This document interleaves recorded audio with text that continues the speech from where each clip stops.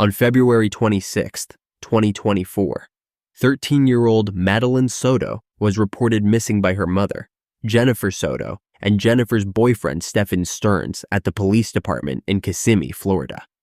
Stefan said that he dropped Madeline off at school that morning, but she was not in attendance. In a shocking turn of events, Stefan was arrested 2 days later on February 28th. Here follows the interview with Jennifer Soto, where detectives wanted to hear her side on the reason behind the arrest. Told me.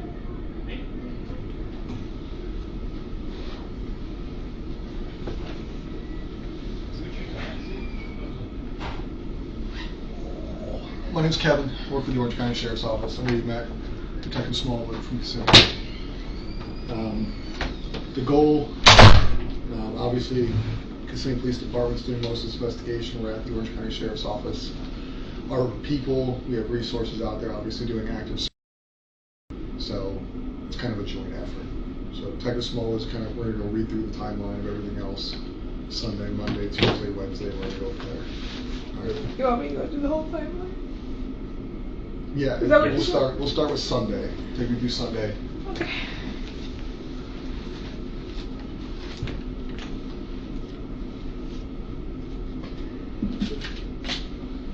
Sunday. Do you guys have tissue? Yes, ma'am. Actually, grab some.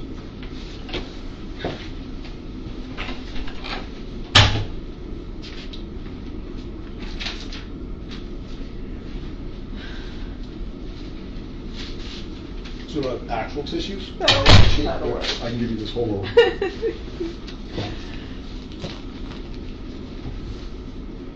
So Sunday, birthday party. She spent the whole day at my mom's house. They celebrated with the whole family. I was at work. I just started a new job last week or the week before. Okay. Where's that at? Walt Disney World at Coronado Springs, front desk concierge. Okay. I was finishing up my last day of, no, it wasn't even my last day of training. I was still in the middle of training. Sunday in the middle of training, I couldn't miss to go to her birthday party, so I went to work. I was with my family all day. She had the best day. She was so happy when I got home and I saw her. At my house around 8:30 that night. I wasn't home. She got dropped off alone. About 10 to 15 minutes later, Stefan showed up. At your house in Kissimmee? At my house in Kissimmee, he called me. Or he texted me, I don't remember. But he let me know he was there and that she was getting ready for bed. She was doing her routine. So she took her nighttime meds and she got in the shower to get ready for bed. What meds? What does she take? She takes hydroxyzine. Okay. What is it for? It's for anxiety and for sleep. Okay.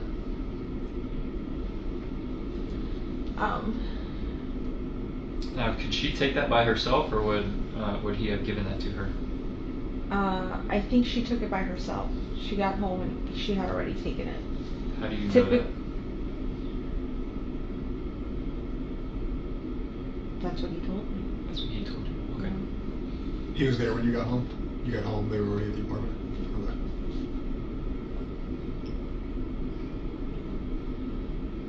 I don't like her taking her meds without somebody visually watching her, because I don't want her to accidentally grab the wrong pill. She's comfortable enough to grab the pill by, but I'm like, no, I need to watch you take them. Has there ever been an issue with that in the past, where she took too many or took the wrong thing? Or just like a thought in your mind? No, just a thought in my mind, just me being hypervigilant. I want to physically watch her take her meds and watch her grab two, take them. I don't ever want there to be an accident of she took too many, or she took, my biggest fear is that she would take Adderall by accident, her daytime meds. Got it.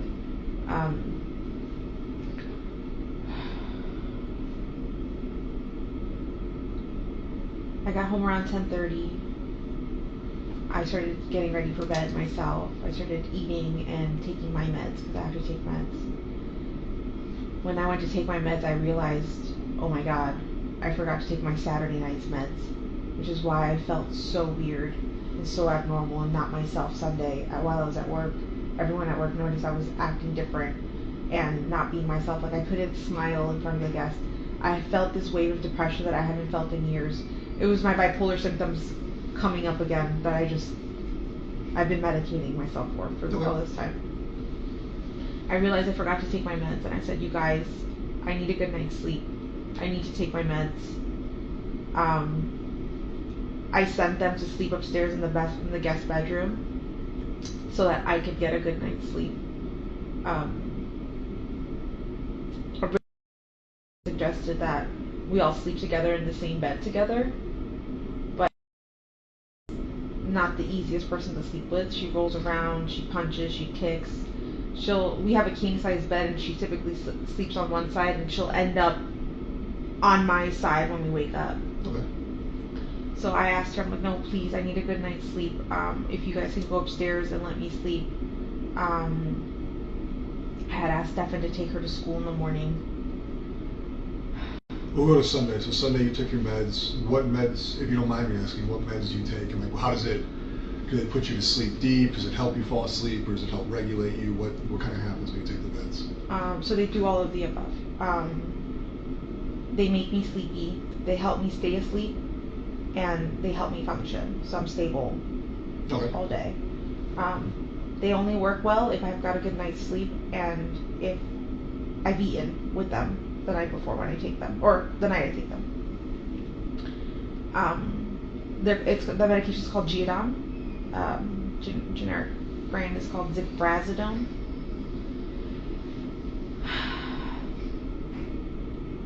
I took my meds, and then I told them to start getting ready for bed, to start heading upstairs and get ready, because it was already almost 11 o'clock. It's past her bedtime. She needs to go to sleep. So I sent them upstairs. I think he may have come down at one point to pee before bed, and then he went back upstairs. He uses my restroom because the roommates upstairs don't want to share a restroom with a male. Okay. Yeah, so he uses my restroom.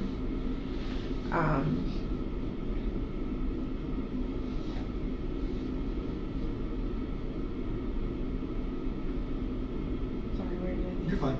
Sunday night he came downstairs, maybe overnight, to use the restroom. Yeah, and then he went back upstairs and they went to sleep, or where I think they went to sleep. Okay. I don't know. I went to sleep. I was woken up at some time. For the longest time, I've been saying he woke me up at 8 o'clock in the morning because I assumed he was taking her to school and getting ready for school. But in reality, I don't know what time he woke me up. The sun was out a little bit. It was still a little dark. And I was very sleepy when I got up. I was kind of drunk. But he came in to walk the dog, to put the leash on the dog and walk him. Was the dog in the room with you? Yes. So did he wake you up on purpose, or was it just kind of like the causation of him opening the door and you realizing somebody was there? Yeah, the causation of him putting the leash on the dog, because the way the dog reacted, he gets very nervous and will urinate if you put the leash on him too directly. You have to like be nice and talk to him. He's a very he's a nervous dog. Yeah. So I got up to try to help him, and he said, no, go back to sleep. I'm fine. I got this. And I said, are you sure? He said, yeah. So I laid back down and went to sleep. I heard noise in the kitchen, but I'm not sure who it could have been. Getting ready, but it could have been Stefan. It could have been any of my roommates.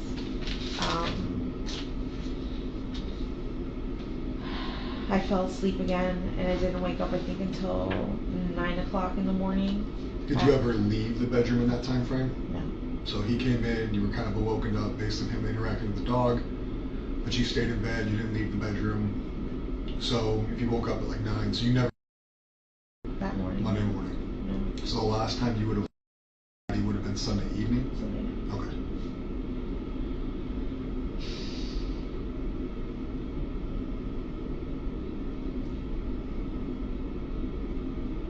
I'm sorry. You're fine. I want to see her. Yeah. Take a minute. Okay? While you take a minute, I was going to ask you earlier, has anybody reached out to you during the time that you've been investigating this to talk about that or anything else? Negative, positive, neutral? My best friends have all been in contact with me just to try to help me. There's like, setting up Facebook groups, flyers,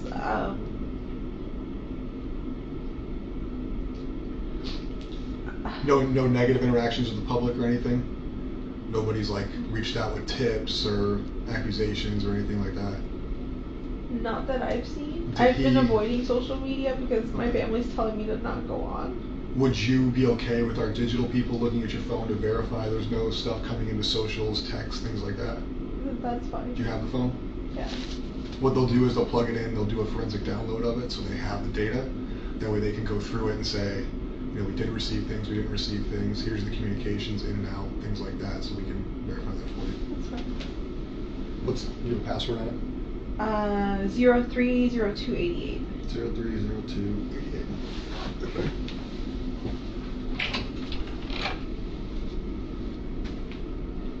Is that a birthday? My birthday. It's your birthday? Yeah. Your birthday's tomorrow. Right? Today's the 1st.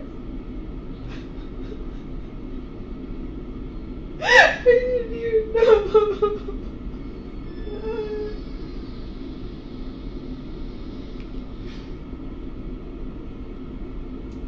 This is like the first. This is the worst birthday ever.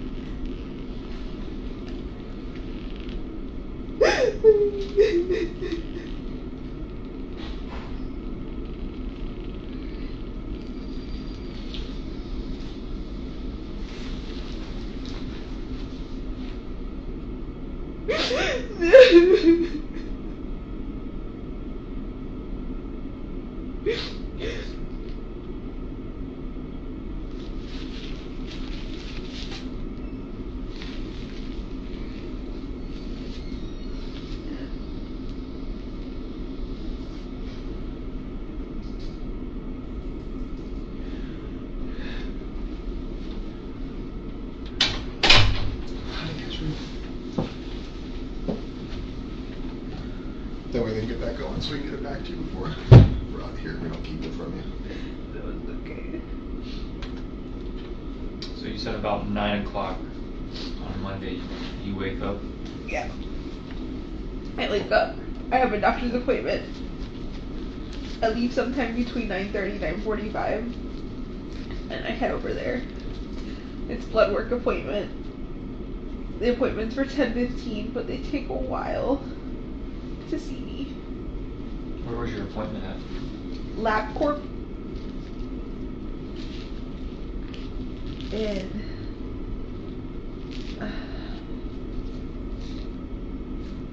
do you want me to tell you exactly which one? Sure. Oh wait, I'm on my phone. When we get it back, we'll get back to it. It's, if you need to Google it, it's the LabCorp across the street from the Loop in Kissimmee. Okay, by the loop, got it.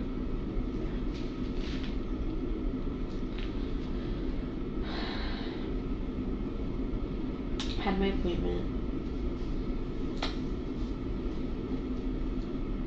I finished there sometime between 11:15. Then I headed home. When I got home, Stefan was there. I had talked to him a little bit earlier while I was waiting for my blood work appointment, and he let me know, oh, I'm so sorry, I left my phone at home by accident. School, everything went great. She got up super early, got up really quick. She slept most of the way in the car. I asked her multiple times if she wanted McDonald's, but she said no. Because that was the plan, was that they were going to stop at McDonald's that morning to go get breakfast. Okay. He said that he had gone to the vape shop and they were closed and they didn't open. So he waited there for a while and left, and then said he was going to go back later.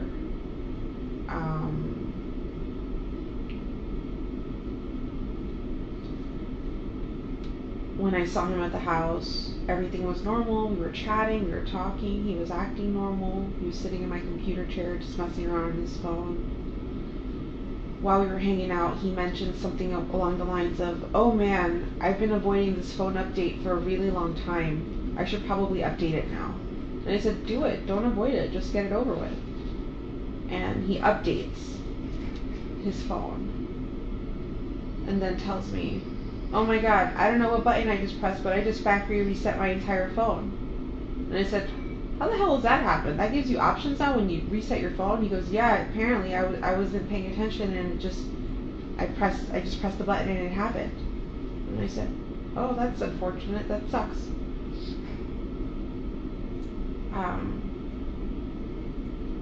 Later on, he tells me he's going to go back out, and I think this is around 12:30, 1 o'clock. Still on Monday? Yes, still Okay. Monday. 12:30 in the afternoon, 1 o'clock in the afternoon. He tells me he's going to go back out. He's going to stop at a few gaming shops, and then he'll meet me at the house at 2:30 so we can get together.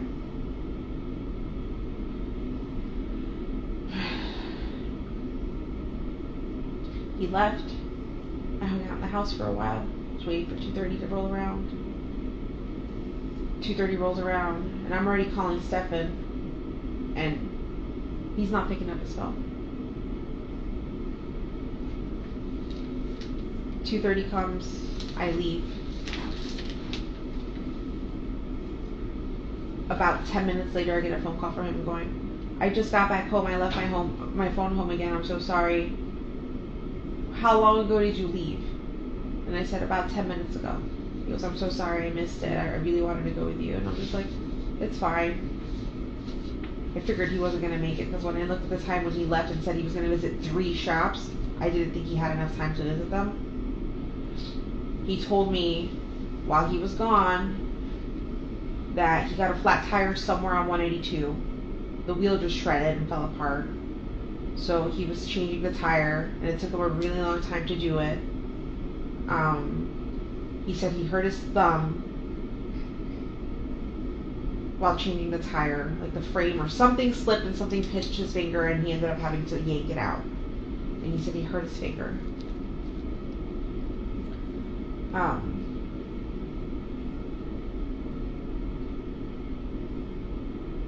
want to touch on something real quick. When you were calling him, he eventually tells you that he left his phone there. Did you hear the phone at the house? No. If it was anywhere, it would have been upstairs and I wouldn't have heard it.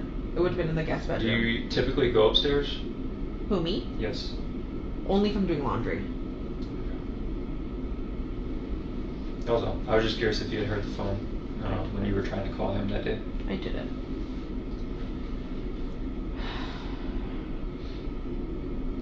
So he tells me all that. I get off the phone with him. I'm waiting. I wait for about an hour and 10 minutes. 4:04, the bell rings, and I'm waiting. I'm the first in line. And she doesn't come out. You were in your car? I was in my car, in the car line, yeah. Okay. At this point, it's been a few minutes. She should have been out by now, because she's usually one of the first kids out. She knows I'm in the front line. And I'm holding up the line behind me, because there's kids getting in the cars behind and they're all waiting. They can't get around me, right?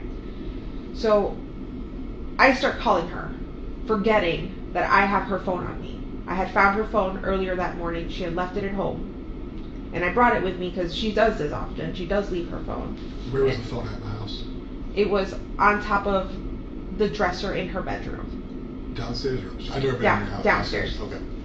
So, just so you know, I have a 4-bedroom townhouse. Okay. The living room has a partition in it, a fake wall kind of thing. That's got her bedroom in it. That's got a bed, a dresser, and a desk on it. Does she sleep there? No. She'll hang out there. She'll use her computer and hang out there. That's her hangout spot.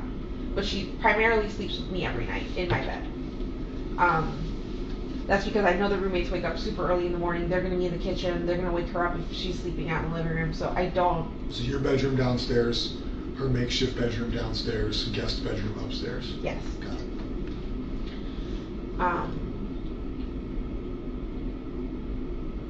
Her phone was on her dresser. When I found it, I was like, oh my god, she's got her phone again. That's great. I brought it with me to the school because I was just gonna yell at her and then just hand it to her so she could have something to do on our way home. 4:10 rolls around and she's still not out, or 4:09, and then at this point I'm feeling the pressure from the cars behind me. I'm like, okay, they're all full, they're all waiting for me to leave and she's not here yet. So I take off and I'm thinking, maybe I missed her, maybe I forgot to tell her I was picking her up from school today, because I don't know if she knew that I wasn't working. I don't know if she knew if I was off. So I asked, I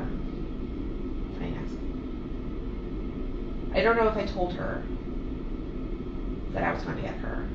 So I left thinking maybe she walked, that's pretty close to school. If I can't pick her up at school, that's where I tell her to be. I drove the path she would have walked. I didn't see her. I got to the office. She goes, no, it's a little too early. And I said, okay. Let me go drive back down and wait along the path she would walk and just wait. And I parked and I waited.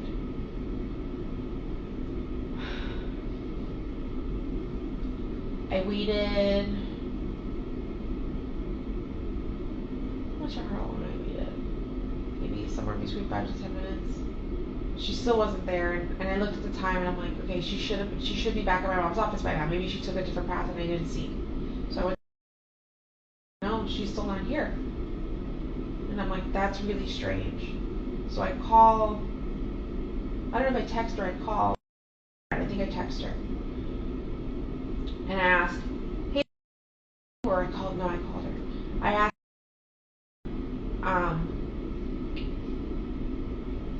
and she said, no, she didn't make it to first or second period.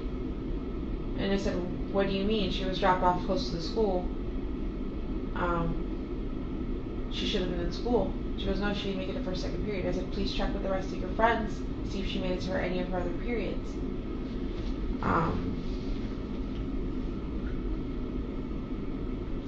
At some point in this, I emailed one of her teachers asking, I actually emailed a few of her teachers and two of them responded. One of them said, no, she did not make it to class, and I checked her attendance for the rest of the day. She wasn't in school at all.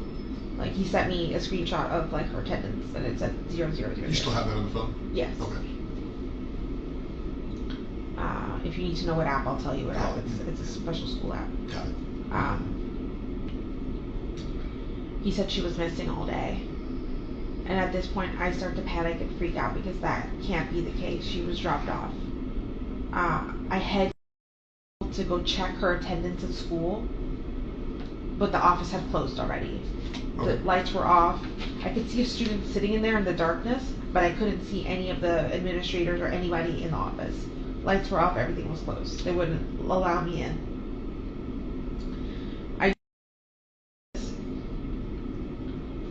I think at this point the teacher had responded to me and told me she didn't make it to school at all. I start having like a freak out panic attack. And are you still just you at this point? Is it you and Stefan? It's me and my sister.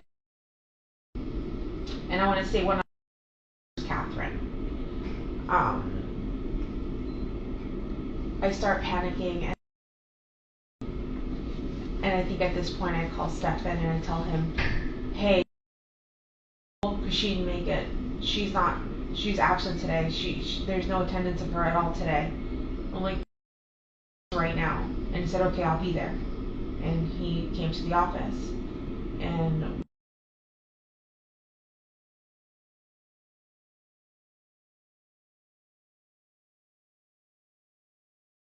there for like 3 hours, I think.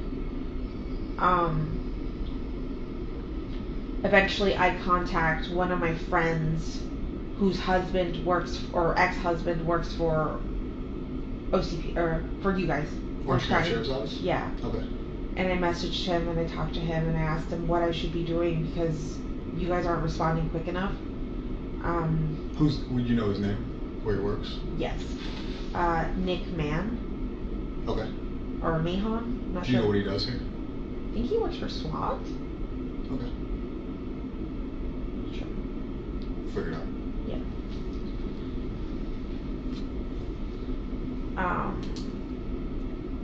He tell you to wait. I can't remember anymore.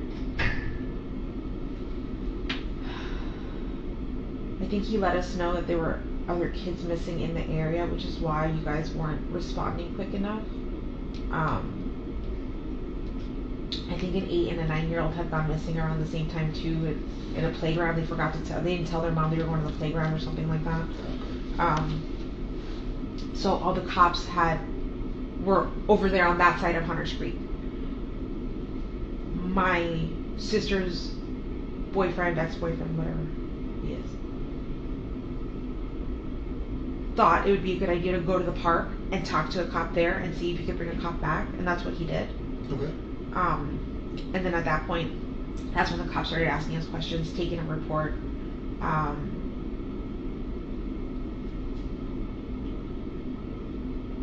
Interviewing me. They interviewed Stefan. They asked Stefan to take them back to the location where he dropped them off, and he showed them wherever he dropped her off. They were looking for cameras along the path, and I don't think they found any cameras along the way to see if there was any video recordings. I think. Did Stefan go with them in their patrol cars, or did he drive himself and they followed? How did that work? I think he went with them in the patrol car. Okay.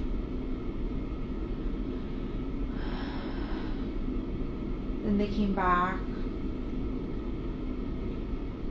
and then that's it. Everything was done. The cops were done. We were done. What time? You remember what time that was on Monday? It was after dark. It was say 8 o'clock. What did you guys go do after that? We were in separate cars, me and Stefan. Okay. I ugly cried on the way home. I shouldn't have been driving. But I ugly cried on the way home, and I went straight home. And then the first thing I did was call Fox 35 News to see if we can, like, air some missing children information out there. When you say ugly cry, just overly emotional tears, makeup running, or is there like, what is your meaning of ugly crying? Sobbing where I couldn't see the road, and I shouldn't have been driving, like I was swerving. Makes sense. Did Fox 35 come out to your house, or what was their response? They responded the following day. I think we did a Zoom video interview. Did Stefan follow you home? I don't know if he followed me, but he drove home, yeah. I mean, was it within a reasonable time of when you got there? Like, yes. okay. Yes. Drove home. We waited there. We didn't know what to do. I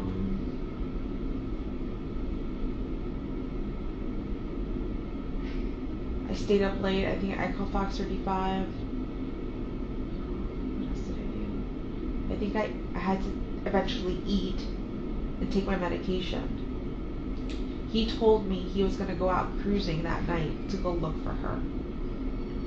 And I said, I even questioned that. I asked him, are you sure it's a good idea? You should probably sit tight. Let's just wait to see if she comes home. And he said he was going to take a drive out. I had completely forgotten about him wanting to take the drive, or that he actually did it. And it wasn't confirmed to me until the following day, where agents came to the house and we sat in the car for a good amount of time, and I noticed the chair was adjusted. And I said, did you drive my car? And he said, yeah, remember I said I was going out last night to... That's right, you did say that. Can he tell you where he looked? I think he said up and down 192, and I said, why there? And he's like, I don't know, I'm just looking. I was just trying to look anywhere. And I'm just like, okay. Did he say if he found anything or talked to anybody, or just roamed? Yeah, roamed.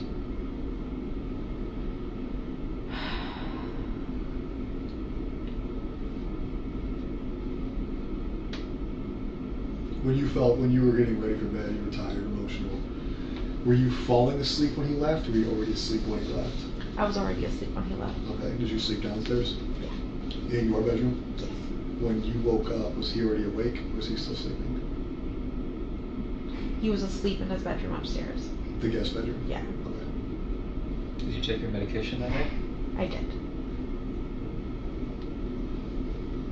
What did you guys do Tuesday? Or just you? You guys, if you're not together, you're not together. What's the timeline on Tuesday? Tuesday, he slept. I woke up early and started making phone calls to like the national hotline for missing and exploited children. I called the number that the sheriff's office had given me to see if they had any information, and they let me know that she was like the what did she say she was? I don't remember what she said her position was, but she had just gotten into the office and was just starting to work on it, so she didn't have anything new for me. Her name was Bonnie Mitchell, I remember that. She asked me to send her some photos. The National Exploited Children's Hotline place asked me for photos as well. I think at this point, I had asked my friends and family to start contacting news outlets to try to get as much attention on this as possible.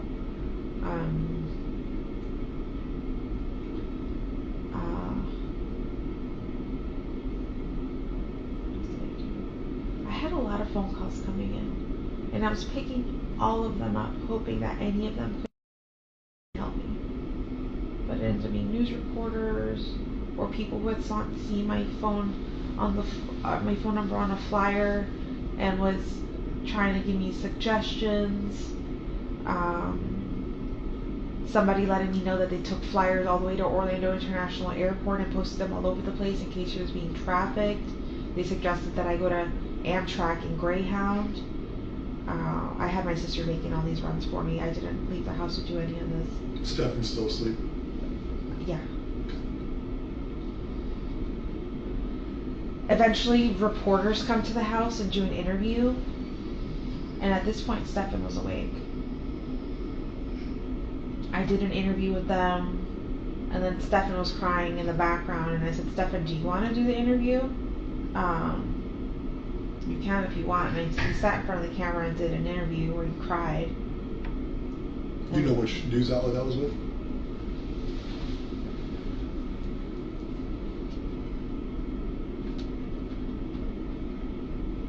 I know there's a video on Fox 35 where with you him guys sitting appeared to be on like a webcam. Yeah, that was Zoom. He was sitting in the Zoom. background for me. Okay. I know but that you one. had in-person interviews with reporters? Yes.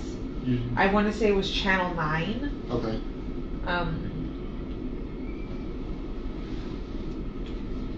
Yeah, Channel 9. And he spoke to them? Yes. Okay. And he ugly cried in front of the camera too, so he was fucking fake sob crying.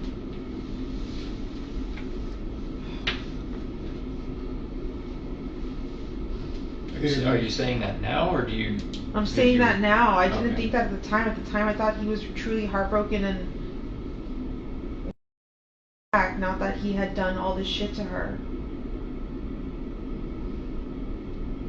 Like, I look back at shit now, I'm just like, he was fucking lying. He was fucking faking. What else has he been lying to me about? I know he's like a master liar and manipulator because he's done it to his parents, and he's told me and shown me the lies he's done to his parents. But I don't know why I never thought, not me. The lies are about money, they're about where he's at, what he's doing, what's he... Yeah, all that. To his parents? Yeah, he's stolen money from his parents. They used to have a few $1,000s hidden in like a closet for emergency fund kind of thing. And during COVID, he stole, like, he wanted RC cars. See, if he wants something, he's gonna get it. No matter what. So, he wanted RC vehicles, their remote control cars. Fancy ones. They were a few $100s. And I'm poor. I know I can't afford it. And he's showing up at home with these things. And I asked him, where are you getting the money from? Because we don't have this money. He goes, oh, my dad. And I said, your dad gave you money? He goes, no, I took some from his closet. And I was like they have an emergency stash? And he's like, yeah. And I'm like, he's gonna notice money's missing. And he's like, no, he won't. It's so much money in there, he won't notice at all. I've confirmed with Chris later on that he did notice money, but he never asked his son. But I let him know, yeah, he was robbing you and just buying himself toys. He's also lied. Most recently, he lied to his parents about where he would be. He told them he would be at his friend's house playing video or board games or something like that, but in reality, he came all the way to Kissimmee to hang out with us. Okay. But you guys were together Wednesday? After all the interviews, did you stay Wednesday? Would you? I know yes. We had some detectives go meet you guys Wednesday, I believe it was. Yeah. Were you guys in the house together until detectives came? Yes. What kind of happened after detectives came?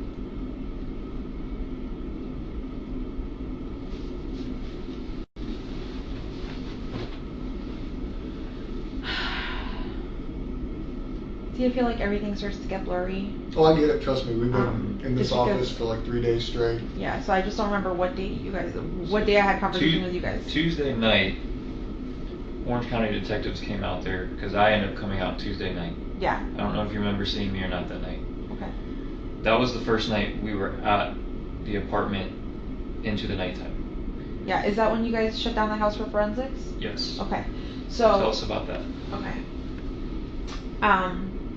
So earlier that day, I think Detective Hunt came, or somebody came, and asked Stefan for his cell phone. If he would willingly give it up so that they can look at it, or if they would need a warrant.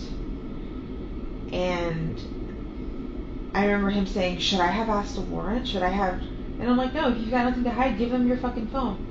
And I think we hung out in the house for a little bit, and then when you guys came in the evening, and you guys told us to wait outside, and we waited in my car, he started getting very anxious and very panicky, going, I want my phone back. I want my phone back.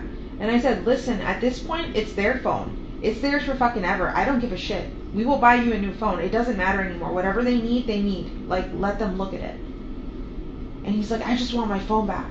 And I'm just like, are you trying to make yourself more suspicious? Because, like, if you were to go demand your phone back right now, that would look suspicious as fuck. Like, what are you doing?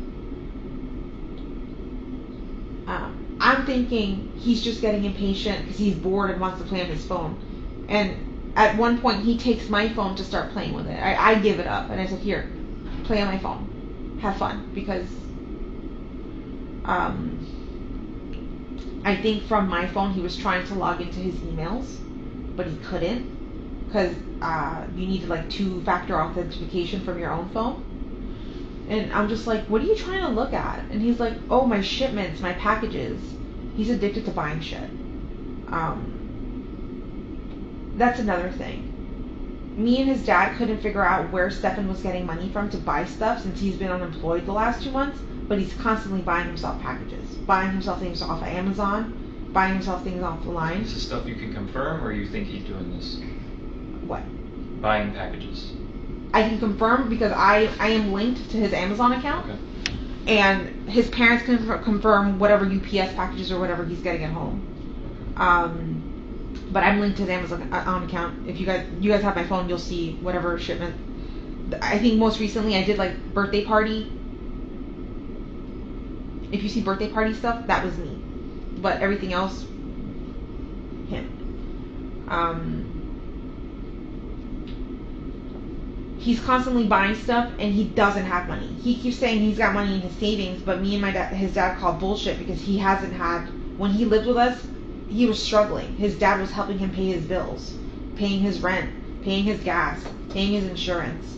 Stefan was helping us, supporting us by buying food and all that stuff. But I don't know what he did with the rest of his money, and I don't know where he's getting money from now. Okay. You were telling us that he was trying to log into his emails. So he's trying to log into his emails on his phone. And I said, two-factor authentication, you can't do anything. You're just gonna have to wait till you get your phone back.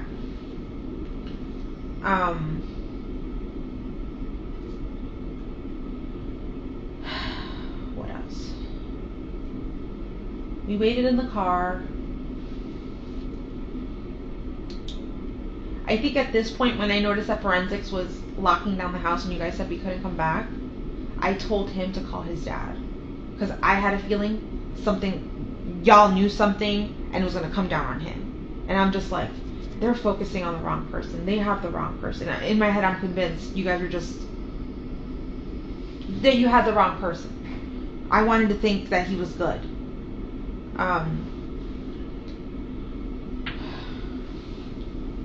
Before we get ahead of that, what is the conversation like between you two when you're in the car? Because y'all were in there for a good while we were trying to figure things out at your apartment complex or your condo. What's the conversation like inside that car? I'm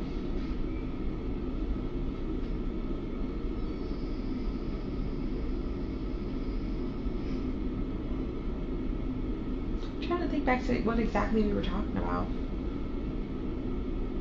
I know I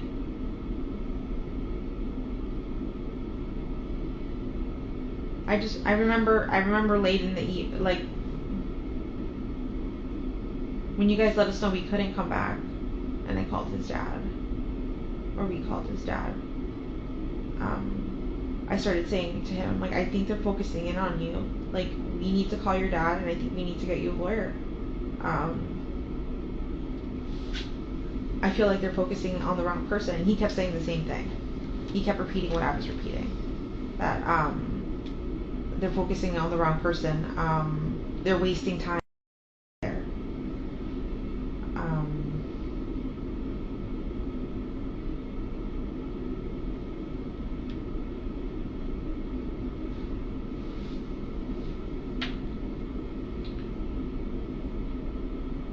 How did he feel when you said he needs a lawyer? He didn't believe me. Like, when I told him, like, don't you see forensics is closing down the house? They fucking know something, or there's something, like, they know something. Something's happening. They wouldn't be locking down the house this way if they didn't have suspicions of something. But I wasn't thinking, I don't know why I wasn't thinking him. Like, I was just like, no, they've got the wrong guy.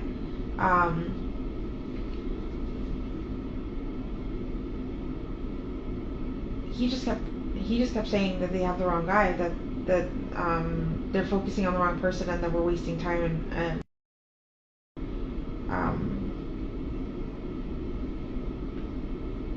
we call his dad.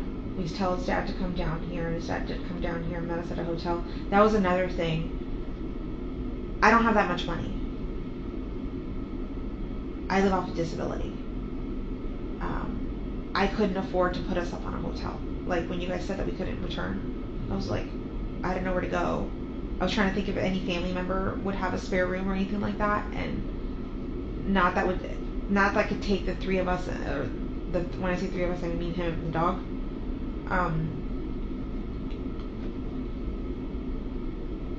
And I know at my mom's house we wouldn't have been welcome. My mom does not like Stefan. She's never liked Stefan. So I knew that our only option was to go to a hotel, but I couldn't afford it. So we called Chris, and Chris met us at a hotel by Disney, Okay. off of Western Way, and that's where we went. We got there pretty late. We checked in. I used the restroom, and I was getting ready for bed, or laying down in bed probably around 3:30, 3:45 in the morning, and I fell asleep.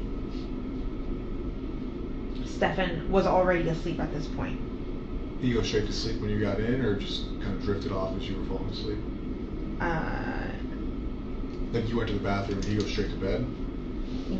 He was already in bed before I went to the bathroom. Okay. I was on my phone for a little bit. He was laying in bed snoozing. I went to use the restroom. I was in the restroom for quite a while because I had like a terrible sub. When I came back out, he was asleep. At least I thought he was asleep. But His dad stayed with you guys? not in the hotel room. He stayed in a different room on the same floor. Okay. The following morning, I wake up, I think around 9 o'clock in the morning, and Stefan's not there. And I remember thinking, he left again without his phone and didn't tell anyone where he was going. That's suspicious as fuck again. Why is he trying to... Well, we took his phone, so he got a new phone? He didn't get the new phone until later that day, where his dad woke up, came to our hotel room, and then handed him a phone. Okay. And said, here, have this phone in the meantime until you get your old phone back. Oh, so you're just saying he's out and about with no phone? Yeah, he's out and about with no phone, so there's no way for us to contact him. There's no way for us to... I didn't know if he even knew how to get back to the hotel. Because I drove that night. He's a little oblivious to when it comes to directions. So I was just like, is he going to even figure out how to get here? But he rolled in around 11:15. Rolled in with a cup of Wawa. And said, oh, I'm so sorry, I was just driving around. I grabbed some Wawa on 182 and got lost. I didn't know how to get back to the hotel. But I'm here now. And I'm just like, detectives are about to show up. What the fuck would have happened if they showed up and you weren't here? Like, you would have been a fugitive. Like, what are you doing? And he was just apologetic about not telling anyone where he went. But you know, I mean, he had a Wawa cup and he said he was up at 192. Yeah, but in reality, I know that he truly took my car in the middle of the night to Northport, Florida, and was down there for an hour and came back. I didn't suspect that at all. Okay. I literally thought, I'm like, oh, this man, we were right next to like a Publix, a Target. So I'm thinking, oh, he's probably like stress shopping, just looking at stuff. He likes to browse. But it's like, maybe he's in there somewhere. But I didn't have a car. I couldn't go out looking, right? And also, detectives were coming, so I didn't want to leave. Detectives eventually show up.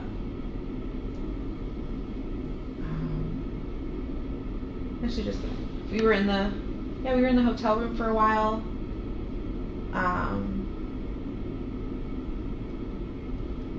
He went back to sleep and slept.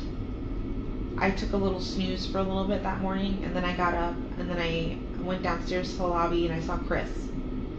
And Chris asked if I wanted some lunch, so we went to the hotel bar and ate some lunch. We brought up some lunch back for Stefan, told him to eat a little bit. When he woke up, he took like 2 bites.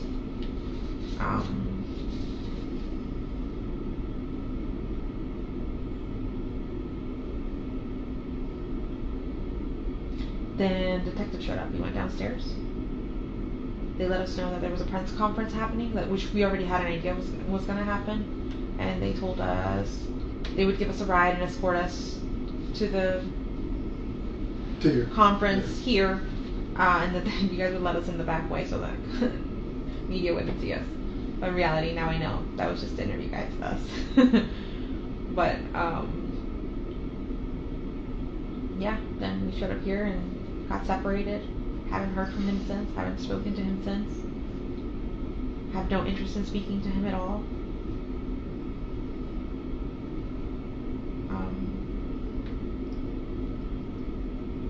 Yeah, that was it then. Then we got interviewed. What have you done since? Like, where did you go back to the hotel? Did you stay somewhere else? No. So after the interview and all that stuff, Chris took me to my sister's house. I've been at my sister's house ever since. Okay. Yesterday I went out for a little bit to go to Target to try to take my mind off of things. I went to Target to go get myself a toothbrush and deodorant, things that I didn't have because I left the house so last second.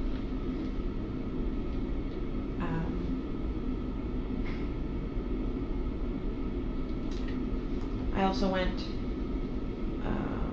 to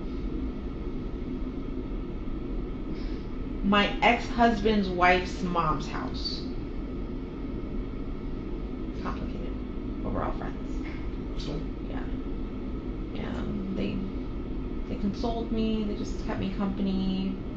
They made lunch. Then I went back to my sister's house, and I've just been pretty much there ever since. Now, when I went to Target, I decided, like, oh shit, I shouldn't be out in public. People could recognize me. It could either be good or bad, where people could tell me.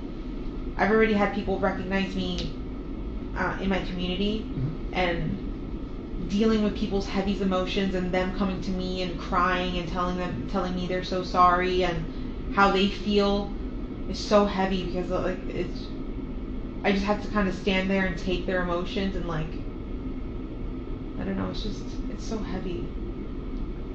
When I realized that these were the interactions I was having in public, I'm like, I need to stay home, because I just can't carry anyone else's emotions right now. I have my own to deal with, like my own. I don't want my own mental health suffering right now, or for me to spiral and end up back being hospitalized. So when did you meet Stephen or Stefan? I met Stefan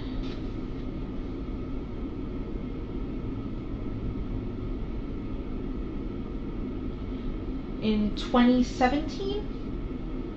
We both worked for Eco Homes, a real estate company. I did appointments, and he worked in the office doing like warranty work.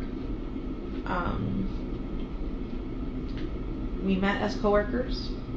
We became really good friends. We were best friends for like a year. And then eventually I asked him if he wanted to hook up, and he said sure.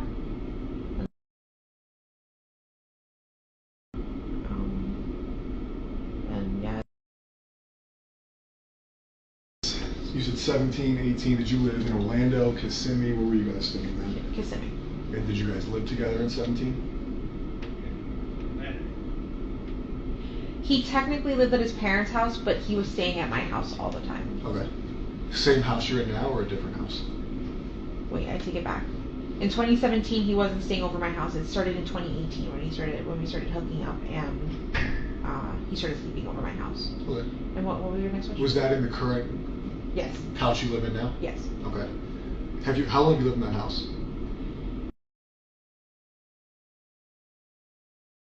On and off, because at one point we moved close to where his parents live right now. They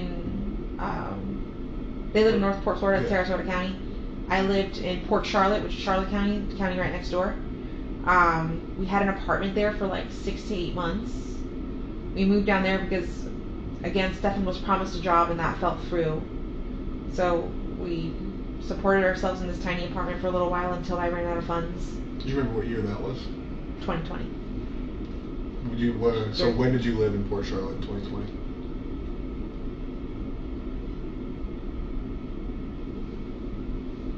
I don't remember what month I moved in, but I remember moving out in November. Of 2020? Yeah. Okay. So it was some.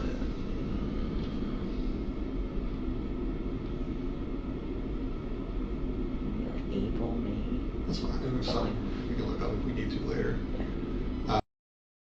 17. In 2017, so 2018. 6.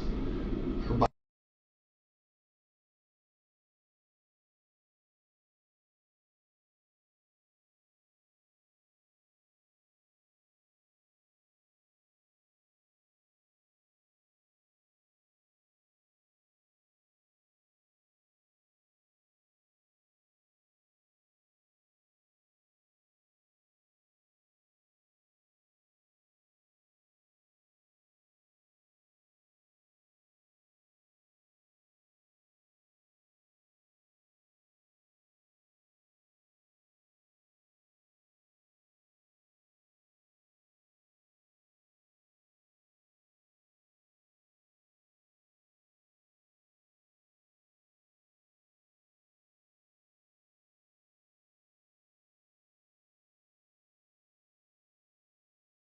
too.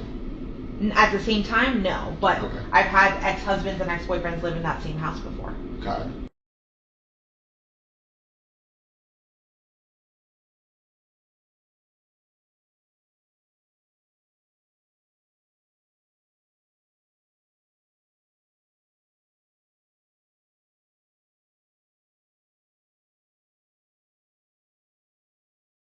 You moved to Port Charlotte sometime in 2020 for a few months. Yeah. And then you came back to the same house.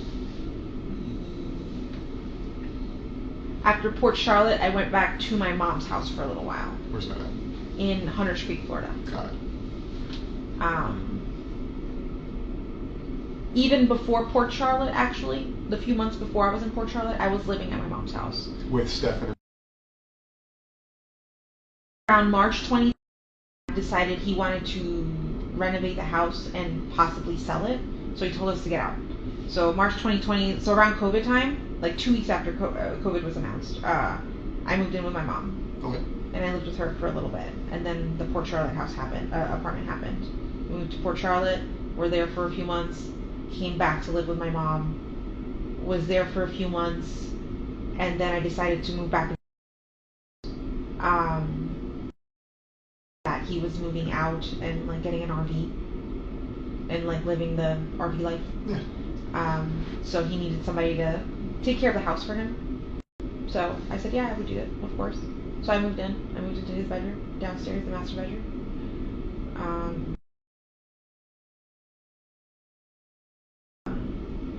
Eventually, Stefan did come.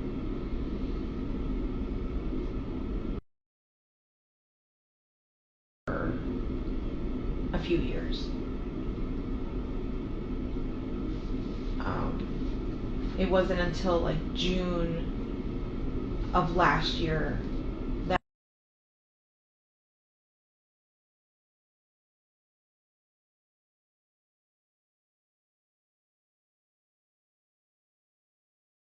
I can go upstairs to the guest bedroom upstairs because I just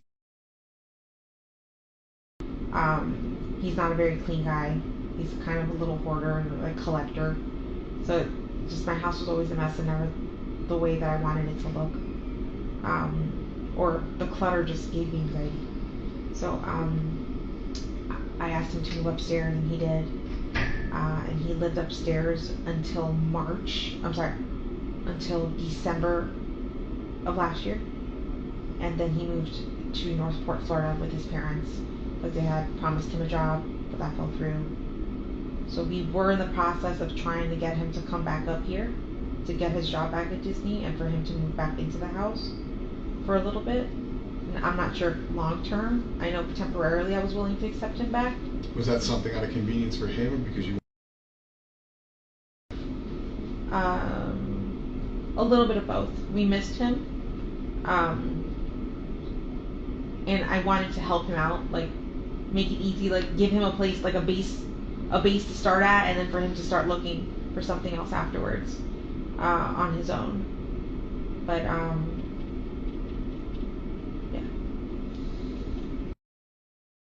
You obviously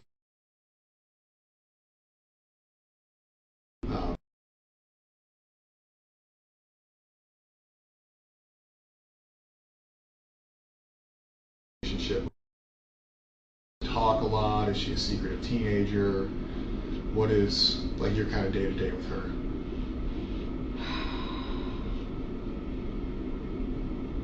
I would have said a normal relationship. I asked, she would tell me. I didn't think she was hiding anything from me. I didn't think she was lying to me about anything, but obviously she had secrets. I mean, the hindsight. I mean, all the stuff you found out over the past couple of days. We're taking that out of the picture. Your relationship with her. Okay. Like not looking back saying, okay, I was being lied to. Like up until you found out some things that you've been told. You guys had an open communication relationship. You talk about everything. Life. Yeah. If anything, she was a little bit more open with Stefan because she told him about a boy she had a crush on. Okay. And that his name was. And she described him. And Stefan's like, "Are you aware that she has a crush on a boy?" I said, "No." He's like, "Yeah." She told me his name is and he's tall and that she likes his fluffy hair. When was this? Do you remember when this conversation happened? Within the last week sometime, but I'm not sure. Okay.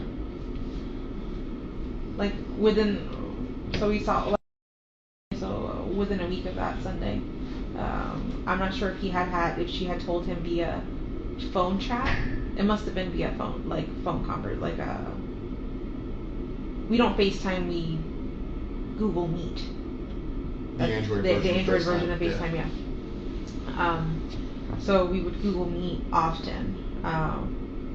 Sometimes when we get home from school, just talk all day, or sometimes not even talk all day. We would just bullshit. I would be doing my own thing. He would be doing. We're just keeping each other company on the phone. And I think in one of those conversations, she told him that she had a crush on a boy. But I checked those text messages with that boy, and nothing seemed weird either. So. How did he? I mean, it could be new. I mean, she sees a guy at school. She thinks it's attractive. He shows her attention. I mean, she's young. How did he take it? Was he like? And I want you to think back before you know things you know now. Like, did he seem concerned about her? Did he seem excited for her? Like she's starting to be a kid and have crushes and everything else. Like, he seemed happy for her. Okay. He's like, yeah, did you hear this? This is super cute. And I was like, oh. I hadn't. She hadn't told me. And I wondered, I'm like, why didn't she tell me? Why did she tell him and not me? And like, I want to know who she got a crush on. But maybe it's because I told her she had a rule. She wasn't allowed to date for a few years. Okay. Until like, I think I had said 16 or something like that. But I didn't want her dating. So then your relationship with her was open. Obviously, she's a child. She's not going to share everything. Yeah. With him, it seems like she has a very open relationship with him. They talk, they hang out.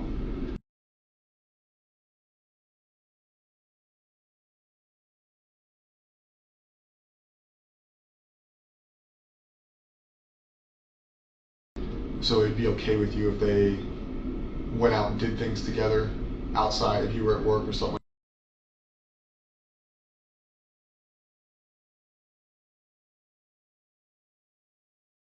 So the living situation with them, I'll be honest, seems weird. It's weird to me. She's got a bedroom downstairs. What's kind of the mindset or the thought process, the communication you've had with Stefan about, she's not going to sleep in her bed, but you guys are going to go sleep in the guest bedroom? So originally the plan was that all three of us were going to sleep in my bed together. And I'm not just saying Sunday, I mean like. Oh, okay. Like in the past too. So I had a rule. She wasn't allowed to sleep in his bedroom at all. Like, no sleepovers, no nothing. For a very long time. For years.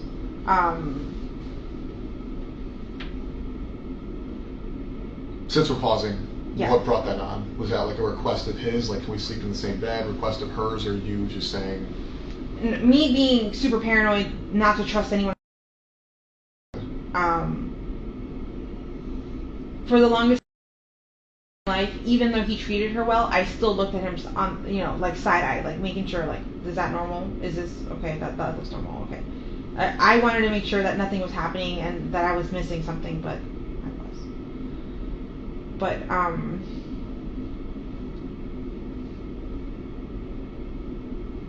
he never requested, I'm sorry, repeat the question then. So I guess you said, like, you had a rule. Like, obviously we know now they've, slept in the same bedroom together and everything else. I'm sure you're questioning a lot of things that, like, you haven't been told or that are going on. The thought process of them sleeping in the same bedroom caused you to say that you had a rule for the longest time where they couldn't. Yeah. I have a son. He's a lot younger than her. He's 4. But I guess if I was dating somebody or had somebody over, I would never establish, and this is just me, a rule. He can't sleep in the bed with her, or she's not going to be. It wouldn't even be a thought process for me, so that's why I asked, because I wouldn't think of it even as an option. Yeah. So when you say you had a rule, I guess I'm asking what prompted the rule? Sleepovers before. Yeah. Late, you want to watch movies and eat snacks? Can we do that? I'm like, no. We can all watch movies down here together. We can all sleep down here together. Up until June, together all the time. So we were always. She would sleep in the middle. I would sleep on this side. He would sleep on the other side. It wasn't until June that he got his own bedroom and I sent him upstairs that's where the requests for sleepovers started. Okay. And I kept telling her no. I'm not comfortable with that. But eventually, at some point, like we really want to watch. I forgot what movie it was. They really wanted to watch something, and I was really tired. And I said, okay, fine. Go ahead, but this can't happen often.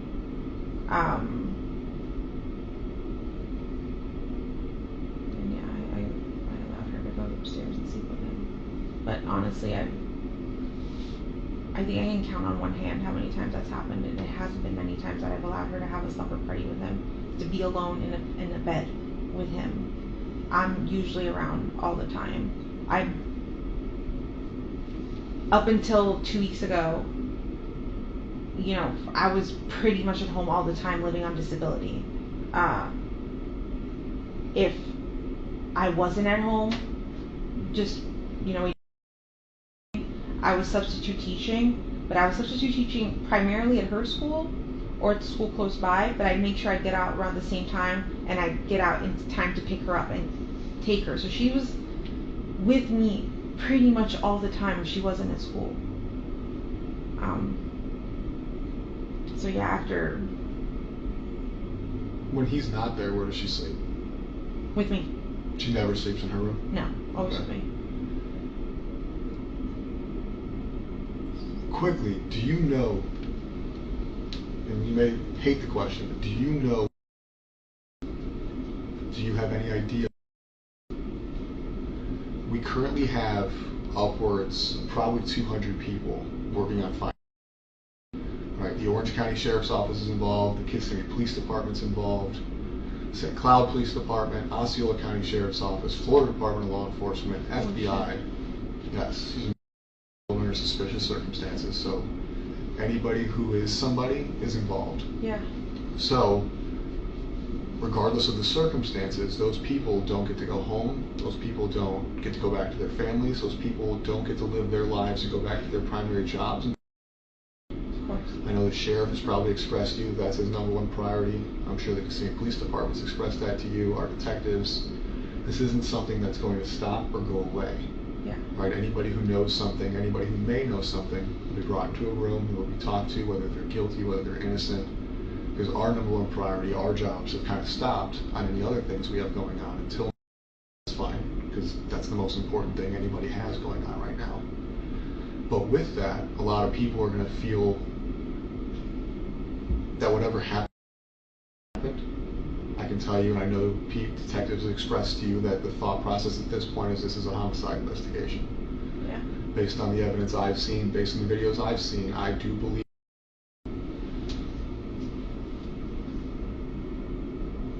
With that being said, and the reason I tell you that, not to be an asshole, is because the thought process with us leads it in a different investigation, a different way. Meaning, whatever happened has already happened, right? We cannot change what happened most likely on Monday. We cannot change the fact that I believe Stefan killed her, right? All we can do now is find her as quickly as possible. On the 2% chance we're wrong and that she is alive, that's phenomenal, right? That's the best thing that could happen. On the chance that we are 100% correct and she has passed away, finding her now versus later will bring closure to your family, will bring closer to everybody, regardless of how it happened or why it happened. Meaning, if you have an inclination, if you know where she's at, if his father knows, that doesn't mean those people get held accountable for what he did. It doesn't mean those people get held accountable for knowing what he did. It means we close out the investigation.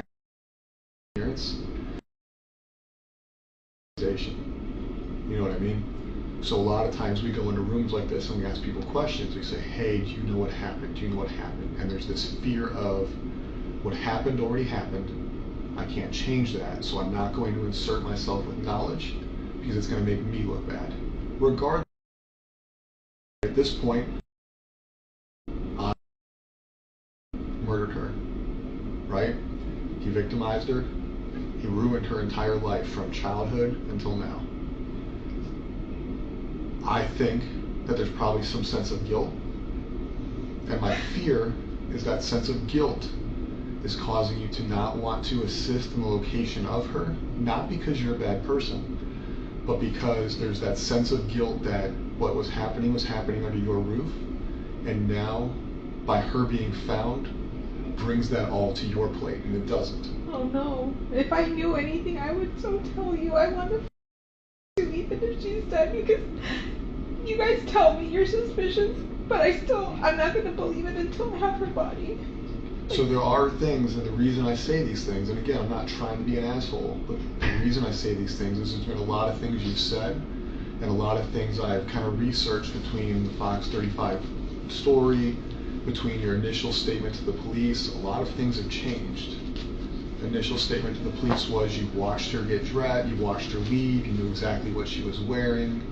Can I tell you Absolutely. my thought process on Yes, that, ma'am. or where I came from with that? I was handed this form, and I'm like, where do I start? What do I write? And somebody said, tell them what you saw. And so I started with I saw, and then I wrote out what I wrote out. But it wasn't until later I was like, wait, I didn't see her.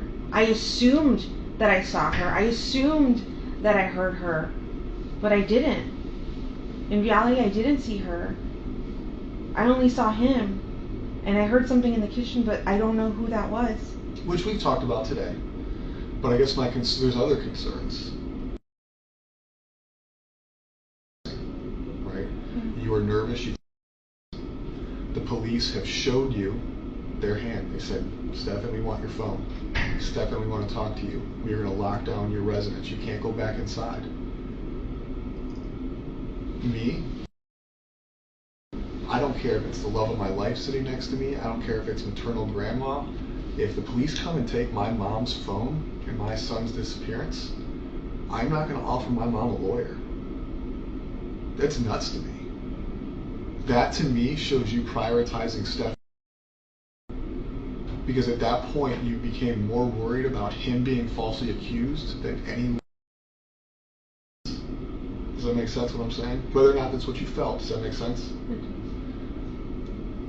People having lawyers is their constitutional right. That is a thing that everybody is afforded.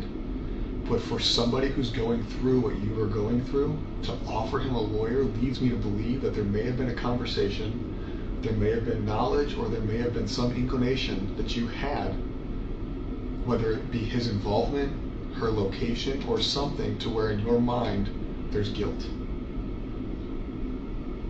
I promise you, Because you offering him a lawyer is very weird. I know. That was still me under the assumption that, I think at one point you guys interviewed me, and when you guys showed me the picture of her, I believed the sexual stuff, but I didn't want to believe that he had done anything evil to her. I'm like, no, what if he did this stuff fine, but what if she's still missing out there? What if somebody took her? I still wanted to believe I believed him. I believed his whole story. So I was just like, I kept repeating that part. I'm just like, what if she did get dropped off? What if she got abducted? What if she's missing?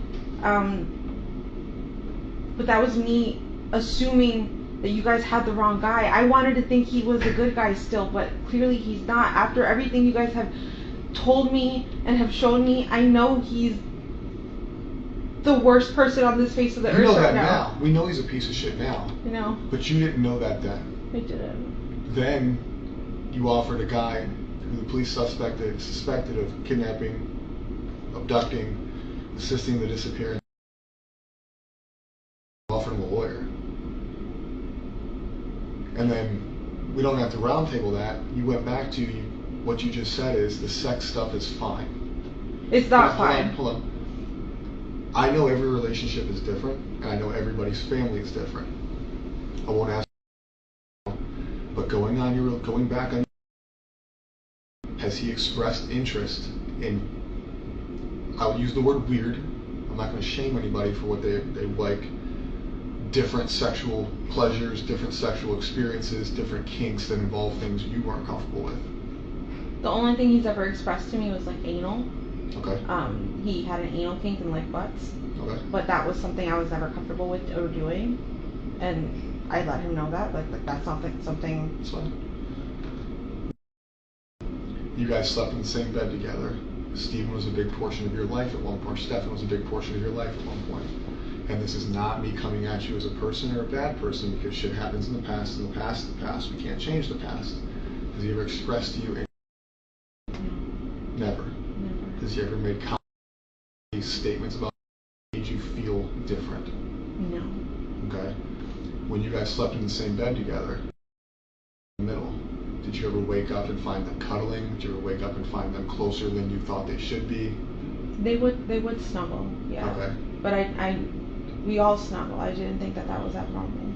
So if you guys are sleeping in the same bed and she's in the center, you've woken up and they're snuggling. They're under the same blanket. They're not under the same blanket. No. But just like she's got her own blanket. Spooning for what? What is snuggling to you? Because to me, snuggling, spooning. Big spoon, little spoon. He would lay down like this, and she would be right here in the nook. Okay. How do you guys sleep? You guys sleep clothed, unclothed? I sleep clothed. Yeah. Shirt, pants, pajama sets. Yes. Everybody. I sleep in like my everyday clothes. Okay. On pajamas or baggy t-shirts and shorts. Okay. And Stefan would sleep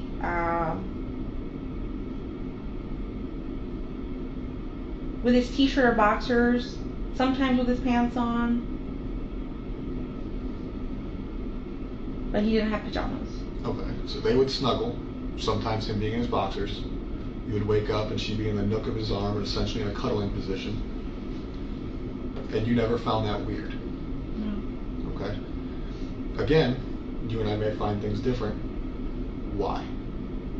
And I don't want you to look back on it, because now you know you victimized her for a long time. Right? Under your roof. With you home, most likely, because you said you're always home. You just got this job. You've been living off disability. I know the Kissimmee Police Department has showed you pictures. I know they've verbally explained to you some pictures. I can tell you that today, we are still downloading his Google Drives. We are still going through his social medias, his cloud-based servers, and everything else. And we can now piece back her victimization in your house under your care to 2020. I believe we've gone as far back as in when she.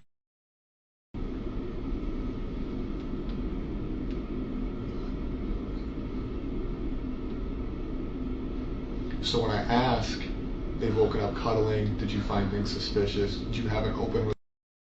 Did he talk to you? Has he made inappropriate statements? It's almost like cheating, right? Like, have you ever been cheated on?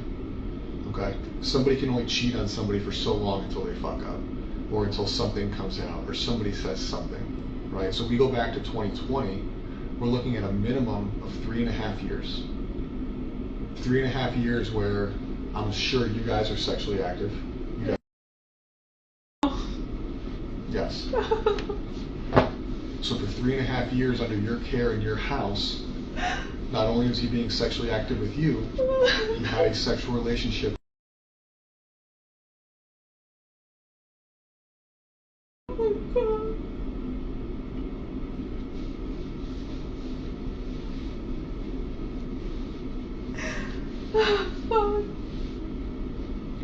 And I know it's an emotional thing, and I know it sucks to hear, but where I'm coming from is it seems like something that you can't hide forever. You guys live in a small space, close quarters, you sleep in the same bed, you guys all talk, you guys all share things, you're an observant person for the most part, I assume.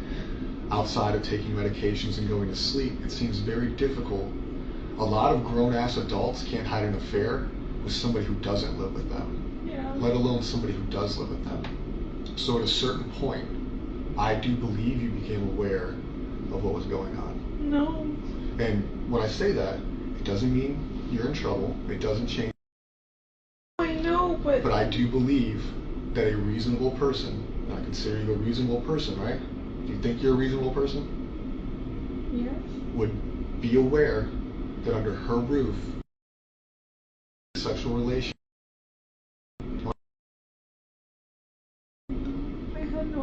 The videos, the text messages, the images, They are all documented forever. This has been an ongoing thing. And at her age, I think she probably thought they were in a relationship. She probably thought they were in love because he her male attention, right? She just started liking boys, right? She just got a crush. Up until then, her crush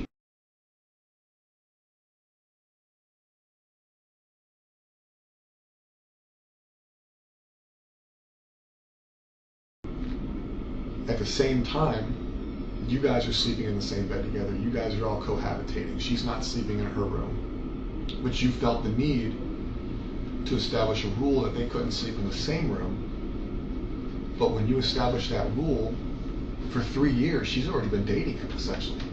Whether that's legal or not. I had no idea. So I truthfully believe, and this is my belief, I'm not speaking for other detectives, I'm not speaking for the sheriff's office, the state police department, or any other agency I've said. This is Kevin's belief.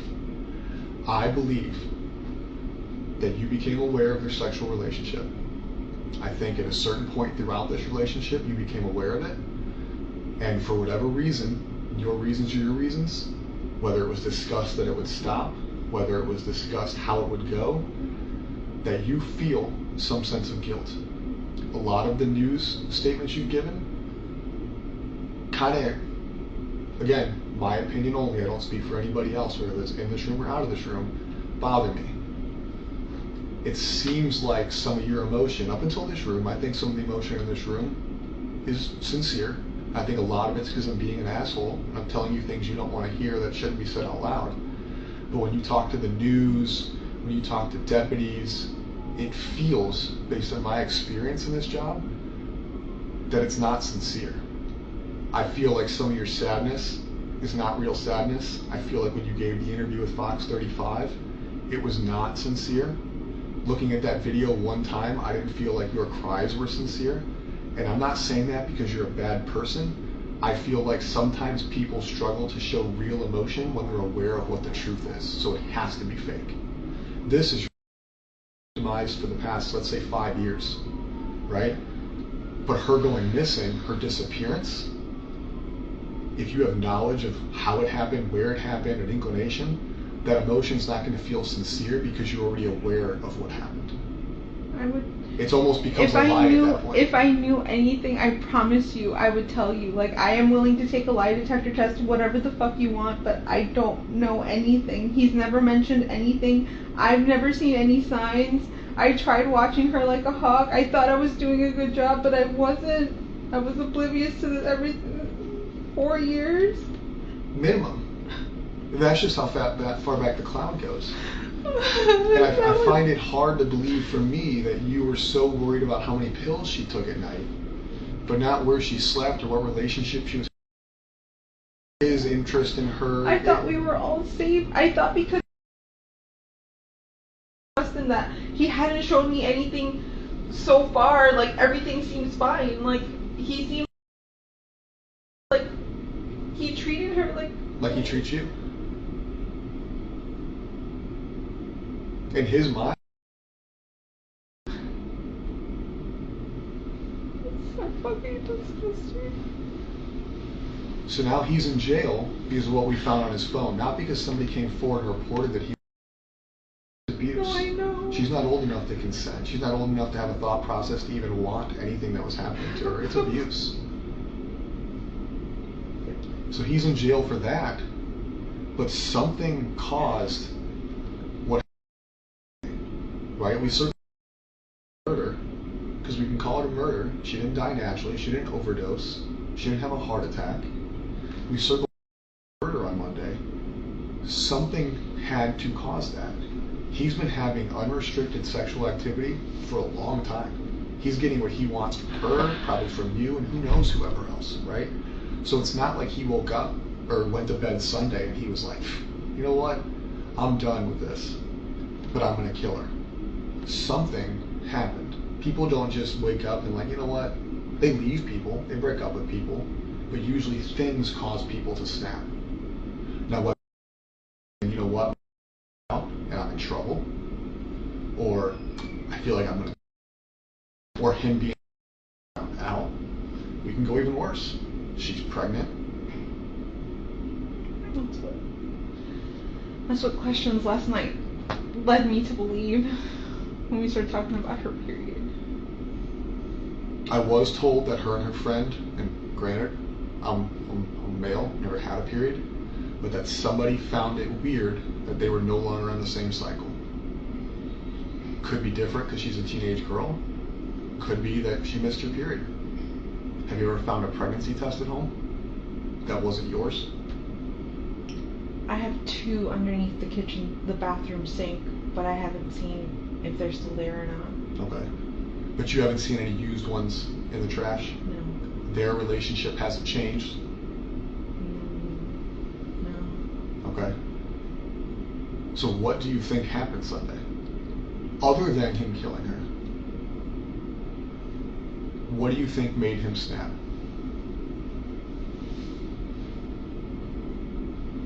I don't know. Theories, I keep hearing. Tell me your theories, because here's the deal. We don't go home until she's found. No, I know. So what are your theories? What I've heard is, what if she upset him and threatened to tell me and say that she was going to tell me, and he needed to shut that down. That's the only thing. What do you think?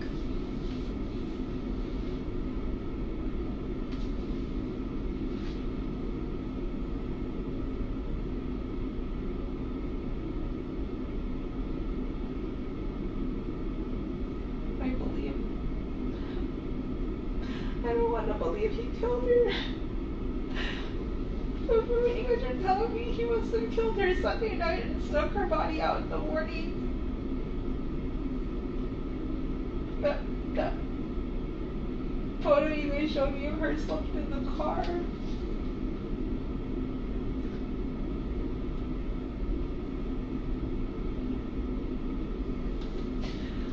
You don't want to believe he killed her. I want to believe she's still alive and that she got kidnapped, but that doesn't seem like that's the Well, that's case not at what all. happened. Yeah. I know, my brain just wants to believe something else. I just want to believe she's still alive, she's out there.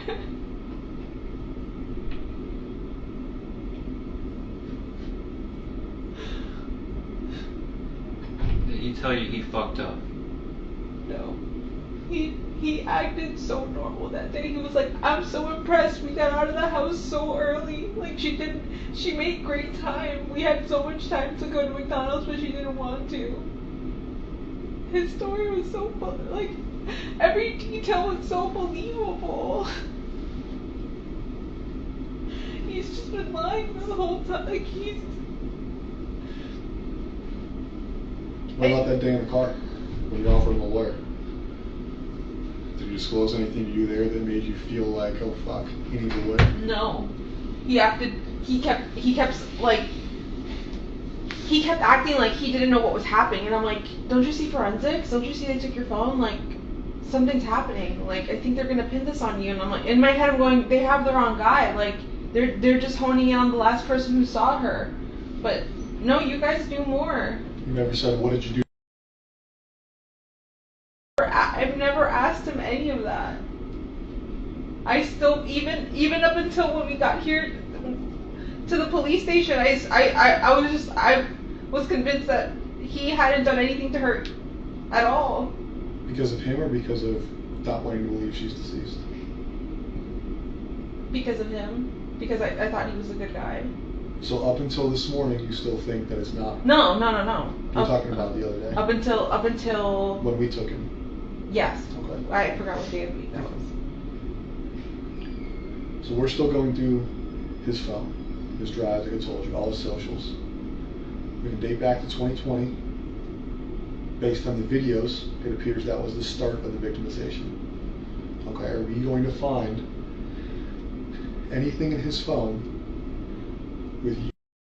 No. We never done anything. We've never done anything like... Has there ever been a request for the two of you to participate in sexual activity with him? No. Regardless of you saying no or yes? No, he's never asked that. Okay. If we find pictures like that, is that going to surprise you? Like if I'm in his Google Drive, if I have a sex crimes detective, a computer person look at his phone, and they tell me, hey Kevin, I found a picture engaged in sexual activity or borderline sexual activity, is that going to surprise you? Yes, because that doesn't exist. Okay. At any time during the course of your relationship, has he expressed that he has ever had sex with a child? No. Not a child, but when he told me when he was in high school, he graduated high school like later, like older than 18. Okay. He dated somebody younger than 18. I think she was 15.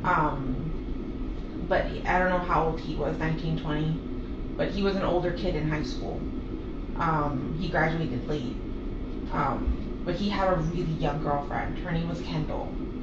And I thought that was weird. I was like, that's a little too young. He goes, no, it's fine. We were in high school. Everything was normal. Her parents loved me. Blah, blah, blah, blah, blah. But that's the only one. Have you ever gone through his phone? Who, me? Okay. If you had to, knowing Stefan, knowing where he lives, knowing where he goes, how he conducts his life, give me your top 5. Because I know you've had to have thought about it. If you haven't thought about it, that's another weird thing I got. Since Monday, right? We told you on Wednesday that we think he did it. Yeah. So from Wednesday till today, it's about 48 hours. Give me your top 5 places you think are possibilities based on knowing him, based on knowing his path of travel. Where do you think, it doesn't have to be based on evidence, just in your gut, give me your top 5 places where you think he could.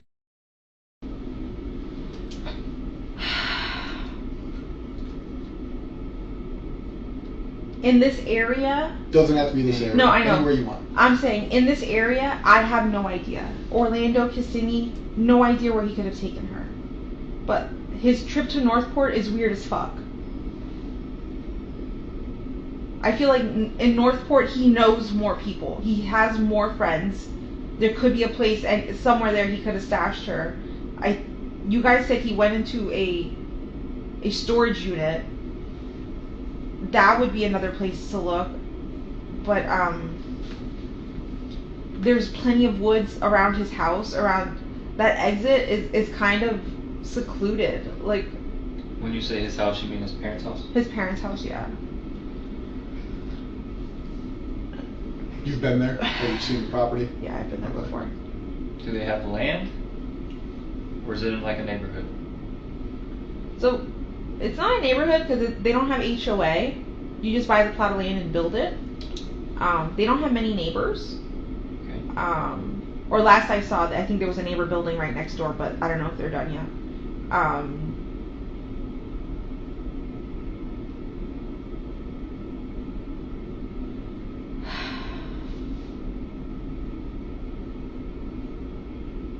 just feel like he had more. There would have been more spots in Northport for her to be dumped. Because from what you guys have told me, he went to St. Cloud, he went to 192. Could you guys tell where he turned on on any of these roads? It's just that he was on the main road.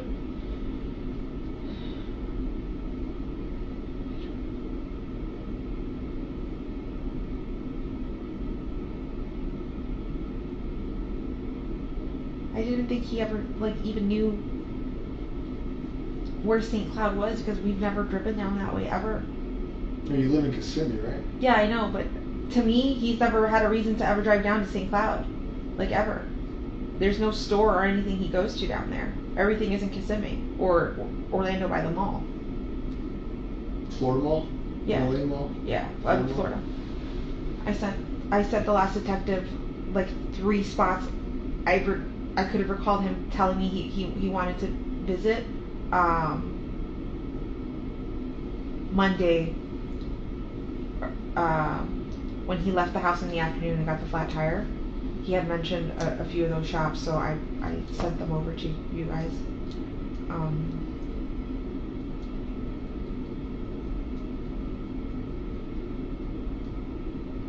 But there's honestly nowhere I can think of. We've never gone to. The only wooded area that we've ever gone together would be Shingle Creek Regional Park, where the Pioneer Village is. Okay. That whole trail there, we had scooters, and he had like a electric skateboard kind of thing. We would all cruise the creek, explore. We've taken a canoe up that creek before.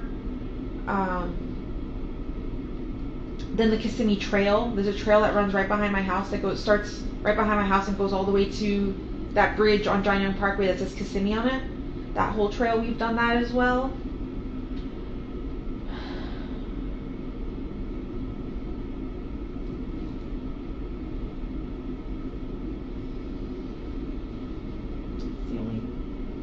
That's the only places I could think that like he may have gone, because that's where I know I've gone with him before.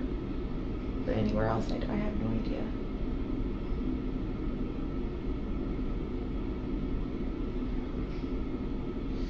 So our ERT team, so emergency response team, is just a group of people who search areas. Doesn't have to be wooded, can be wooded, can be swampy. They've been out for 3 days. They're going to be out all weekend. They will eventually, whether it's today, whether it's tomorrow, whether it's in 2026, okay? I don't think you want that to take too long. Right? I'm sure you'd like to have a funeral. I'm sure you'd like to have some kind of memorial service. The last thing you want is for us to call you in a year and say, hey, we found remains. We don't know. Okay?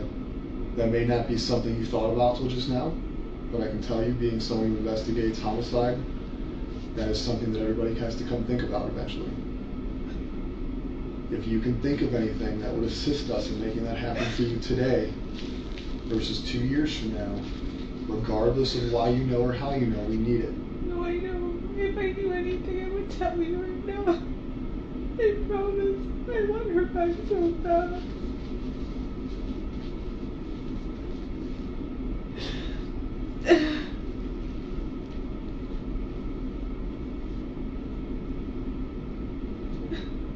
I don't want to think about planning a funeral.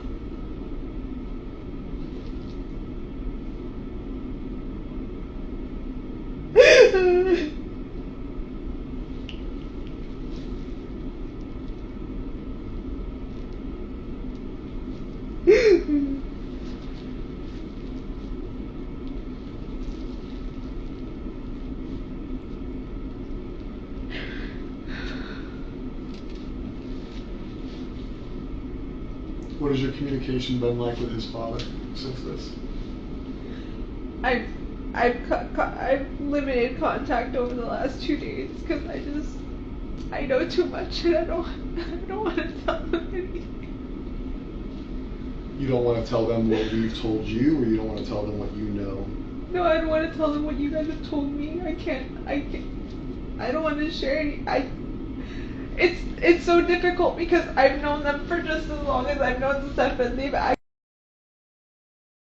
They feel like absolute shit right now. I know that they kind of got into a fight because Chris started, are you sure we know our son? Are you sure we know our son? I don't think we know him at all. The mom was defending him, but now with everything, with the evidence on the phone coming out, they know. They know he's a piece of shit. We've talked to his dad, and his dad knows as much as you know. He knows his son's a rapist. He knows his son's a murderer. He's talked to us. He's been very open with wanting to help in any way he can, whether that's technological, whether that's verbal. Yeah, he even had, I was with him when he turned in his knife to you guys. He remembered he had a knife on him and gave it to you guys. I thought that was... Have you talked to Chris about Stefan needing a lawyer? Yeah. When?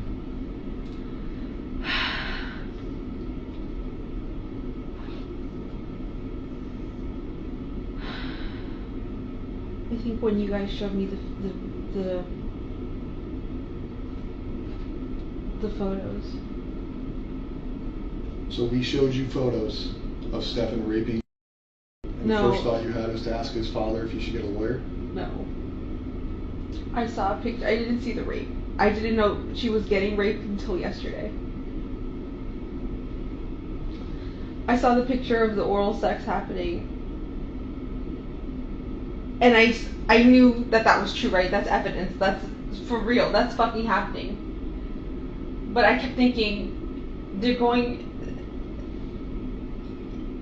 I don't know why I can't tell you why my brain kept thinking, no, he didn't kill her. Not that he didn't kill her, but she's still missing. She's still out there. She was taken. Yes, he's done this to her, and that's not okay. But I swore she was still, I felt in my body she was still alive. She was still out there. I told Chris to get him a lawyer because I felt like you guys were chasing the wrong person. But you weren't. You're not. We showed you a picture. The picture you saw, she was giving a blowjob to a grown-ass man and you told his dad to get him a lawyer. Missing, right? Now you know, but then you just thought she was missing. And we were showing you our investigative lead being raped. A blowjob is rape. Not consensual. Whether she wants to do it or not, that is not consensual.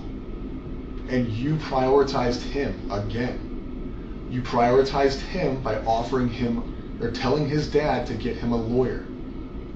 Not, what the fuck did he do? Not, hey, we need to figure out what happened. No, let's protect Stefan. I was in shock. No, it's not shock. That is your natural instinct to protect Stefan. Okay? And if that's naturally how you react, that's fine. But that goes into what I've been telling you this whole conversation is I don't believe a lot of the things you're saying, and I don't believe a lot of the things you say you weren't aware of. And that is because you've now shown me twice that your first reaction, no matter what you were told or shown, missing and we're seizing the cell phone, or we're showing you pictures of her giving him a blowjob, your first reaction is to protect Stefan. So now, murdered by Stefan, you're aware of this, you were shown pictures of this, you were shown pictures of her body in his car with a seatbelt on, right? We have played it out for you. But Now you're in a stage where he's in jail, you know she's passed away, and now you can feel emotion, right? Until that point, when you were shown that she was deceased, your continued first reaction is to protect this guy. You just said, I only saw a picture of him, whatever your verbiage was, I say blowjob, of his penis in her mouth, and your first reaction was, fuck. Oh my, victimized? No. She's being abused? No. It's Stefan needs a lawyer. Who the fuck cares if we think he killed her? He's I don't know why I said that. But that's the problem. You don't know why. So the reaction in your mind is you are continuously protecting this guy. So why do I sit here and believe that you don't? Because right now you know Stefan killed her. You know Stefan's been raping her. You know without her body, can he be charged with murder? I don't know. Exactly. So you don't know what we can do. Do I think we can charge him with murder? It's not up to me. Should he be charged with murder? Yes. Please. Does your role in her life lead this to happen? I'll be honest. Yes. I know. Since she was a child, since her victimization started, it occurred under your roof and you acted like it didn't exist. And knowing the victimization, knowing how ongoing it is, knowing that you saw a picture of it, not just us telling you, not me and him saying, hey, listen, he's being, I think they had a bad relationship. They showed you a fucking picture of it. And you still protected him. So how am I supposed to not think that the thought process in your mind is until she's found, Stefan can't be charged with murder? Because we both now know that you don't want him to be charged with murder because you want him to have a lawyer. No, I don't. Part of the blowjob. That was oh, then. He can't be charged with murder. That was then. Everything that you guys have shown me since then and have showed me that he's So been we had to lying show this you a whole picture time. of her dead in a car for you to finally not take his side? Enough? Do you not see where I'm coming from? Like, I'm not trying to be a dick here. No, but I it makes know. absolutely no sense that your name is Stefan. I don't know. Is it Where does your mind go? Stefan. There should have been no doubt in your mind when they showed you that picture of what he was doing to you that you had any care in the world other than I want that motherfucker to die. Whether you believe in the death penalty or not, he protected him. So now we're talking about her disappearance and where her body is. Why do I believe that you're still not protecting him? Because you say so? Because you can't explain why you protect him. You can't explain what is inside of you that makes you protect Stefan. And you may never be able to explain it. But eventually we're going to have to figure it out because you haven't convinced me that you're still not protecting Stefan. I got all these people out here searching. I haven't seen my own kid in days because I'm looking. I truthfully believe that I can't go home and see my kid is because you're protecting. I can't go because you're people sitting in the woods just waiting for me to tell them where to go, but I can't because I think you're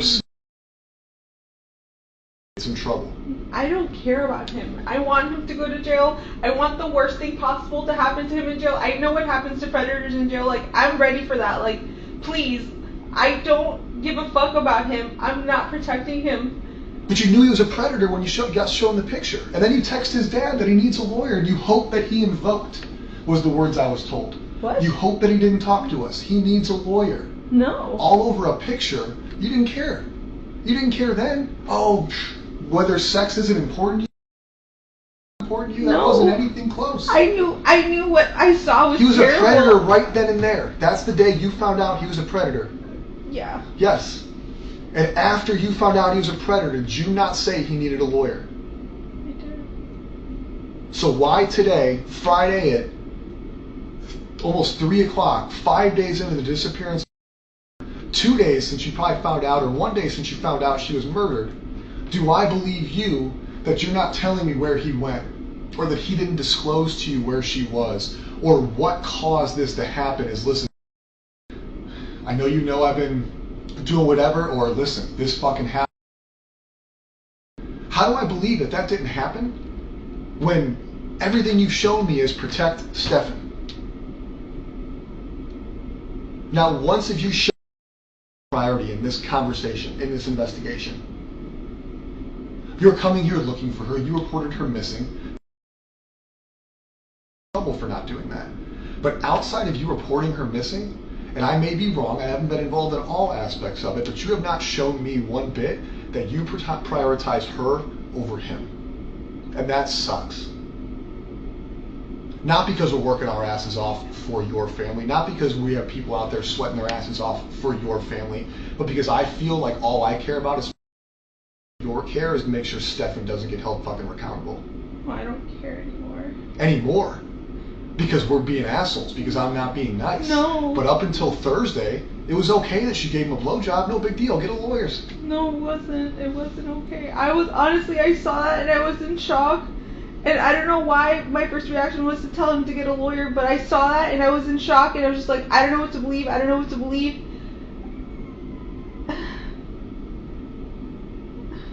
It's easy to believe it now. We showed you pictures of it. You can't deny it anymore.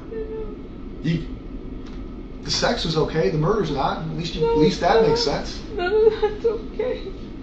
I want to know what it is. And not because I think you're a bad parent, not because I think you're a bad person. Dead or alive, she's missing. Her body is out there, and her body needs to be recovered so she can have a proper burial, a proper funeral. She needs to be laid to rest. Your family needs to be able to mourn her, and we need that information. That is life. That is not life of the law. That's not life of the sheriff's office. That is common decency. That is what she deserves. That is what you deserve. That is what your family deserves. But the longer that happens, the longer it takes us to find her, the less likely that's going to be for you guys. And I'm sorry if I'm wrong. I truly am. But deep down, you haven't showed me that I am. I don't know what I need to show Prioritize her over Stefan. Think of places he would have dumped her body. Think of places he went, things you talked about, things you've discussed, whether it's this week, last week. Don't put it in your mind that he's been victimizing you, or don't put in your mind that I'm being a dick. What can I think about to find out where Stefan put her?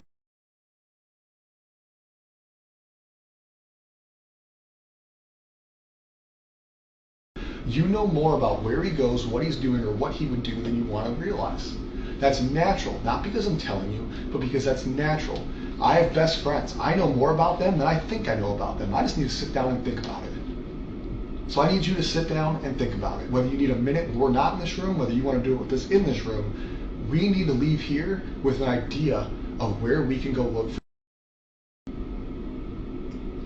That is one thing we can agree on. I've sent you the list of the stores that he may have stopped at and didn't stop at. The only outdoorsy places I can think of that we've ever gone to that he would know about would be Shingle Creek or Kissimmee Trail. I don't know if he knows where Lake Toho is, but that could be another option. Because you think it's a wooded area? Because it's a place you guys have talked about together? Because it's a wooded area with a lake, with gators. Like, we haven't discussed anything. This topic, I never asked him if he directly. I never thought he could have. I always assumed the best in him.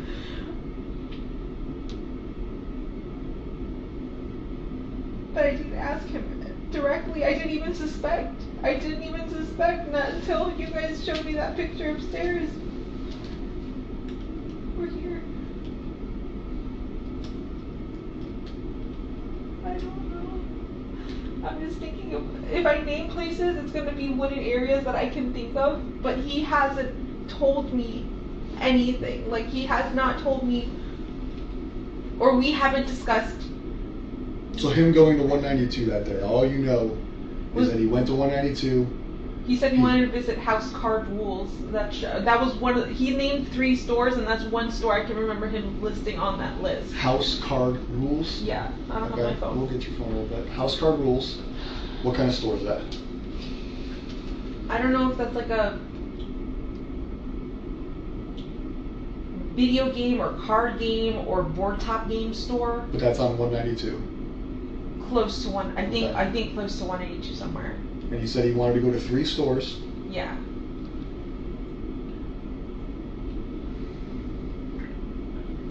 But he did tell me that I just don't remember which one. Are there woods in that area? Are you familiar with 192? No, not where these stores are. I have no idea. Other than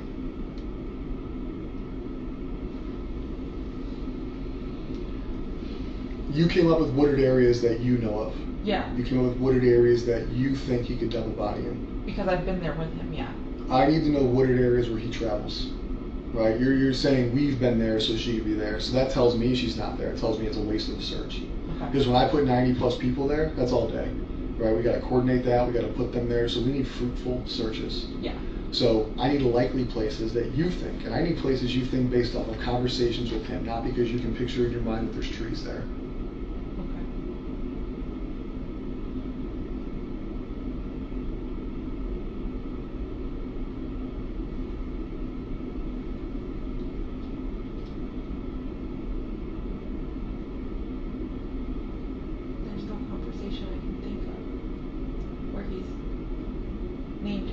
In being anywhere near woods or it being along his way.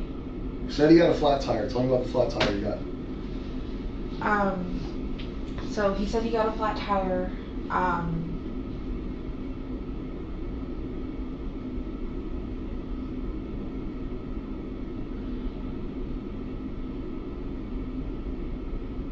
I'm not sure when he got a flat tire, but he said he got a flat tire and then came directly home, and he got home around 2:40. So flat tire, he said he was driving down 192 and it just popped and shredded and fell apart. And he pulled over into a plaza and changed the tire for the first time in a very long time, and said he hurt himself doing it. the frame of the car, something came down on his finger. All his lies, I don't care, but I want to know what you question him about. Why was he there? What was he doing? There's no way you're the most trusting woman in the world. You just don't ask clarifying questions. I know no relationship I've ever been in is that trusting. He just tells you he's gone at 3 in the morning getting a fucking Wawa, and you're like, ah, whatever, bet. Same thing with this. It's like, oh, I got a flat tire, was here. Why is he at these places? Do you not question him? Why were you on 192? Why did you dip out at 3 in the morning with my car? I didn't know he Because did that. this is 2 times he went to 192. He went to 192 the day she disappeared, right? He's roaming, looking for her, south of where she went missing, because supposedly she went missing.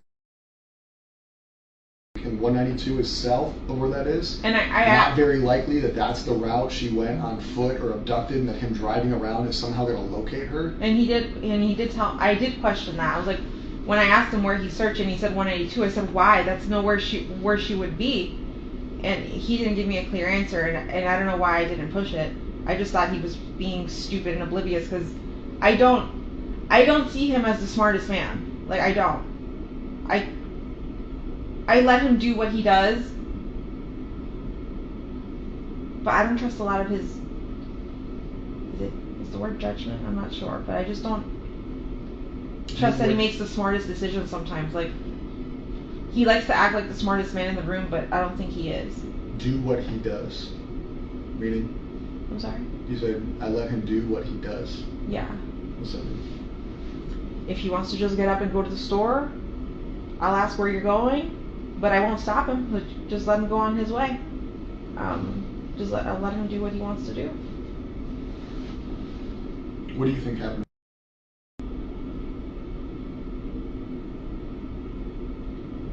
Monday to now. You know she's deceased. We showed you pictures that she's deceased. We know that she was probably deceased Sunday into Monday. You didn't see her Monday morning. I still don't want to believe she's deceased. I know you showed me pictures, but for the purpose of this conversation, I need you to believe it because I need you to figure it out. I need you to tell me what you think happened to her. I think he killed her that night. How? I don't know. Could it be possible that he drugged her? Could he have choked her? I just don't know how you kill someone and don't leave a mess or don't leave evidence, or I mean, was there a mess? Was there evidence? I haven't gone upstairs. I don't know what you guys have, I barely went into the house today, so I don't know what. I need to know what you think happened. I think he killed her. How? You mentioned drugged her, you mentioned other things. Explain your reasoning behind those assumptions and we'll move forward day by day. So he had access to benzos and I think Lunesta. What are those? I'm not familiar with that. Benzodiazepines are anxiety medications which relax you and can make you sleepy. Okay. And Lunesta, I think, is a sleeping medication, like for insomnia. So I don't know if it's possible he gave her something and she was drugged. In those photos that you showed me where you're saying she's dead, maybe she was drugged. But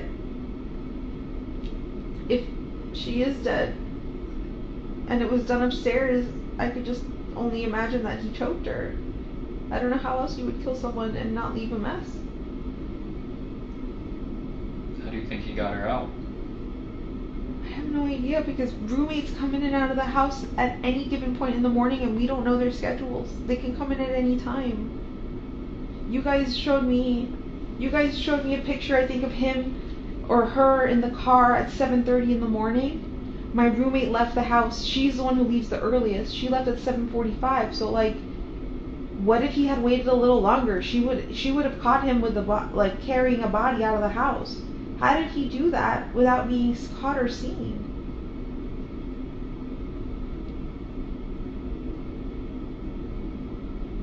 That's what I don't understand, because, like, did you guys check and see if any of my neighbors have Ring cameras? Any? Nothing? I don't know what data we've gotten from them, but at this point I need to know what you think happened to her. I don't need you to ask us what we found.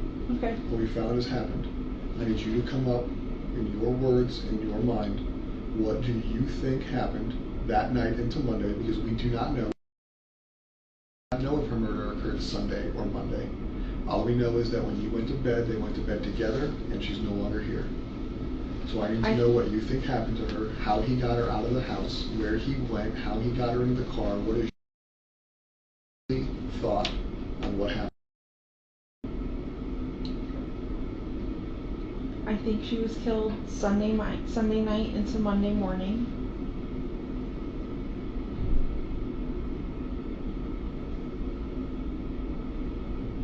I'm thinking he carried her out of the house.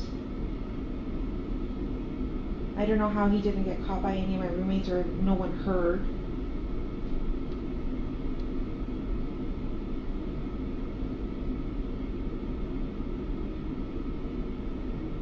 You're saying he drove all around town.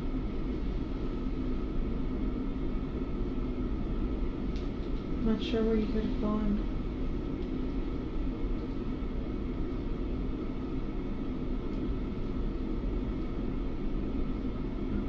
And then him coming home and leaving, and coming home and leaving, what do you think?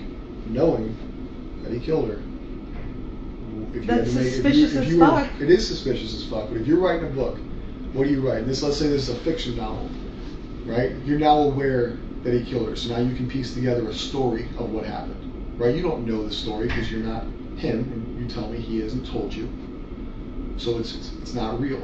So you're telling me what you think, Yeah. right? We know he killed her. We know he drove out of there Monday morning. We know he discarded her backpack in the trash dumpster. We know he discarded her laptop and one shoe, right? So all her property was discarded to look like she's gone. That way he doesn't have evidence with him. They leave. You've been told that they drove around Orange County, Osceola County, wherever it was. We've pieced that together throughout the week, all right? He's told you where, at least in his version of where he was and what he was doing, right? But then you have all these suspicious times of when he's left and come back and he's gone here and gone there. So what do you think he was doing on all these suspicious times? He's roaming 192. What do you think? Knowing what you know now we can play. You know she's dead. You know that we've given you information. What do you think, knowing what you know, he was doing on 192? He was doing here. He was doing here. He was doing in Northport. What do you think?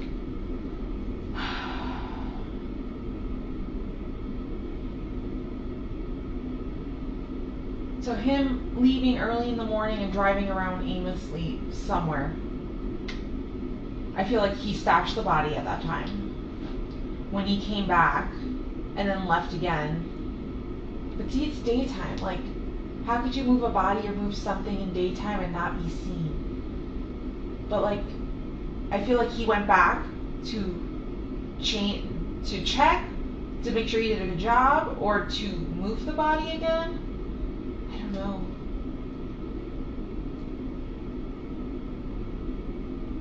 But him leaving the house multiple times without his cell phone is sketchy as fuck. It's so suspicious.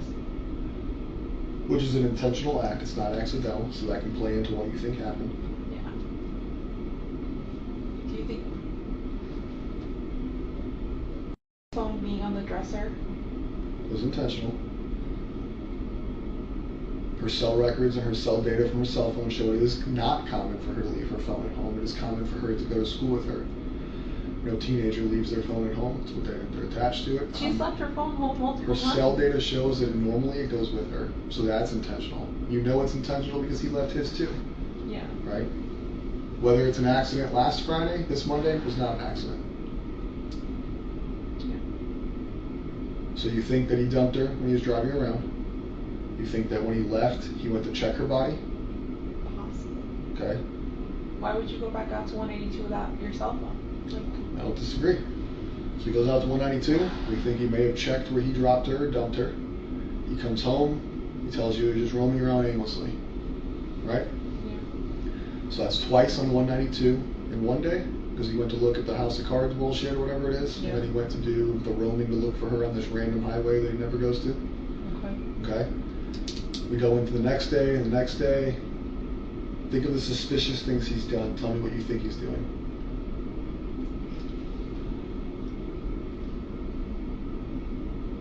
Him grabbing my phone and trying to log into his emails, that seems kind of suspicious. What was he trying to see? What was he trying to do?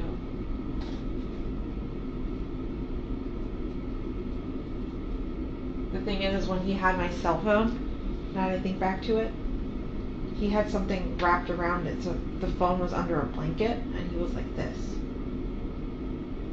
I tried looking at the screen at one point, and I could see an email. But I was And that was the cell phone we took from you today, or you gave us today. Yeah, Okay. yeah.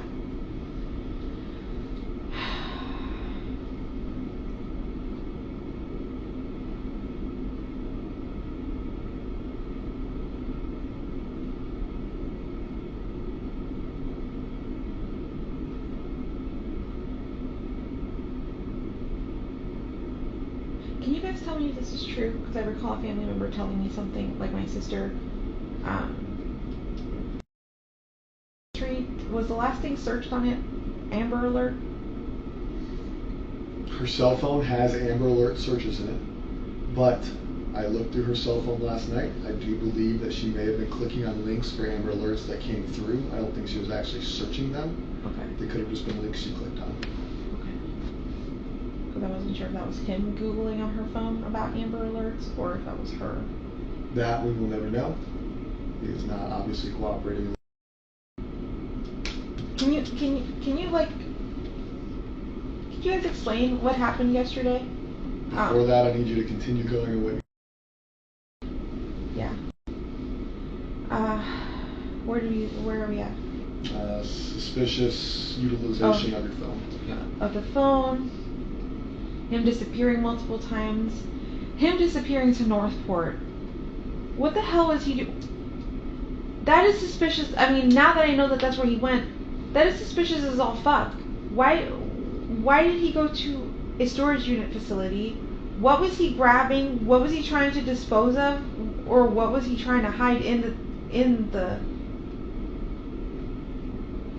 That to me is suspicious. Do you put more weight on that than 192? 190, no, because 192 would be something happened in Northport. There'd be no reason he would take. Do you understand what I was asking with that phrase? Putting weight on it? Like, do you feel like it's more suspicious what he was doing in Northport versus 192?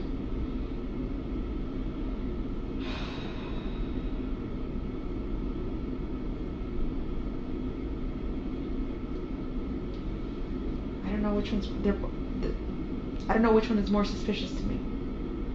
They both. 192 seems to me like the easiest place he could have dumped her or like figured out where to put her. Unless she was in my trunk the whole time and he went to Northport. The trunk of your car? Yeah. Didn't you drive your car at some point?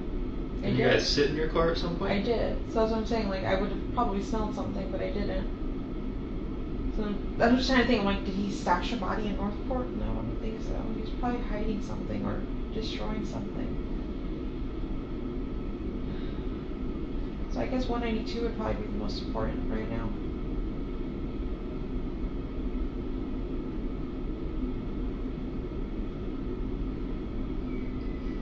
Her being in your trunk is oddly specific. The only reason I say that is because from what you guys have told me, he went directly from the hotel to Northport. I don't think he made any stops anywhere in Kissimmee or anything first and then went to Northport. All we know is what we can piece together through accessible cameras and data. So his movements, his driving patterns, his actions, we can only 100% say what they are if they're on camera. Okay. So we can say he went to Northport because the car was in Northport. Where he stopped, where he went in between, that cannot be factual from us if we don't have a camera. It can just be an assumption, which is why I want your assumptions, because you know him, I don't. Yeah.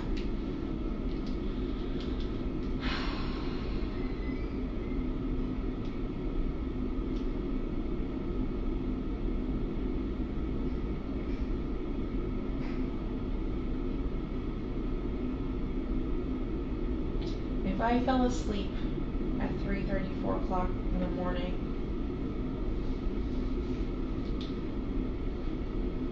at the hotel, what was that, Monday night? Tuesday night? One of them.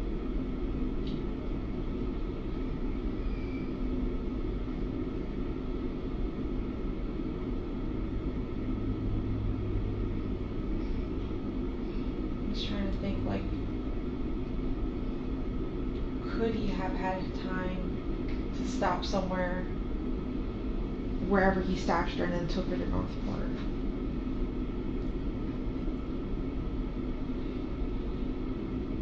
I think he had time.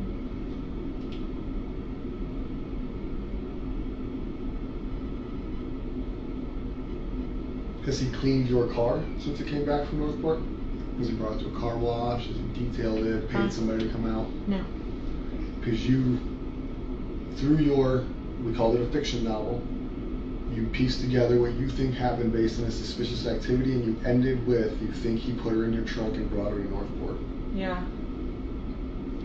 I know I asked you to make assumptions, but now I want to know why. Why is that how we finished this? What is in your mind leading you to believe that is the ending to the story? Because 192 seems like a really busy strip, and I can't think of anywhere immediately, like, other than going deep into St. Cloud, like passing St. Cloud, like going into Holopah or Harmony, that I could see stashing the body somewhere around there. But Northport has so many wooded areas, and I feel like,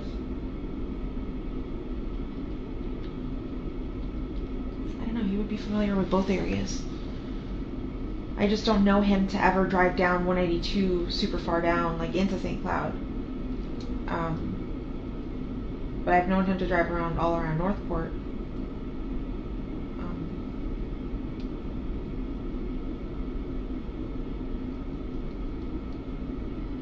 But see, I don't want to say anything and like lead you guys down to Northport to do a search and nothing's there. I'm just We're thinking, gonna go everywhere. We're searching the woods right now where she's not. Okay. I just want to be like, I know you guys are like looking at me for the details, but I'm like, I don't want to send you on a wild goose chase.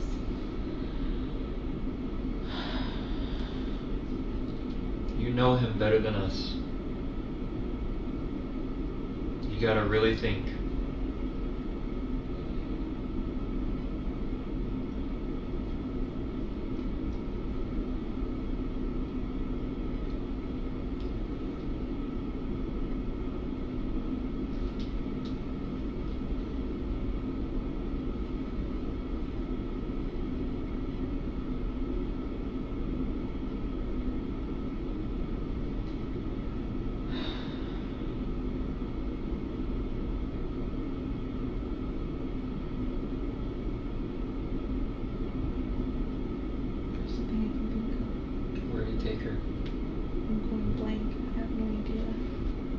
I feel like you're becoming emotional right now. I feel like you want to tell us. No, if I knew what to tell you, I would tell you. If I had the truth, I would tell you. I don't know anything. Jennifer, where do you think he took her?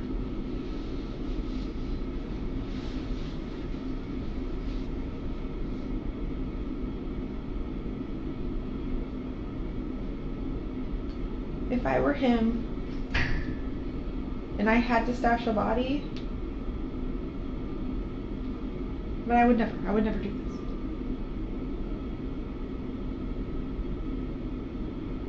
My mind would say to go to Lake Toho.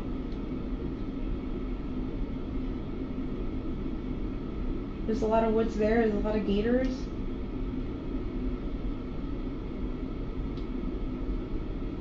I don't want to think about though.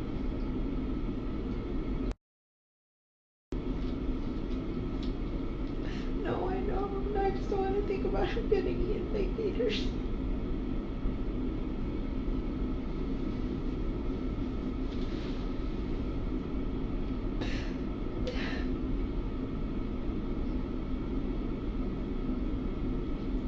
I don't know where she runs.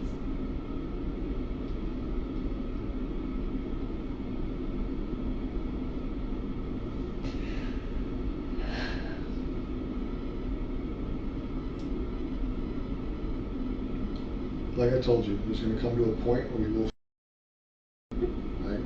Volusia County Sheriff's Office just found somebody the other day that's been missing for a long time. People get found. Sometimes it's quick, sometimes it's not quick. I'd hope in this situation it's today, tomorrow, Sunday, but we will find her. What you need to think about is when we find her, is there an opportunity or a chance that we are going to prove that you did not assist us to your full capability in this investigation? And if that is true, you need to think about the consequences of that. Consequences of hindering a murder investigation or a capital sexual battery investigation could be punishable up to probably the same charges, the same time in jail. I know you know that I don't believe what you're saying, and I know you know that I think you prioritize Stefan, but do you prioritize jail? You see what I'm saying? Like, if we come back and prove that you sat in this room and misled us, No. that you didn't lead us in the right direction, or that you assisted, or you acknowledged, or you knew, you're gonna be warning from jail. If I knew anything, I swear I would tell you. I know nothing. He hasn't mentioned. We haven't discussed this. I had no suspicion of anything. He did not tell me any more details of where he went that day other than those shops that I had mentioned.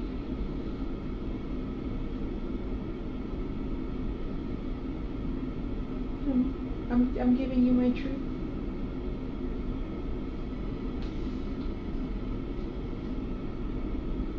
On any of the days that he came home after these suspicious outings, 192 trips, Northport trips, and everything else, did he change clothes? Did he come home and appear disheveled, sweaty, dirty?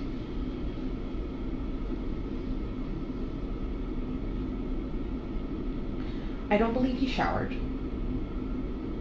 He didn't bring that many changes of clothes with him, so I know he's repeated his outfit over and over.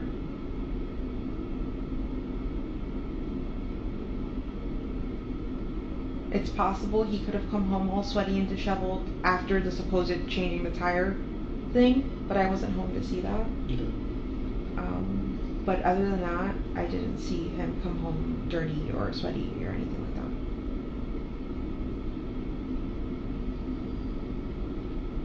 Did he do anything he normally doesn't do within the house around you?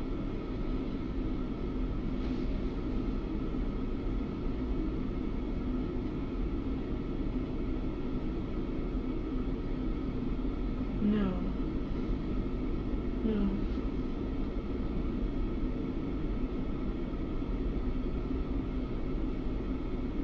He was acting very normal, sitting on the computer chair, chatting away with me, talking about not resetting his phone, updating his phone.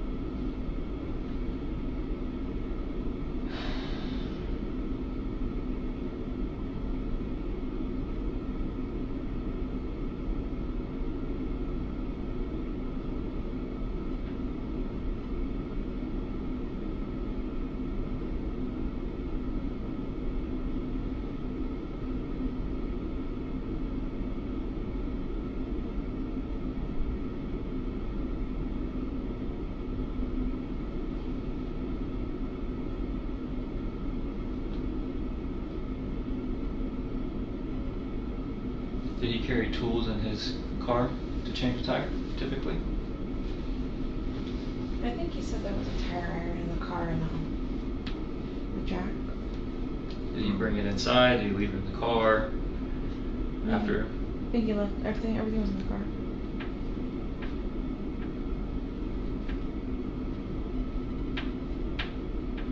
Did you ever go look at his car? To verify that he changed his tire? I don't think I did. Never dawned on you to go double check. Except by the time he would have got back from the tire, you were gone, right? Yeah. What you told us? Yeah. And then she was reported missing Yeah. during that time. Yeah. And it never dawned on you to be like, damn, did he really change his tire? Let me double check. No. We got home really late that evening and I didn't even think of doing that. This is part of our problem. He did so many things and you never questioned it. I didn't suspect him. How can we believe some of the stuff that you're telling us, or believe that you don't know?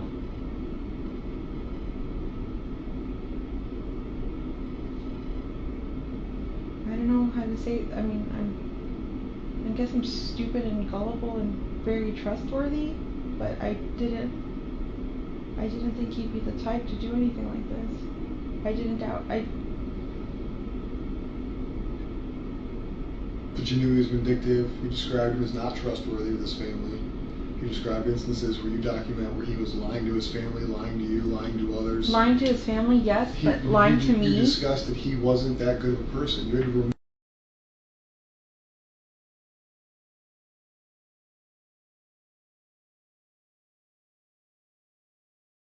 It wasn't this family. You're not describing him in a positive light at all.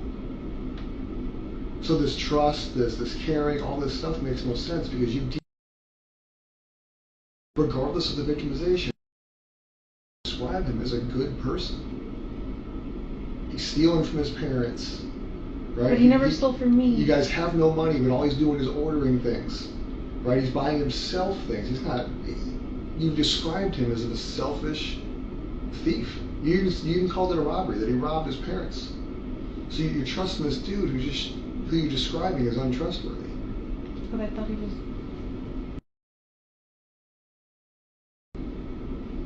What happened to her?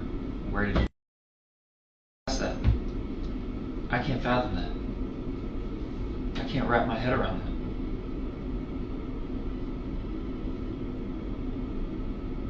I think I only asked him if he took her to school. When I called him and told him to come to the office, I asked him, like, you dropped her off at school, right? Because she never made it. And he said, yeah. And I was like, she never made it.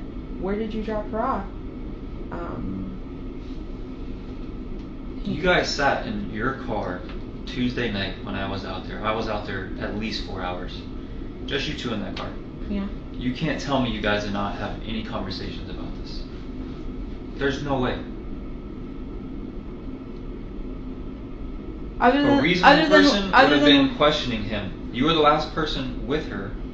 What the hell happened this morning? You never did that in that car. No, I didn't.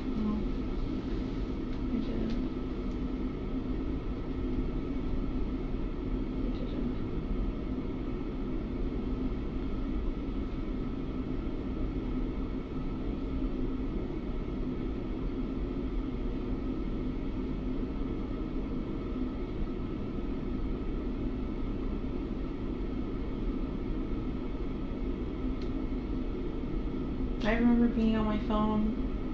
He was on my phone for a little bit. I know I was medicated, and I was just zoning out. I wasn't thinking anything of anything. I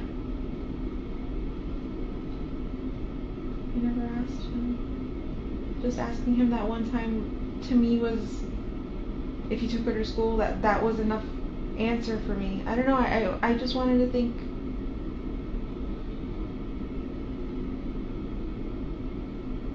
not think the worst, I guess. I don't know. But I just didn't think he did anything. Now I know. But then I didn't.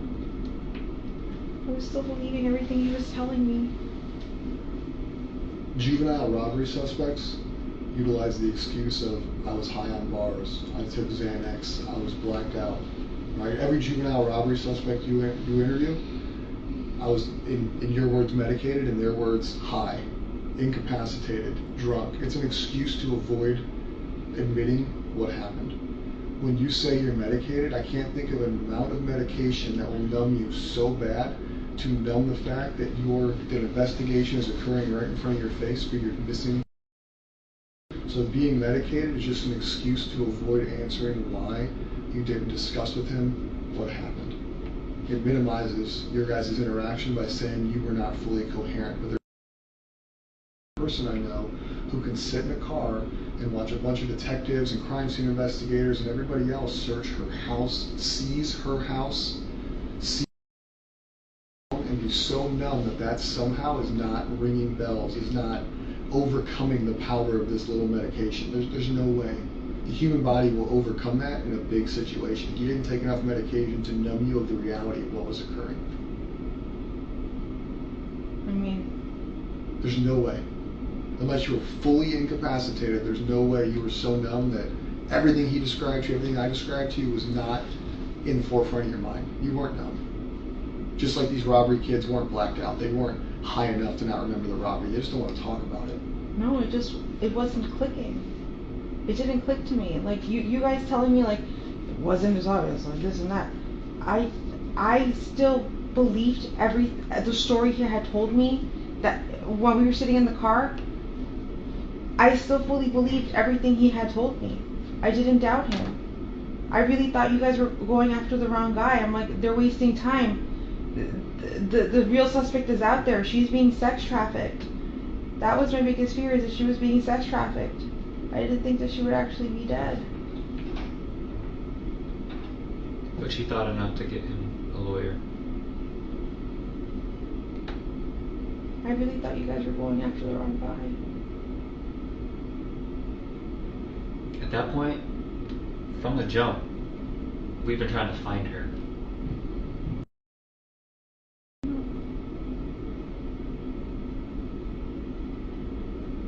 That has been and will be our biggest priority. Him getting arrested for victimizing her was an accident. We only discovered that she was a victim because we took his phone. And I'm like so happy that happened, because if not, this would have continued to keep happening. Well, it wouldn't have, because he killed her on Monday. Talking about if she had been found. Found alive.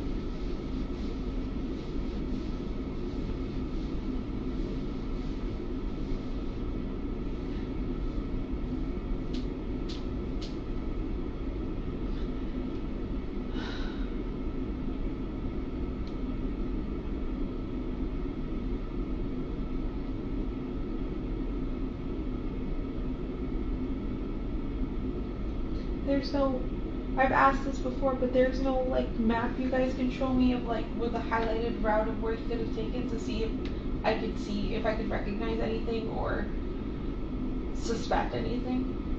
I can pull up a map on my phone of the areas you described and we can go through it. Sure. You said House of Cards? No. House game rules. House of Cards. On Vine Street in Kissimmee. By Oak Street. There you go. That House Game Rules. Feel free to drag the map around as you please.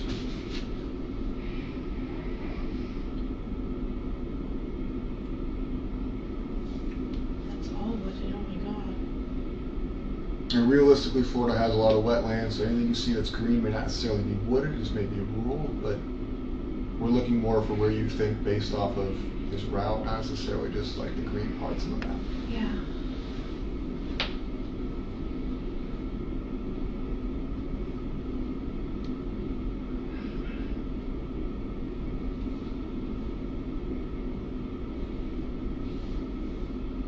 In the back of House Game Rules, I have access to the lake.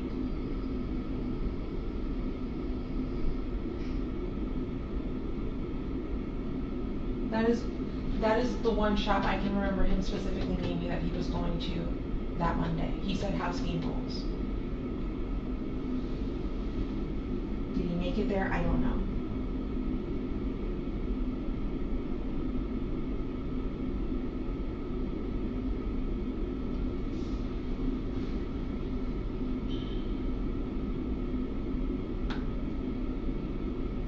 See, if we ever went down 192 together, it would typically be in this direction towards 535, towards Disney.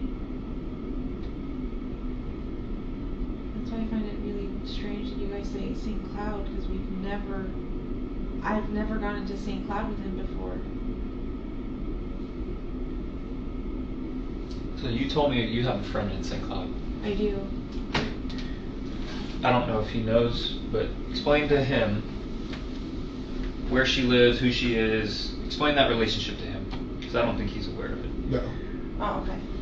So one of my really good friends lives off of Old Canoe Creek Road, off Nolte. Okay. I don't know what neighborhood though. She's one of my really good friends. She's somebody I know that lives in St. Cloud. She's one of like 2 people I know that live in St. Cloud. She's hung out with us, as in me and Stefan before. She's come over to hang out with me, and Stefan would be hanging out there too, so we would all kind of hang out together.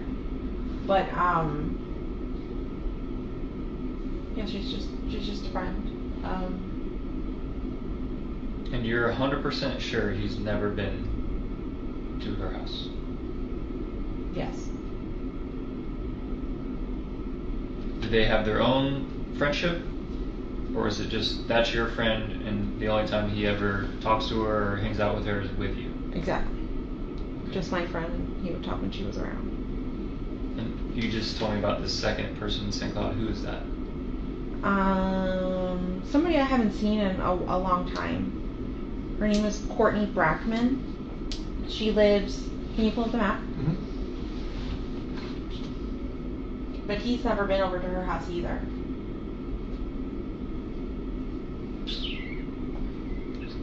Research.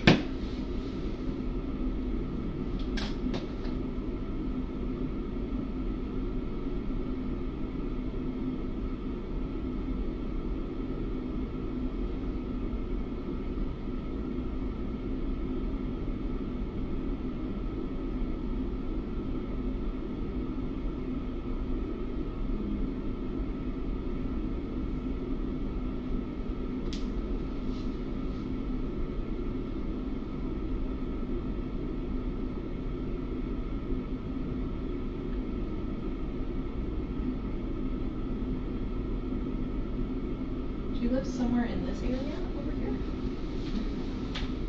Anywhere around here. Lake Lizzie to me is familiar. I would go hiking there often. Well, There's a preserve there. Yeah, a few years ago, we would go hiking all the time with my friend Courtney, the one who lives right by there. With Stefan? No, Stefan would never come. Now, would you tell him you're going to Lake Lizzie Preserve? I've mentioned it before, yeah, when we've gone.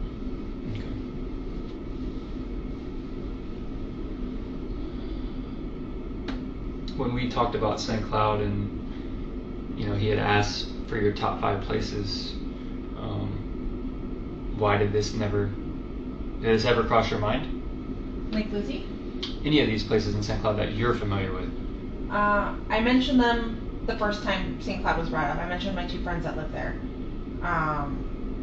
And then, I don't know if I ever mentioned Lake Lizzie. Not sure. Do you know if Lake Lizzie was special? She did enjoy going out there. Was she verbal about that? Like, did she make that known to you guys? She always told me that if we were to go hiking out there, to let her know, because I've gone hiking without her. I want to go. But it's been a really long time since I've done a hike down Lake Lizzie with her. Okay. That's been at least 2 years.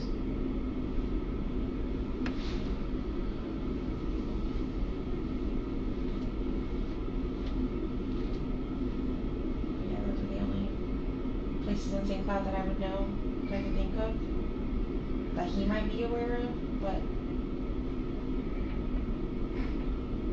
But your gut tells us no. Lake Lizzie, probably not. Like, does he even remember what the name of Lake Lizzie is? Probably not.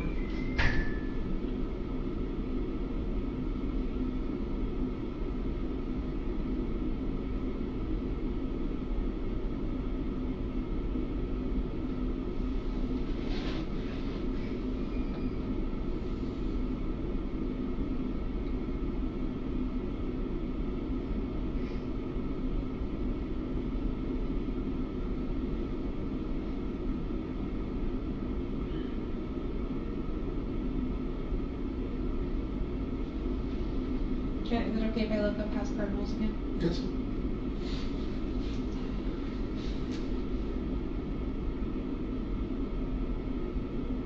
Or house rules, too.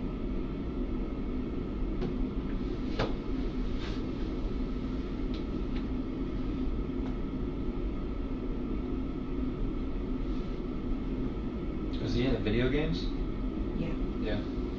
World of Warcraft, into tabletop games like Dungeons and Dragons and Warhammer 40k, card games like Lorcana, which is a Disney card game. That's what he told me he was going to go do Monday. He was going to go look for Lorcana cards, and that's why he was going to go to House Rules Gaming. He was just going to make a few stops, and I said, why are you doing that? Why are you wasting time when we don't have money? Like, you don't have money to spend. He's like, oh, I'm just browsing. I just want to look. I want to see what they have available. That's all he said. Every time I did question him, he always had an answer.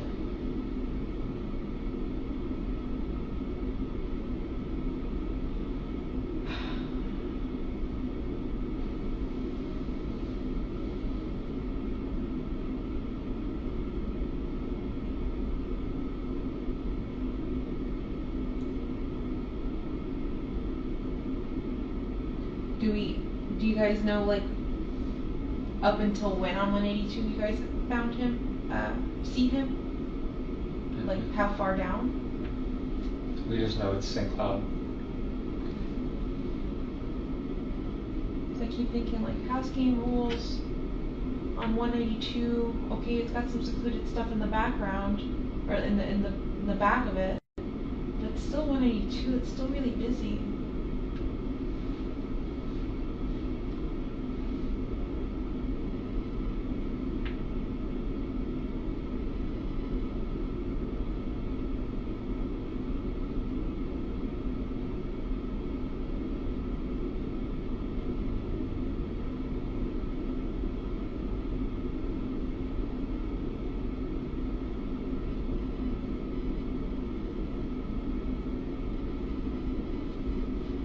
Really busy till you pass St. Cloud.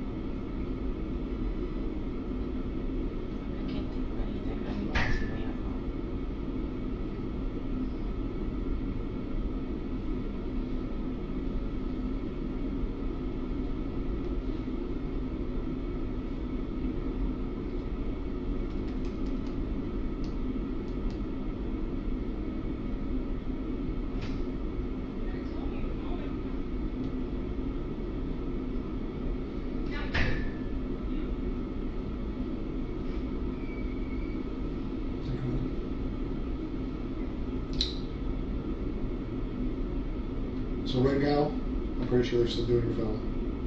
I think. How'd you get here? You're driven here? I was driven here, but my dad followed behind. I think you guys said my car might be ready. We'll verify that in a minute. The investigation is still going. Yeah. Right. Stefan also is not in charge of murder. Right. Just the sexual. He's not, or he is? He has not been. Oh, okay. He's just been charged with sexual battery. I have a couple questions for you that are going to be on record, that are going to be official, that I need you to answer truthfully. Because if they determine that you did answer not truthfully, you can be held accountable for it. Make sense? Yeah. Raise your right hand. Do you swear that everything we talked about today in this interview is true and correct? Yes. Did you lie to me or the detective at any time? No. Okay.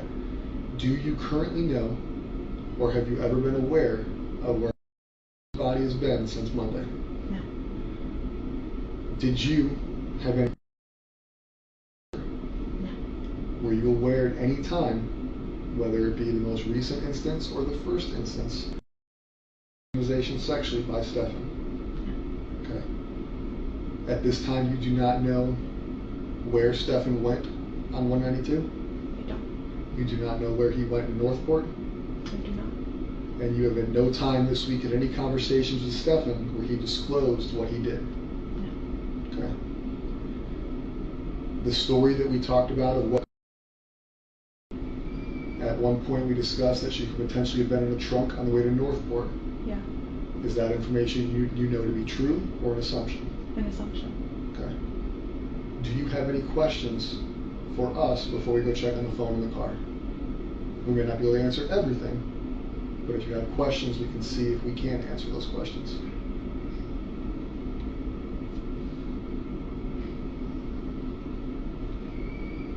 It's not your only opportunity.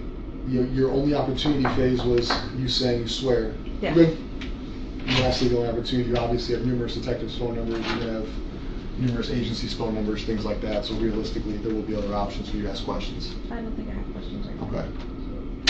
I don't want you to think I was purposely an asshole to you. No, I know. You're Alright. doing your job. Like I told you, like the sheriffs have probably reached out, you've been in communication with numerous people here.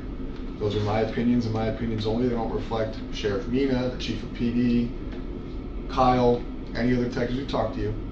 Alright? I personally don't know.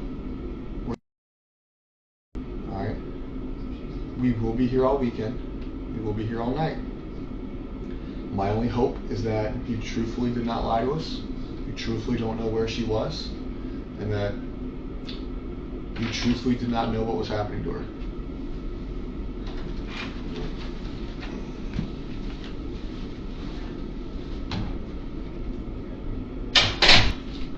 So here's where we're at right now. Your car is obviously able to be released to you, the Nissan. It requires us to do some paperwork because we did log it into our system. So now that it's in our system, we got to release it properly to you, which is no big deal. It'll take a couple minutes. Because of the high profile. All right, I know you said we can download your phone, and I do appreciate your cooperation with that. But because the same way we did with Stefan and every other phone and digital device we've seized, they're making us write a search warrant on it, which really doesn't affect you too much. The search warrant is a legal thing. It's not a you thing. It's not a trust thing. But with that, it takes a little bit longer. Yeah. All right, so I can release your car to you right now. We can go facilitate that downstairs. I cannot make you a promise that that phone will be downloaded by the time your car's ready. What I can promise you is that the moment it is downloaded, if you have left from here, I will bring it to you. You're staying with your sister still? Does anybody have your sister's phone number that we can make sure we can communicate with you on? Yeah. My dad is downstairs, I think, waiting for me, so I can give you my dad's number since he'll be Whatever with me. phone numbers we can have, just to make sure that Yeah. if we are unable to give you the phone back today, we'll throw my shit out there.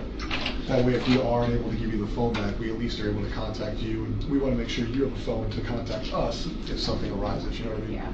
No, for sure.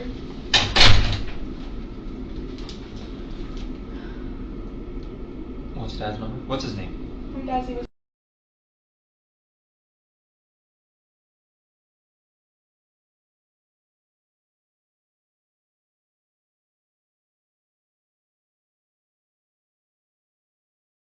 And if you can't get a hold of him, you can take my sister's number. She's.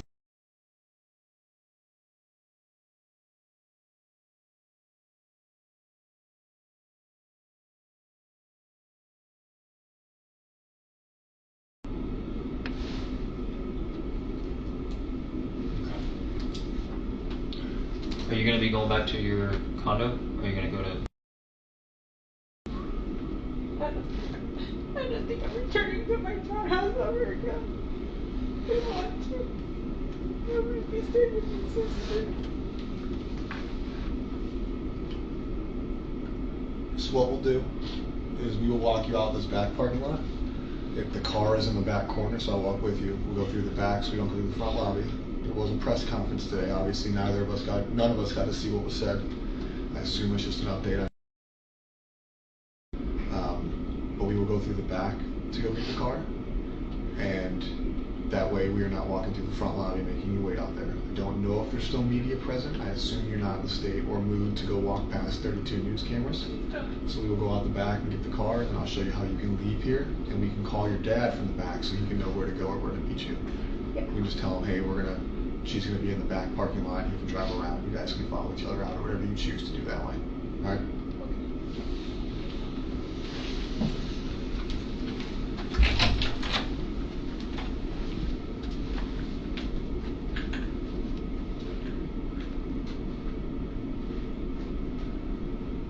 After this interview, Madeline's body was found lifeless off Old Hickory Tree Road in Osceola County. Here is the audio interview with Stephan Sterns, where he explained what happened before the evidence against him was found and before he was arrested. Tuesday, February 27th, 12:05 hours for OCSO case 24-011313. It's Detective Hunt. Can you state your full name? Stephan Sterns. All right, Stefan. Real quick, do you sort of affirm that everything you're about to tell me is the truth? Yes. Perfect. So you know kind of why I'm out here, right? Mm-hmm. Involving. When is the last time that you saw? Dropped her off yesterday morning. Okay. About what time was it? Approximately sometime between 8:25 and 8:40ish is when I dropped her off. And where were you dropping her to? I was taking her to school. Got it. And it's my understanding that you dropped her off, like, a little bit away from school. Yeah, she sometimes likes to get dropped off a bit down the road away. She likes to walk over and catch up with her friends, or just not being seen, getting out of a hoopty in front of school. Okay. And when you say hoopty, you're referring to your... My car that she's embarrassed to be seen getting out of. Got it. Okay. Where did you drop her off at? Do you remember approximately? It was... You're good. It was along the stretch of road, kind of where all those communities are, leading up to the overpass, and then the school's on the other side of the overpass. So I dropped her off along that stretch where all those communities are. Gotcha. Is it like on the sidewalk or near the parking lot? There's a sidewalk there. And then they've got the church on the other side of the street, and then the overpass, and then the school. So it was maybe no more than a block away. Okay. Is the school within, like, eyesight of where you drop her off? Or is The overpass was definitely within eyesight, and the school was literally just on the other side of the overpass. Gotcha. So if you were to guesstimate it, would it be like a quarter mile, half mile? Yeah, maybe like a 5-10 minute walk, Gotcha. depending on your speed. Okay.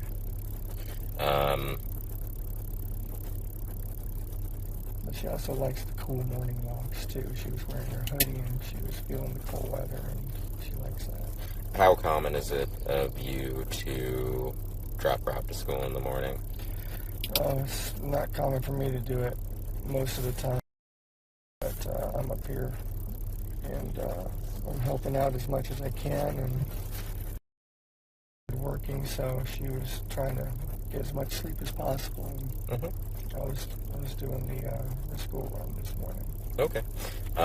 Do you live here? Do you live somewhere else, or what's that look like? I live here, but I split my time between here and my parents' place down south in Northport. They're getting on in years and they need some help. Got it. Okay. For how long have you lived here with them? Oh gosh, years now, a couple years maybe now. Okay. And what does your time splitting look like? Are you here for days, weeks, months, something else? Weeks at a time, yeah. And so, I guess, when did you arrive this block of time that you were here? Day before yesterday, actually. So, Night before. Saturday? Yeah. I think. So you got here Saturday night. Got it. And it's down in Northport that you actually split your time with.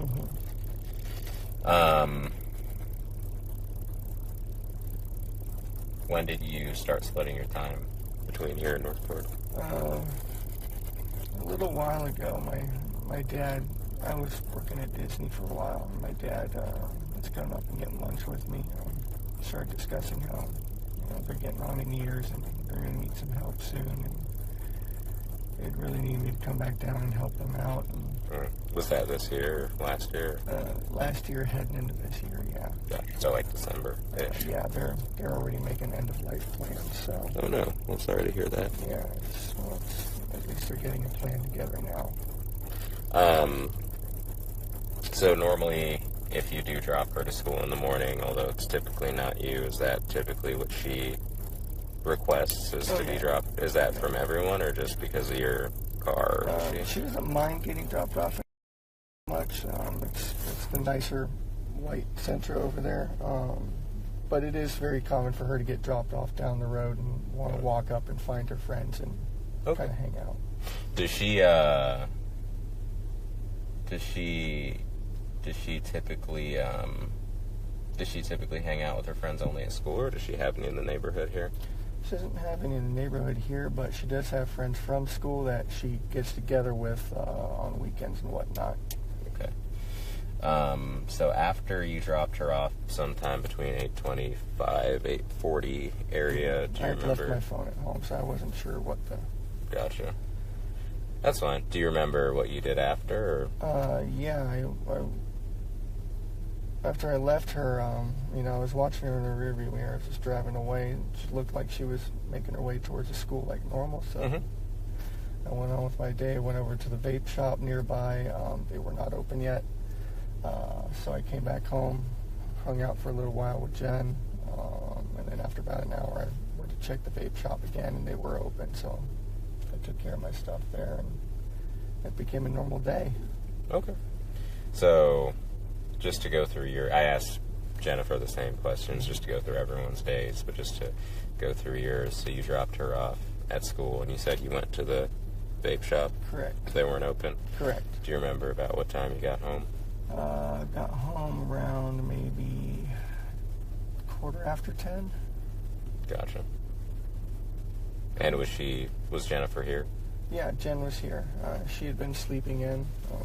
Her new work schedule has had her kind of messed up, so she was trying to sleep in as much as possible. Gotcha. So when you got back around 10, she was just waking up. Yeah. So we hung out for a little while, chit-chatted.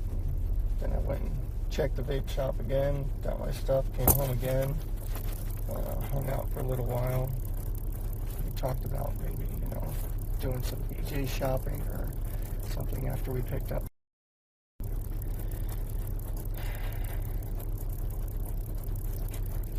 And then she wanted to take a nap again.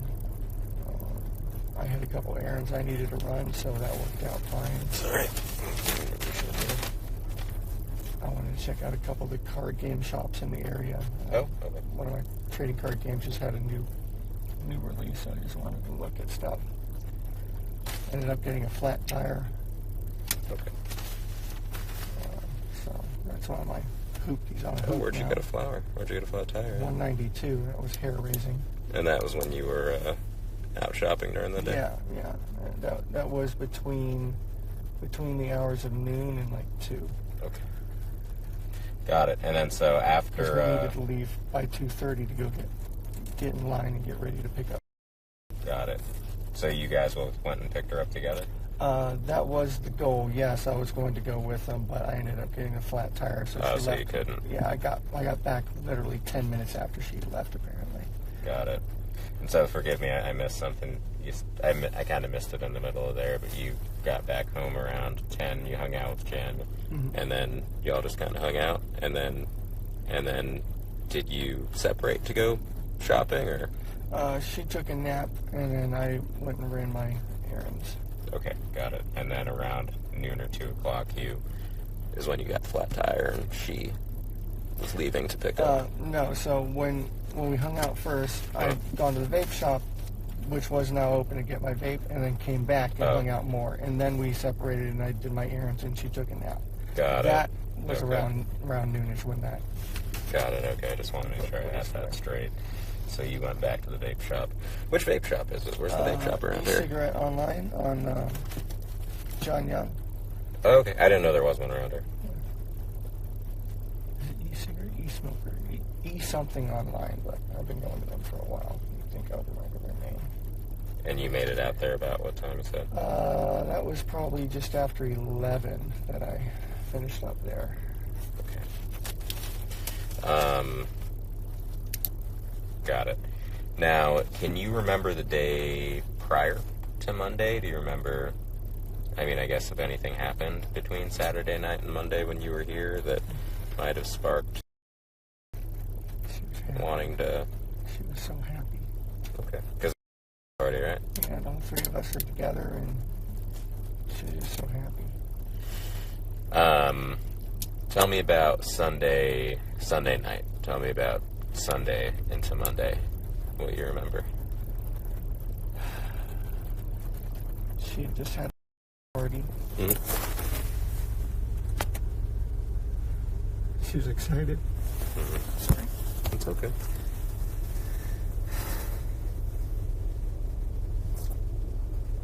Just talking about crushes. Her singing that was coming up, and you wanted me to come see her sing. Mm-hmm. Nothing bad. She was just happy. She was very happy. Everyone was happy.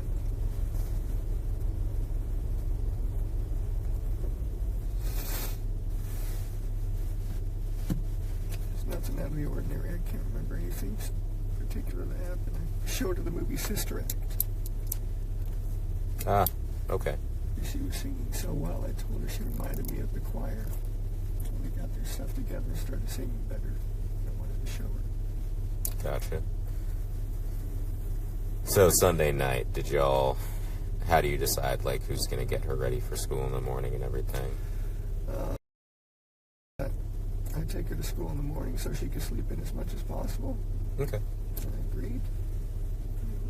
Done the school run a few times before. It's not usually my forte, but I don't mind helping. And so Jennifer shared with me, typically you normally sleep in the upstairs guest bedroom. Yeah. And then she will sleep together in her own bedroom. Correct. But Sunday, so Jen could get better sleep, she said she's essentially both upstairs, correct? Yeah. Gotcha. Okay. Do you remember about what time you went to bed and woke up? Bed, probably 11, quarter after. Wound up after her party.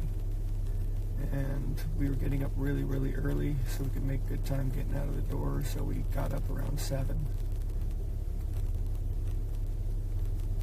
Yeah, y'all left pretty early. Yeah. Okay. Did you see Jen at all in the morning? Or was Yes. she still asleep? Yeah, I saw her a couple times. I was in and out of her room talking to her. Got it. Okay.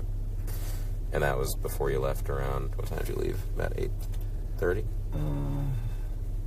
No, earlier than that. We made such good time. I mean, we were so impressed. We made such good time getting out the door. I mean, we were probably out by 7:30, 7:45. Okay. Because we wanted to get McDonald's breakfast. We'd been talking about it anyway. She ended up not wanting it after all. Got it. Any trouble at all recently at home? No, not recently. No arguments that you can remember between her and you? Anything that's upset her? Not for a while. When was the last time? Maybe a month. Typical, mood swing stuff. She has some pretty bad PMS when she gets it, and being a teenager on top of it doesn't matter. Okay. I know all about it. Now you said I think you said she left her phone, right? Yeah. Where did she leave her phone at? She left it in her room. She's ADHD. So am I, for that matter. Oh, yeah, So you is left your Mom. phone too, huh? Yeah. So we try to be on top of her about that, not forgetting things, but we're also a bit forgetful too. Got it. But yeah, it's not uncommon for her to forget everything. That Did she leave it in her room or in the she left bedroom? it in her room. She must have been grabbing her shoes or a hoodie or something and set it down, and that's just how it goes. Okay. Got it. Gotcha. Is it typical of her, I guess, to forget things like that? Yeah, very, very typical. Cool. Got it. All right, man. Well, I mean, you know her better than I do. Is there anything you can think of that, as someone who doesn't know her, that I might be missing out on here? Like somewhere she may like to be, or somewhere she... Everything everywhere that we think she could possibly be, we've checked. And I mean, literally, the whole family is just... So you know that the deputies found the video from the church last night of her in the parking lot. We heard that they saw someone. So can you think of a reason that she might have gone and waited in that church that's across the street for a couple minutes before she would have headed back off to school? No. I mean, she had time to kill, so I don't know. She said she was going to hang out and find her friends, but when I left her, she was on the other side of the street, rummaging through her backpack and just kind of moving towards the school area, so it looked normal. What do you think she was looking for? I assumed she was just looking for some headphones or something for her walk, but she might have been looking for her actual phone. Got it. Okay. Yeah, I mean that's all I can really think of at the moment. I think I have a phone number for you. I tried calling you earlier, but you might have just been asleep. Yeah. So sorry. No, it's okay. 256-1832. That's correct. Gotcha. What's your address when you stay down south? When I'm down south, it's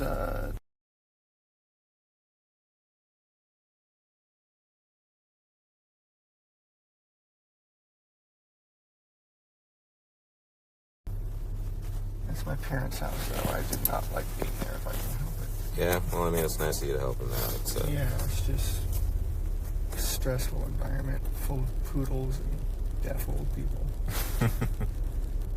So after you dropped time at around 8:20 or so, you didn't.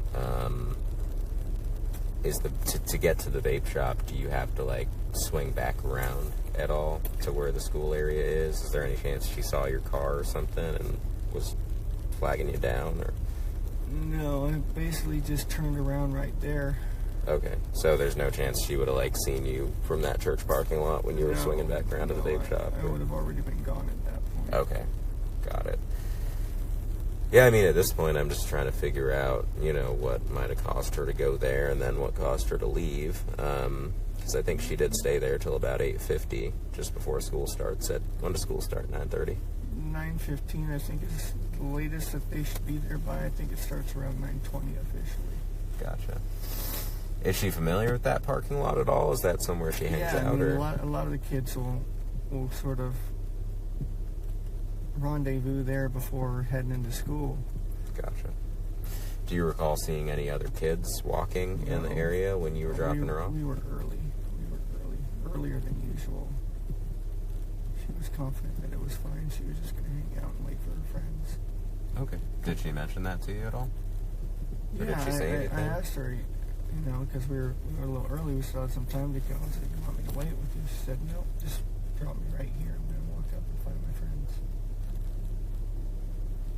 Okay. Which is something that she normally does anyway. It wasn't out of the ordinary, and I agreed to it.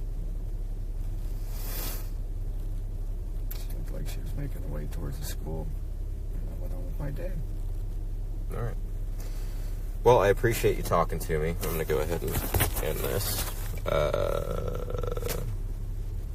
12:23 hours. Case number 24-11313. Today's date is February 27, 2024. The time is 19:16 hours. We're in Kissimmee speaking with Stephan Sterns. Okay, so I know that you already spoke to the other detective, right, about everything that kind of happened today. If you can just kind of go over it with us one more time.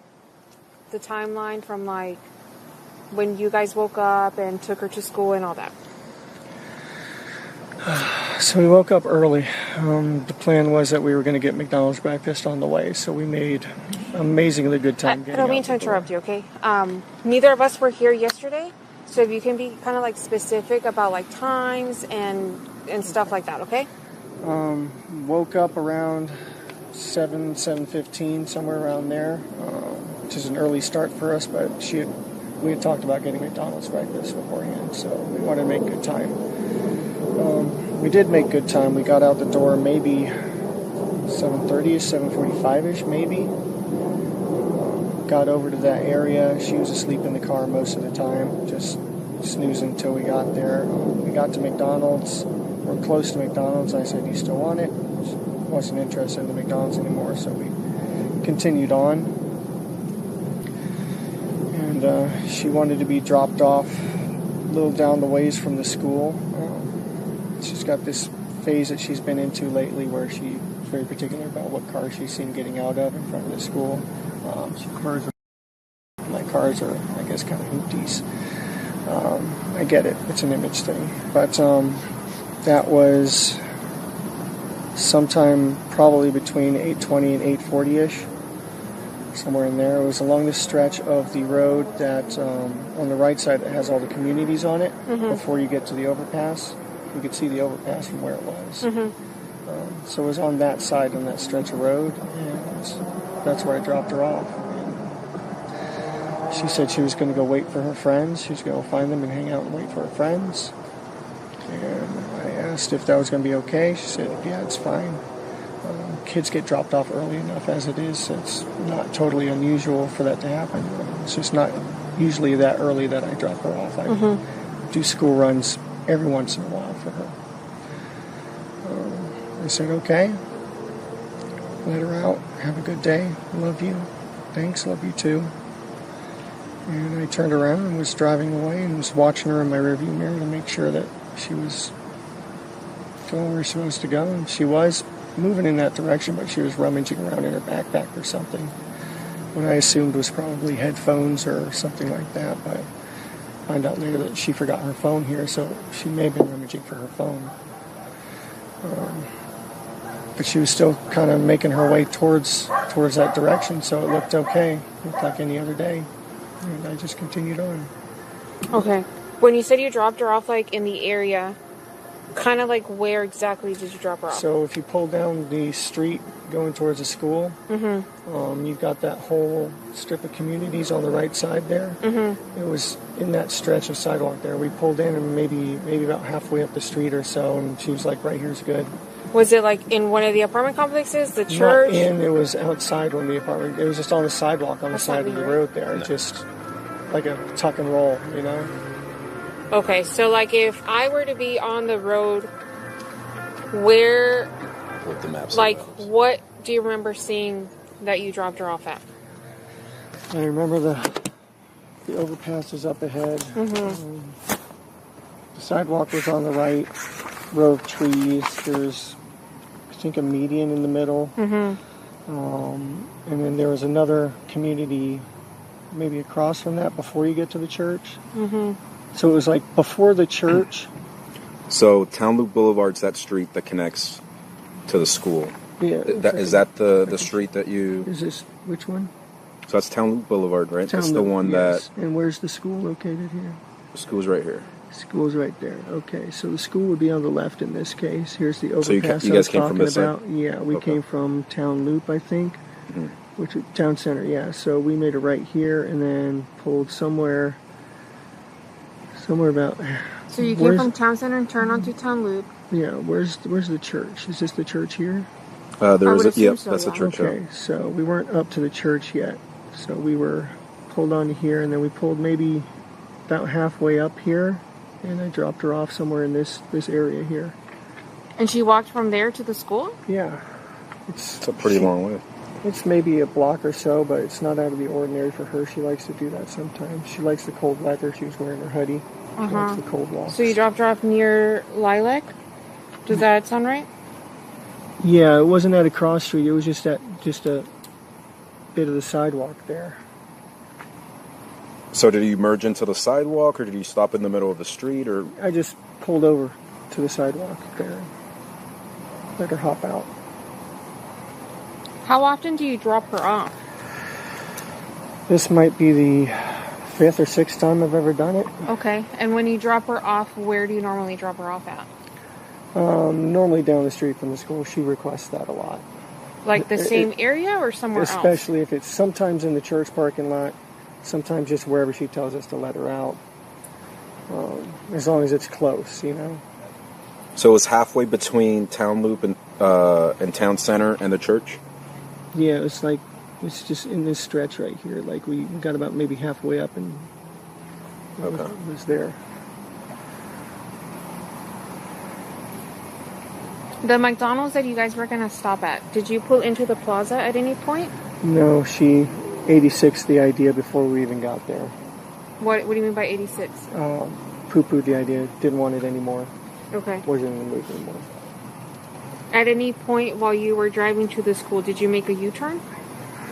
Yeah, I tried to sell her on McDonald's one more time because I was still kind of hungry, but at that point she was also just wanting to get to school. Okay. So Where? we turned right back around. Where did you make that U-turn at?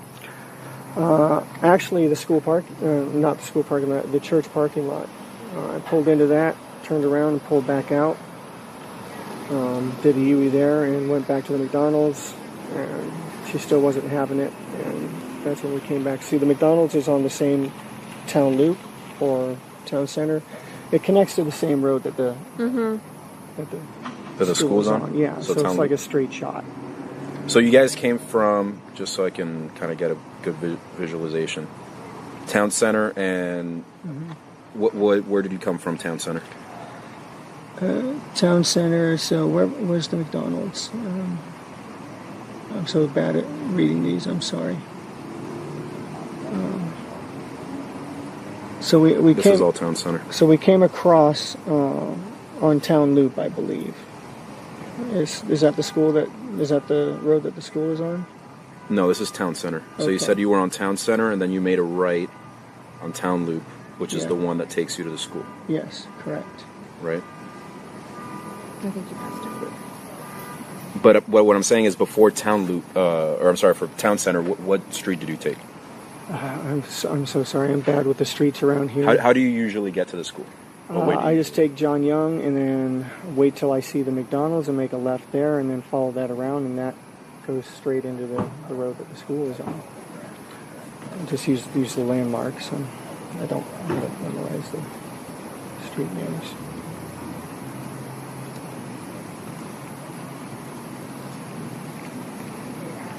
Is that JYP?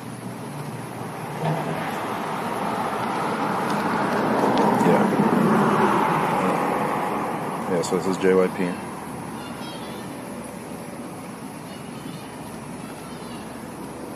I mean, at the McDonald's you turn right? And then you said you made a left at the McDonald's? So that's Jung Young Parkway, you're going north on Jung Young. McDonald's, and then go around, and then that shoots straight into the road that she's on. Okay. Because that's... I believe that's the correct road. Yeah, well, that's the fastest way to get there, but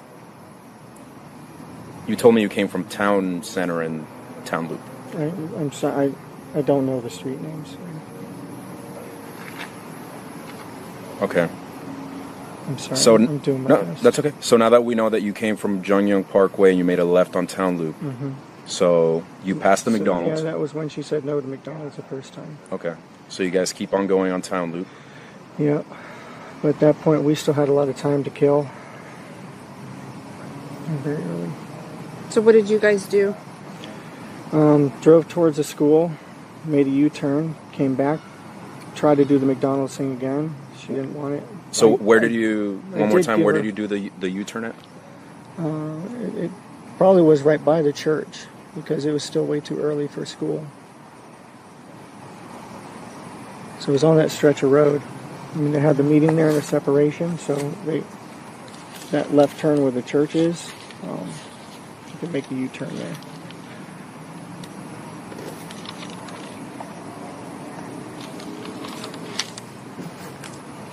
And then after you dropped her off, what did you do?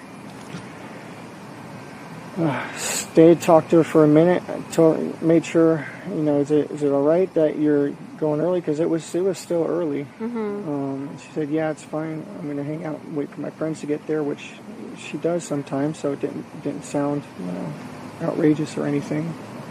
And that was it. Told her to have a good day. I loved her. She told me she loved me too. I turned around to leave, and I was watching her in my rearview mirror. And she looked like she was walking in the right direction. She was rummaging in her bag a little bit, like I said, but still sort of just shambling in the right direction while she was doing it. So it looked normal. It looked okay. Okay, and then what did you do after you left the area? I left to go to the local vape shop because I needed some more vape juice. They weren't quite open yet, so I ended up going back home, hung out with Jen for a little while, waited about an hour or so, and then went back and checked the vape shop again. It was open, so I got what I needed there, and came back home and hung out with Jen again for a while. Do you remember what time you came home? The first time was probably right around 10, close to it. And then I waited here and went back to the vape shop. Probably finished at the vape shop and came back home again a little after 11. Okay. You said the first time that you hung out with Jen for a little bit, right? Yeah. Was Jen here when you got here at Yes. 10? Okay. I think so. She might have been at her blood appointment. Let me double check. I know she had a blood appointment at some point during the day. It's okay. We don't have to ask her right now. Sorry, everything's a blur. So she might have been here. She might have not have been here I the first time. believe she was here because she was sleeping in as much as she possibly could because she's been messed up with a new work schedule. So she had to be here because she didn't want to sleep in. Okay. I'll double check, but yeah, I believe she was here. And then what time did you say you left again to the smoke shop? Maybe after an hour or so, maybe 11 or so. Okay. And then what time did you get to the smoke shop? It's maybe 10 minutes away, so not long after that. Stopped in and got some juice. And What's the name of the smoke shop? East Oberon Way. Okay. It's just over off of John Young. It's not far from the school. And then after the smoke shop, what did you do? Came home again. Okay, for how long? At least until maybe 12:30. 12:45-ish, something like that. And then what'd you do after that? I had a couple errands to run over on 192. She was talking about making a BJ shopping list. She just wanted to make sure I was back in time for us to both go pick up. So I was visiting some card shops around the area on 192. I'm kind of a nerd, so we had a new trading card game release, and I was seeing what the situation was with it. Do you remember what places you visited? Yeah, Coliseum of Comics. Stopped by a couple Targets, and I was going to go to House Rules Games down by Oak and 192. But I didn't make it that far. I got a flat tire on the way. Do you remember where you got your flat tire? It was on 192. I pulled into one of those plazas somewhere. It's been about 10 years since I switched out a tire, though, so I made a lot of rookie mistakes and ended up pinning my thumb between the frame and the jack. Yeah, I'm lucky it's not a lot worse than it could have been. Remains to be seen if I'll keep Do you my remember the thumb name out. of the plaza by any chance? I don't. Do you remember like what stores were in this It plaza? was like right before you got to Oak, though, so it was one of those little strips. Okay. And then but I did after not that? make it back in time because of that. I thankfully had the spare. I put that on and tried to get back in time, but caught every red light on the way. And she ended up leaving out. I was about 10 minutes late on it. So I called her and let her know what happened. I apologized profusely because I promised I'd be there with her to go pick her up. Just sat and waited. After that, she had already gone to get her, so I just sat and waited and hung out, straightened up the house a little bit. And that was it. Then we got the call. What do you mean you got the call? Got the call from her that had not come out. So we started getting worried. Started making the calls to her family. Be on the lookout. She might be walking to you.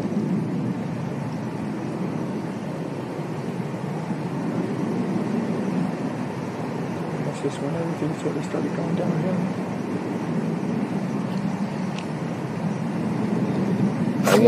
Was it? Did you check on the map the southbound? The Greenville? I'm not sure where Greenville is.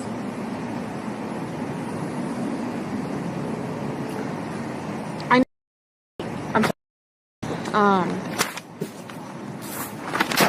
she forgot her phone, right? Is it normal for her to not have her phone? Unfortunately, she's severely ADHD, as am I.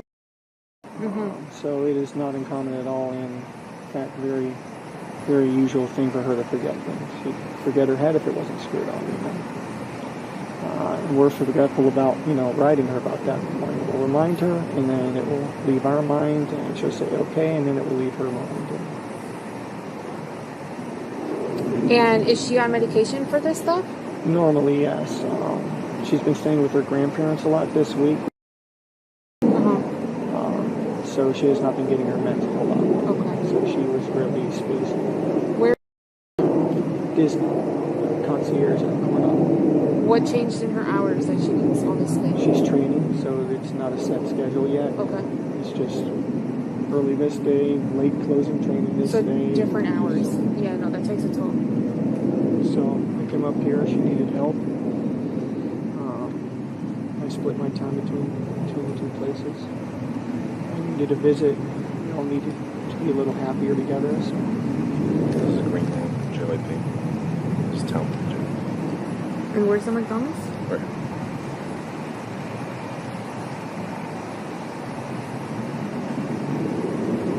So that doesn't make sense. Right?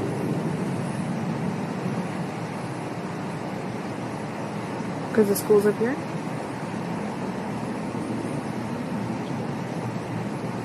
Am I messing up the streets again? Yeah, tell me. This one's town center, but town loop. We're just trying to figure out your direction of travel, right? I'm so sorry. I'm so bad with that area over there, Hunters Creek. You said you made a U-turn at the church to go see if she wanted McDonald's again, correct? Yes. Did you go anywhere else? Because I know you said you had time to kill. Yeah. Did you guys go anywhere else? No, we didn't go anywhere else. Is there a reason why you would be back on John Young Parkway?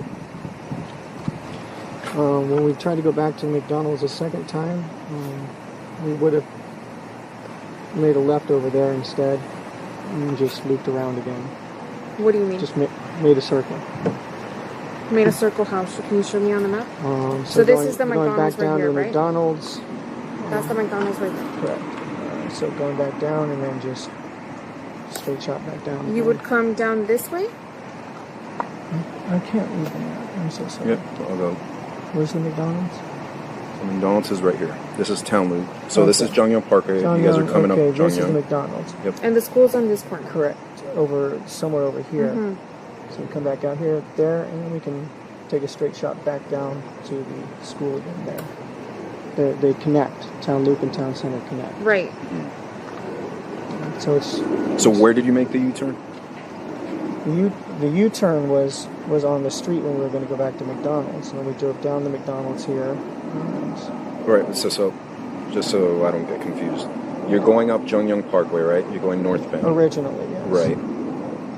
You make a left at the McDonald's. Here, go towards the school. Okay. How far did you get before you made the U-turn? So we got. Is this the school right here? Yep, that's town loop. So we got up to here and then made a U-turn over here, past the median. Okay. So. And back to McDonald's. On Lincoln town loop. Still time to kill. She still didn't want the McDonald's, but I did give her a raspberry and cheese Danish. So did you go through the drive-thru? Did you go inside? No, didn't go inside. Where did you get the Danish from? Oh, the Entenmann's that I brought from home. I gave her a couple of those to put in the car. Okay. So she wasn't without food totally. So we just continued past it again and turned around and said, screw it, just drop you off early. Okay, so you came back around to the McDonald's. And then right onto the school road from there. Is that back on John Young Parkway? Yeah, or? back on the John Young Parkway. It comes down here. And then here's town center again. So then you took town center. Yes. The second time around? Yes, and then made a right down to the school. Do you remember what time you dropped her off? I estimated it to be sometime between 8:20, 8:40. Are you on your phone? Do you have Google Maps? I do, but I wasn't mapsing it. When you're giving her rides, does she sit in the front or the back? She sits in the front. She likes to sit in the front. Do you mind if I look at your maps real quick? Yeah, that's fine.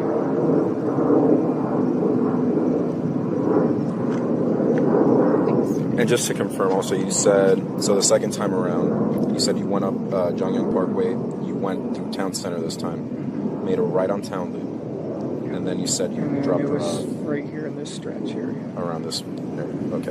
Which was before the underpass. Correct. Before the underpass, just before the church. The church was ahead on the left. The underpass was just beyond that. The school was just on the other side of the underpass. So maybe on the left-hand side. Maybe a block away. Okay. And you said that that's typical of her to walk that distance? Yeah, she likes the morning walks when it's cool. She doesn't like being seen getting out of certain cars. Being a middle schooler, it's an image thing. And she will sometimes like to hang out and wait for her friends. She's known to do that. Okay.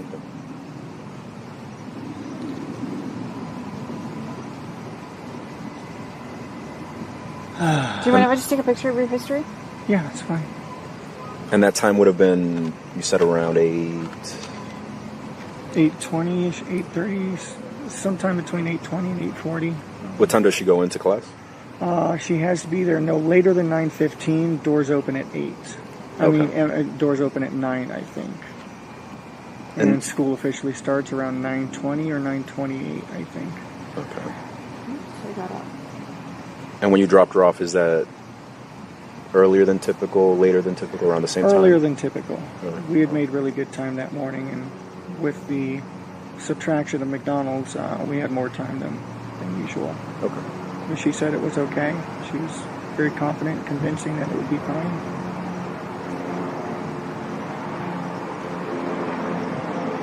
And you saw what direction she walked to after you dropped her off? Yeah, it looked like she was moving towards the direction of the school like she was supposed to. Was she still on the right side of the road, or did she cross She was over? when I left her, yeah. She was still on the right side. What kind of phone is this? S23 Ultra, I think. I don't know how to work this thing. I barely know how to work it myself. I'm an iPhone person. No. Is it okay if I go in your settings real quick? I just want to see if you're logged on to your Google. I am not logged on to my Google with that, actually. Is it okay if I check? Yeah. Does she have any other devices besides that phone? Any other electronics? She had her school laptop with her. Okay. Is that still supposed to be with her? Still supposed to be with her, yes. Okay. And what kind of book bag was she carrying? Black book bag with like grayish blue hibiscus flowers on it, like a print.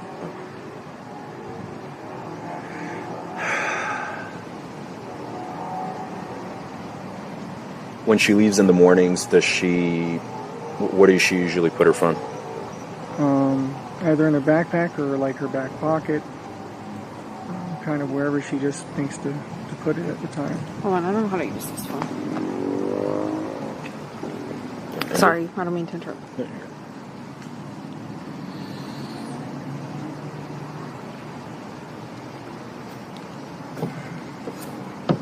I don't know, you've probably been asked already, but she's never ran away or been away for longer than a certain period of time, amount of time, nothing like that.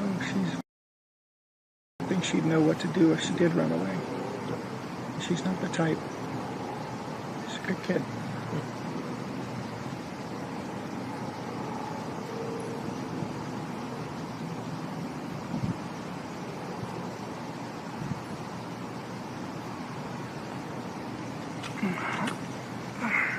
Besides the ADHD, is she diagnosed with anything else?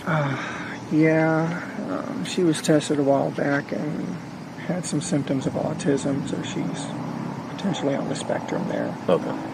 She was officially diagnosed with it when she was younger, and then she was retested and said, well, she shows symptoms of being on the spectrum, but maybe not full-on autistic.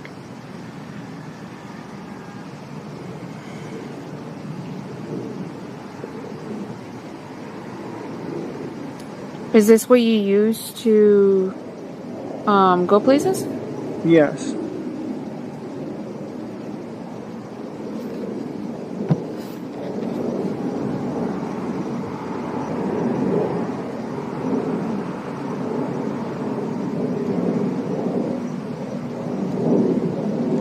go places, search addresses, look at store hours, write reviews.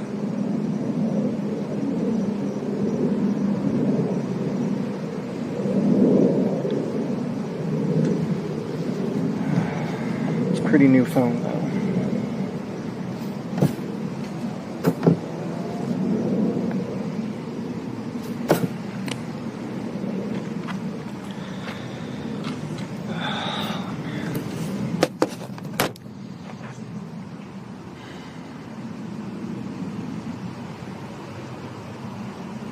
Have we had any updates?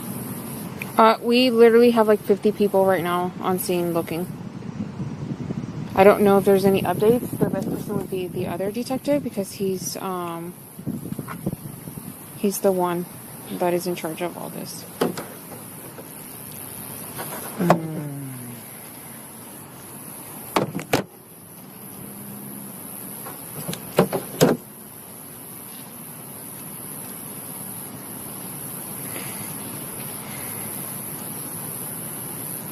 I don't think I've eaten anything since yesterday.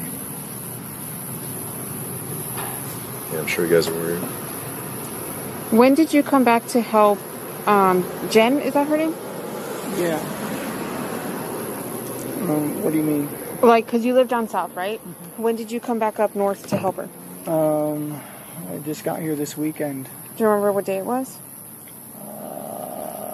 Sunday. Sunday was her birthday party, so yeah, it was the evening after her birthday party. Sunday. Okay. Do you remember what time you got here on Sunday? 8:30ish maybe. Okay. Just in time to make sure that she was doing all her nighttime routines.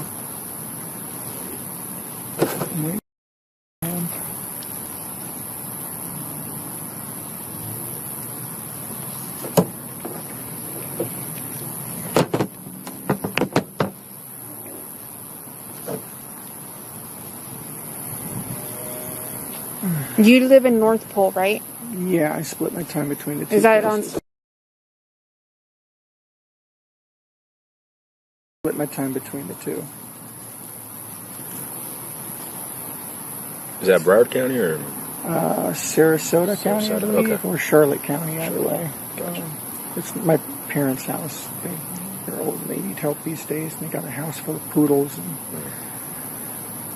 it's chaos. So I needed to come back up here and just get away from that. Between two deaf old people yelling at each other and poodles yapping all the time, it's enough to drive anyone up a wall. I was very happy to be back here. Did you, when you guys were looking for you guys look? Me and her stayed local. It was all the rest of the family that mobilized and was beating the bushes. And Did you guys drive together or separate? I don't think we drove anywhere when we were looking. You didn't drive anywhere? Not that I recall. Did you guys go anywhere last night? Is that media? Maybe. I think Fox 35 or something was coming. Yeah, If it is, let me tell him to move to the Okay. I don't recall. You have to ask her if we went anywhere. I don't recall. I was so zonked out on Ativan at that point. Okay. Because I was a wreck. I don't. And this would have been when? I don't recall us going anywhere last night, but honestly, at that point my brain was mush and I was on so many tranquilizers to keep me stable. I was just... You said Ativan? Yeah. Do you usually take that, or? Yeah, I have a prescription. I haven't needed it in a long time, though. But what's that for? Anxiety. Okay. I was having these rolling panic attacks and breaking down crying, and I just... Oh, it got lost, sorry. Oh, thank you. Here you go. And it was the only way I could get to sleep last night. And then again this afternoon. That's why I missed your calls. I'm sorry. So I took an Ativan and conked out for a few hours. It's the only time when I'm not crying. And I remember talking to that.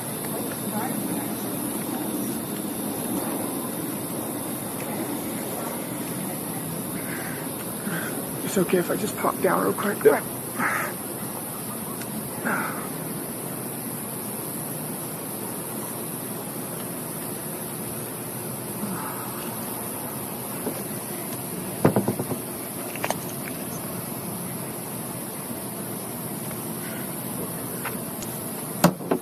So we're trying to get just a good idea, times, all that stuff. Yeah. I'm so sorry. I'm giving my best recollections. I'm not a morning person as it is.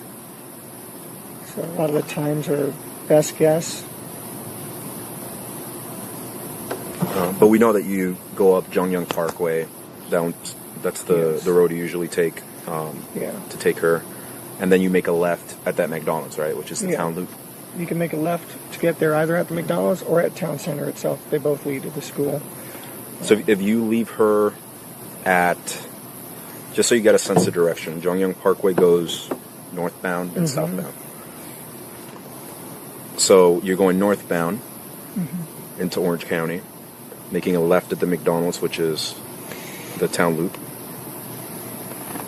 You said when you did drop her off at that medium, you said it was around 8:20 to 8:30-ish, somewhere around that time? Somewhere in there, yeah. It was early, but not like outrageously early, you know? So what would you estimate when you made a left at that McDonald's to be?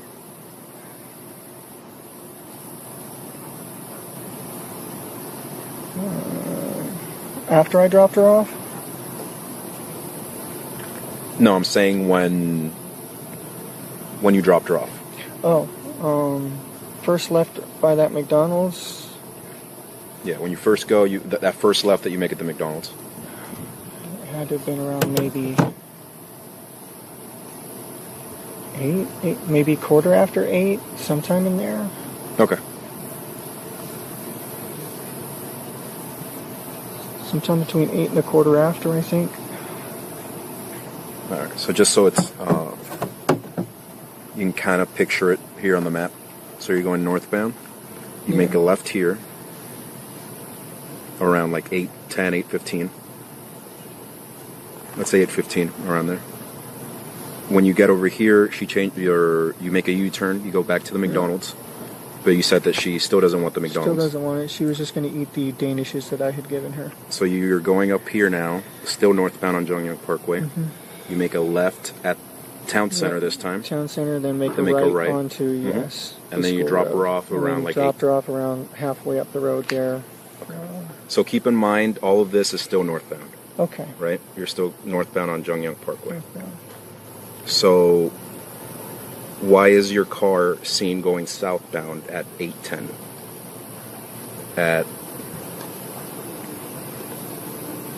I'll show you what location it is.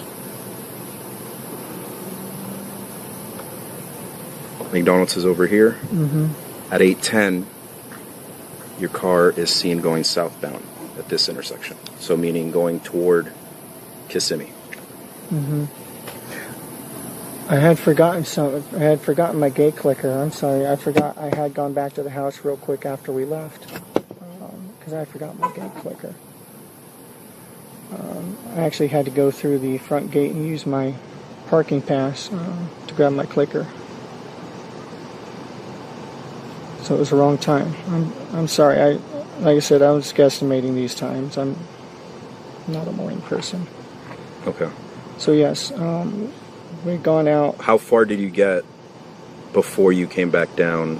When you realized you forgot your clicker? Nearly all the way to the school. And then we turned around. We had plenty of time to kill, so it was time to go back. I rushed back, got the clicker, and that's when I came back here this way. So you guys came back here to get your clicker? Correct. So when we look at the cameras in the front, it's going to show you coming back in here with her in the car? Yes, with her in the passenger seat, yes. I know it sounds like we're asking you stupid questions, okay? We just want to verify the times. I'm sorry I'm not being more help. I'm not a morning person. I was half asleep as it was. I'm trying. The clickers to get where? Into our neighborhood. Okay, and you forgot the clicker where? I had forgotten the clicker here. So how did you get in? I was able to use my parking sticker for them to scan to let me through. Okay. So could you not have done that after you dropped her off? I could have, but I also like to come back in from the back gate a lot of the times, and I didn't know if I would be back right away. And sometimes they're busy up front, so it's better not to wait in a line. What time is security usually there at the front gate? They were there when I came through. He scanned my ticket. So would it have not just made more sense to drop her off and come back since security's already there? I don't know if it made more sense. It's just what I did. Okay.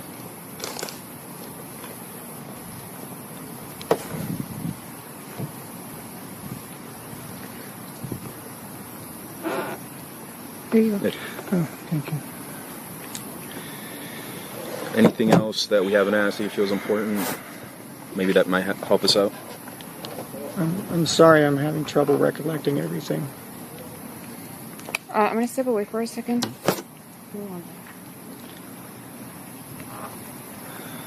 Anything that you remember maybe she might have told you? She didn't mention anything in particular.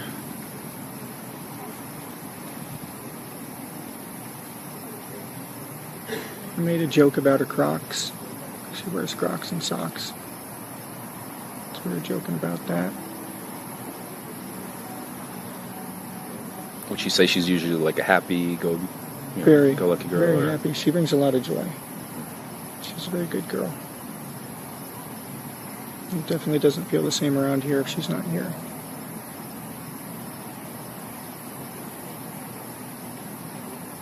She was so happy too. She was looking forward to my visit here. She was looking forward to us all being together. She was just happy. She was just very happy.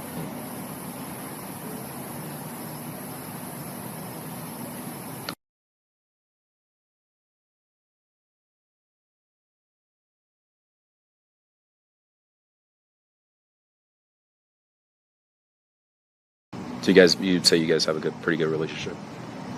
Yeah, definitely have a very strong bond.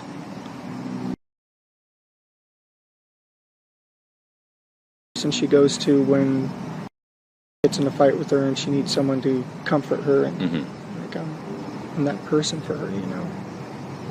How's good most of the time, you know.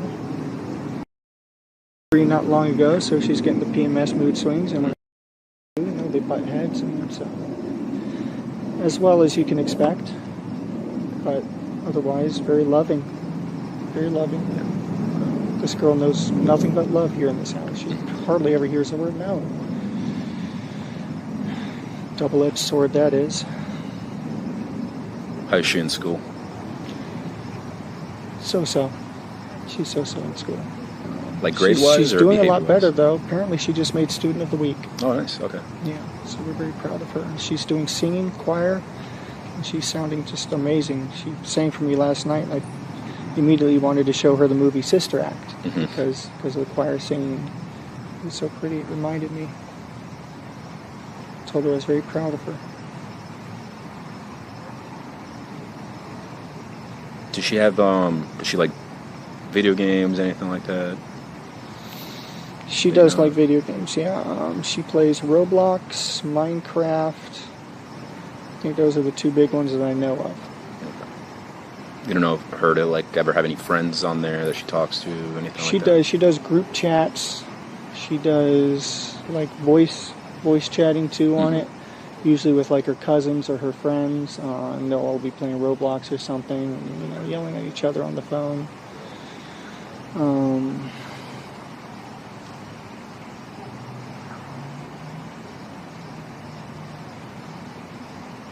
When's the last time you all lived together?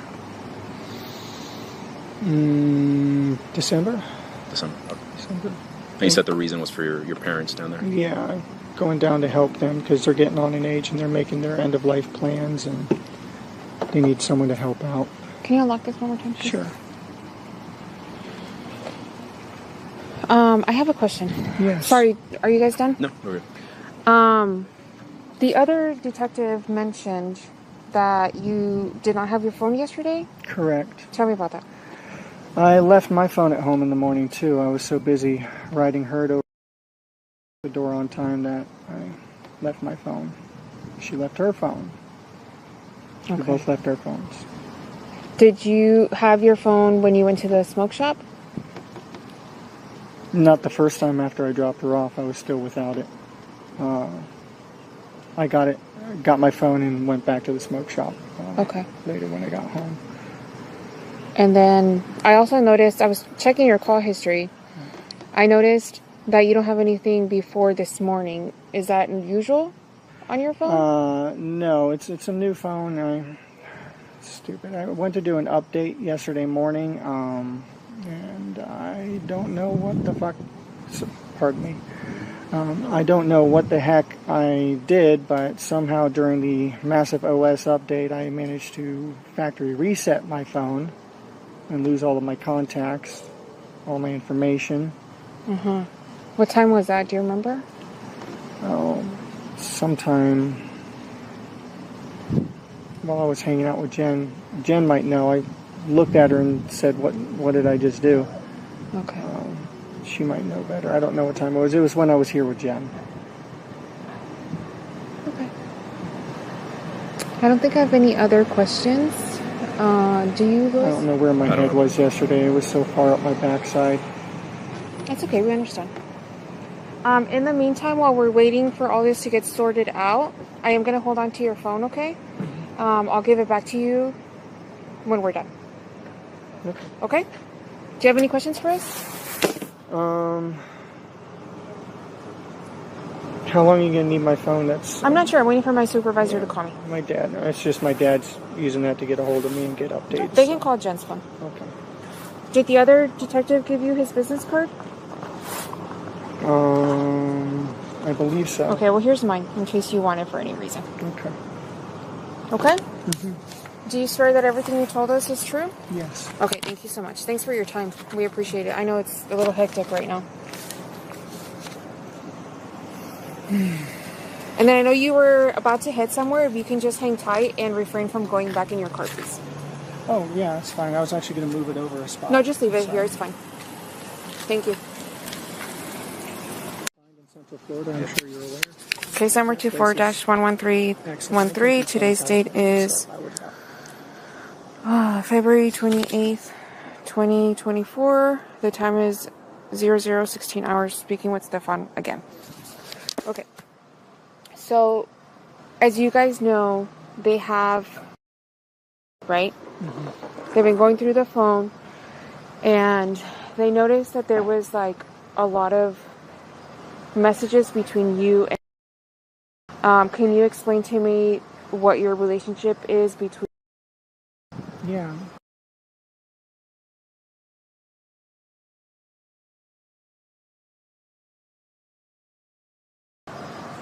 Mostly things like, when are you going to call us? When are you going to come up here and visit? Hey, poopy head, get online. Things like that. Okay. Sorry, I don't mean to cut you off. Your phone. I told you that I was going to hold on to it and that we would like to download your phone, right? Okay. Is this something that I have your consent to do, or do I need to get a search warrant for your phone? It should be fine. You're okay with us going through your phone? Yeah. Okay. Can I have the PIN to your phone? 42586.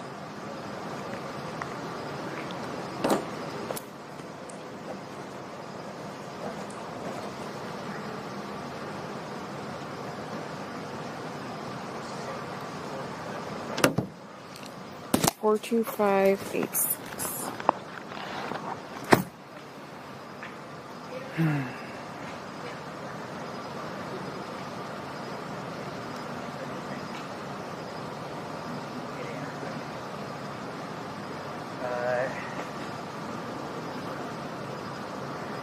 Okay.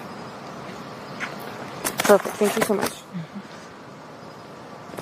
And then, okay, so when you guys FaceTime, what do you guys talk about? There too. We're just chatting. Okay. I noticed that at some of the times that you guys are FaceTiming, it's like really late. Is it normal for her to be in bed late? Yeah. Okay. Yeah, her bedtime's usually around 10:30, 11 o'clock. I talk to them both before bedtime when I'm not here. Okay.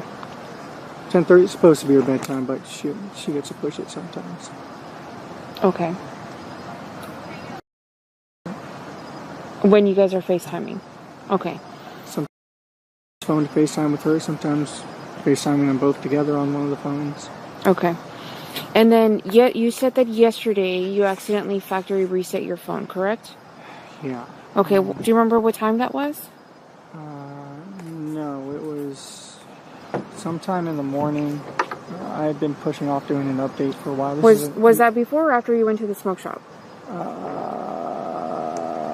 Before? I'm not sure. I'm not a morning person. It's a newer phone. I was doing this update and it had some sort of weird option at the bottom that said something about reinstall everything, and I wasn't paying attention to what I was doing. Okay, can you Jen was explain right to there me? with me. Where were you? Like, were you in your settings? I was following whatever the links were for the OS update. Where I don't have an Android, so I don't know where you... I'm not super tech Is savvy. it like I'm so a text? sorry. Was it... It was a push notification that came in at the top that I had just been ignoring oh, for like a long up here. time. Yeah. Okay. And then I just... It was a... It's a boneheaded maneuver. Okay, and then where did it direct you to? I don't know. It took me to a page with all the stuff in the system, and I clicked something. I wasn't paying attention. Do you remember what it said? Like, what kind of update was it? It was like a big OS update, and it had all these options, and it was like reinstall something with all the apps and stuff. Reinstall everything, the apps and stuff. I don't know exactly what I said. I pushed it, and it started doing the update, and then it turned into some sort of reset or something. I'm not sure how I did that. Okay. I was half asleep, and then when you came back to get your key fob, what did you do when you got here? Ran inside, got the key fob, ran back out again. Okay, where did you park? Right up here, I think. Okay. How long would you say you were inside your apartment for? Literally long enough to run in, grab the fob, and come back out. So. Okay, and then what did you do? At the most. What did you do when you came back out? Got back in the car and went back on the morning mission. Okay. The camera has you in the complex for 12 minutes. Does that seem about right? Yeah, coming into the complex, driving around, parking, getting the fob, coming back out. Sounds about right. Okay. And then you leave. What time would you say you dropped her off at the school? Or not at the school, but in the area? My estimate was sometime between 8:20 and 8:40. Okay, the camera has you leaving the complex at 8:31. 8:31? Okay, so it must have been closer to 8:40 then. Okay, and then after you dropped her off, did you go directly to the smoke shop? I did. I went directly to the smoke shop. Waited. It was supposed to be open, but it wasn't. I waited a little while to see if they were just being slow about turning on the open sign. They weren't, so I went home at that point. How long do you think you waited? 5-10 minutes maybe. Okay, so if you drop her off at like 8:40, how far is the smoke shop from there to where you dropped her off? I'm not sure. I'm not sure how many minutes. How far?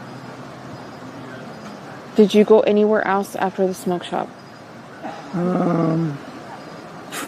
Sorry. I don't know. I don't think I went anywhere specific. I was just driving probably in the direction of home. but I don't remember stopping anywhere specifically. And you were there for 5 to 10 minutes? Roundabout, I think. Okay, so like let's say you drop her off at 8:40.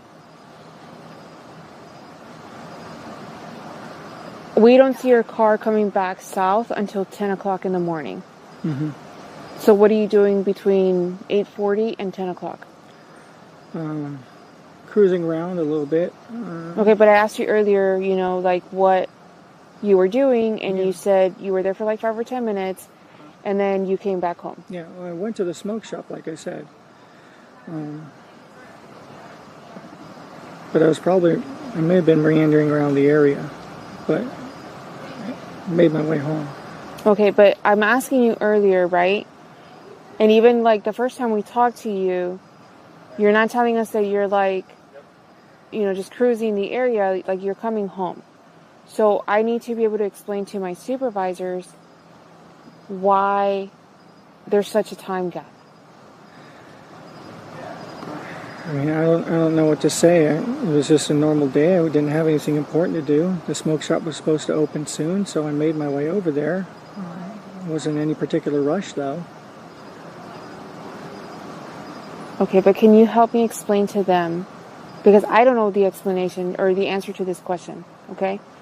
So can you help me explain to them why there's such a delay in the time? No, can't explain it. I wasn't going anywhere in particular. I wasn't doing anything in particular. Just making my way to the smoke shop. Waited for them to open. They did not open. And then I left. Where did you go from there? From the smoke shop, I went home. Okay, the smoke shop is like 10 minutes from here, right? 15, 20-ish, something like that. Earlier you told us it was 10 minutes. Time is not a strong suit of mine. I'm guesstimating here. I understand, but I have to be able to explain, you know, where you were for an hour and 20 minutes. Mm-hmm. Does that make sense? Yes. And right now I can't explain that. Okay. Smoke shop was supposed to open close to 10. I waited. They did not open. And I came home. Okay. What time specifically was it supposed to open? 10 o'clock is when it's supposed to open. So why'd you go at 8:40? Like I said, I didn't go exactly at 8:40. I went to the smoke shop after I dropped her off. But even if it was 9 o'clock, that still would have been an hour before they're supposed to open. Mm-hmm. So why would you think it would be open? I didn't think it would be open. I was hoping I would get there early enough and wait for it to open. So you would have waited an hour for it to be open? I did not wait an hour. I got there maybe 20 minutes before it opened, 15 minutes before it opened, and just sat and waited. But then you're seen coming at 10 a.m. when it's supposed to open, already coming down. Leaving, because it was supposed to open at 10 a.m. I waited a few minutes after 10. They were not opening, and that's when I left. You did not wait a few minutes after 10. What do you mean? At 10 a.m., you were seen coming down southbound on Jongyang Parkway at the intersection of Jongyang Parkway and At 10 a.m., I was Greenfield. still in front of that shop waiting to see if they were going to turn on the open sign. Okay, but if you dropped at 8:40 and you said you only waited for a couple minutes at the smoke shop, why would you still be there at 10? I waited to see if it would open, and they did not open. We got that part. But you said you were there for a couple of minutes. Mm-hmm. And then you said you were there after a couple minutes after 10. So that's... It doesn't make it sense. doesn't make sense. I apologize for that. I'm trying to help you out the best that I can, but I just... Right, so like, if you drop her off around 8:40, let's say, give or take 10 minutes, you make it to the shop around 9, the smoke shop, and you sit there and wait for a couple minutes for it to open. You said you waited for maybe 5 or 10 minutes, right? Mm-hmm. Does it make sense that you're still there at 10 o'clock? I was there at 10 o'clock. Okay, so what did you do before that? I dropped her off, and I made my way over. Not a direct route, but I made my way over there. Did you stop anywhere on your way to the smoke shop? I don't think so. Do you have problems with your memory that you can't recall what you did? Yes, I'm extremely ADHD. I'm sorry. So just details start to get fuzzy after a while. Even the times I'm giving you are my best guesstimates here. I didn't have my phone with me at the time, so I wasn't aware of exactly what time. There's no time on your car? Transpiring. There probably is, but it's not my car. It's my parents' car. How certain are you that you were outside of the smoke shop at 10 a.m.? 90% sure. What makes you think that you were there at 10? I saw lights on inside the place. It looked like they were coming to life in there. Mm-hmm. So it looked like they were about to open. Mm-hmm. And I was waiting to see if they were going to turn on the open. Do you remember if there was anybody inside? I couldn't see inside from the outside. But after I came home and then went back to the smoke shop again later, when they definitely were open, I stopped in and got my vape juice finally. I don't remember the name of the guy working there, but he was like a skinny guy, short, skinny guy. When you came back for the fob, did she go inside with you? No, she was in the car still. She was asleep. Where in the car? Passenger side. The front seat? Correct. Okay. Did she at any point go in the back of the vehicle, like in the back seat? No. So she was in the front the whole time? Mm-hmm. Awake or asleep? She was asleep. Okay. She was confident. We had gotten up early. How was she positioned in the front seat? Leaned back in the seat, just kind of conked out napping. Where was her head in relation to the seat? Against the seat, I think. Against it. Just. Was the seat leaning back, or the seat was leaning back? Yeah, she had leaned the seat back so that she could recline and. Okay. And then I need you to try to, refresh your memory. When you got the flat tire on 192, Mm-hmm. what could you see around you? It's 192. It all looks the same.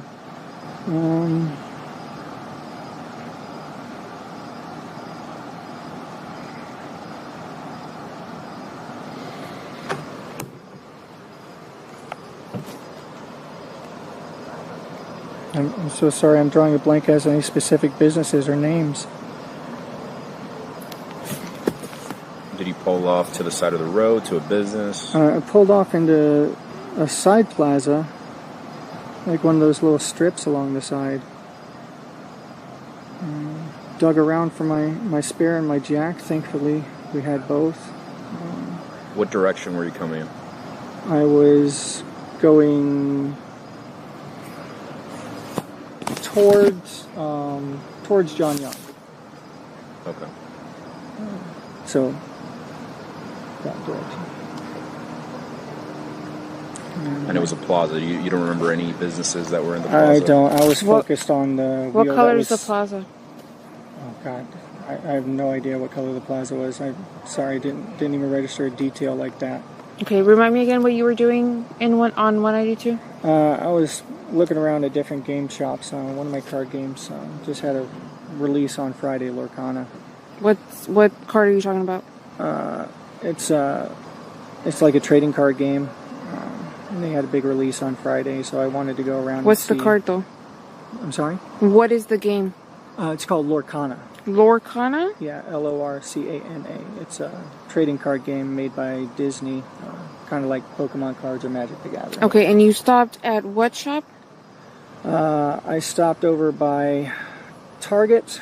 I was going to see if they had any. I then went up and was going to go to a place called House Rules Games. That is on 192 and Oak Street. Mm-hmm. I did not make it to House Rules Games because I got a flat tire before Okay, which then. Target did you go to? The one down on 192. 192 and what? Is there more than one down there? I don't know. I'm not familiar with the area. It's the one down there by the Walmart, I think. I'm not sure what the cross streets are. I'm sorry. I'm so sorry. I wish I could be more help. I'm so sorry.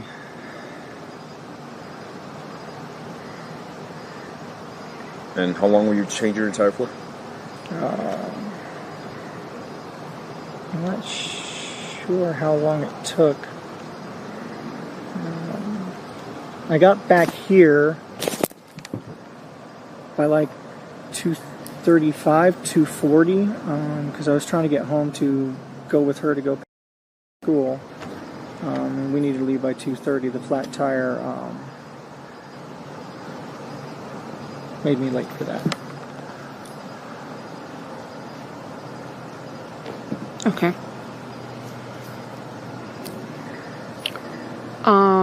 And there's absolutely nothing that you can remember about the plaza that you got the flat? No, I don't remember color. I mean, it's all just kind of brownish, I think, along there. And you said when you got your flat, you were heading towards JYP from 192. Yes. Okay, where's your flat tire at? It's in the trunk. Okay. I've got the spare on there right now. Yeah, I saw the spare. I don't think I have anything else. It's my phone number. Mm-hmm. If you can remember where you got your flat tire, just have her send me a text message, okay? Okay. I'm so sorry. That's okay. I know the details are important, and just the way our brains work with ADHD is those things can get fuzzy. Are you on any medication? I'm supposed to be. I have not been medicated lately, so okay. I'm not a morning person. I'm very time blind on the best of days and forgetful. So I understand that none of that is helpful in this case. Okay. I'm pretty sorry. I explained that we're gonna have the apartment secured for the rest of the night. Okay? Why? So the investigation's not going to happen tonight? It is. So, okay. I explained to her, me and him have been out all day, right? So we're going to go home, but just because me and him are going home doesn't mean that there isn't other people out here, okay? Mm-hmm. We have another unit out here, which is called Violent Crimes. They're out all night. So they're going to keep looking. We also have some of our detectives that were sent home earlier to get rest because they were going to come and relieve me and him, right? So we're going to take like shifts with the investigation because obviously if we're exhausted, we're of no use, right? We're all exhausted too. Right. My brain is mush. Right. And we don't want that to happen with anything that we're doing. So what we're doing is we're taking turns with whatever needs to be done. So we'll brief whoever's coming next and then, hey, this is what we did. This is what needs to be done, okay? The reason we are keeping your house for the night is because your house cannot be completed by one person, right? We don't do that. We have a unit that comes and takes pictures and does whatever they need to do with the house. After a certain time, it's only one person working in that unit. And she can't do it by herself. So people come in at 8 o'clock in the morning. So when the rest of her squad comes in, they're going to come in and, tackle your place as a unit so that they can get it done quicker. Does that make sense? Mm-hmm. And then I explained to her too, because in your car, we are going to also tow your car, okay? It's going to go to our sheriff's office, which is at 2500 West Colonial, mm-hmm. Okay? She said she needed to get her medication. You're not under any medication. I have medication in the house, though, that I do need to get my blood pressure meds and anxiety meds as well. Okay, so I'm going to try to figure out where all of this stuff is. Where's your stuff at? Upstairs in the guest room currently. In guest room number 4? Yes. And it's on top of the mini refrigerator. Does it have your name on it? Yes, all of it. Okay, where does she keep her... Where does she keep her medicine? In her zipper case on her nightstand, I believe. In the downstairs? Correct.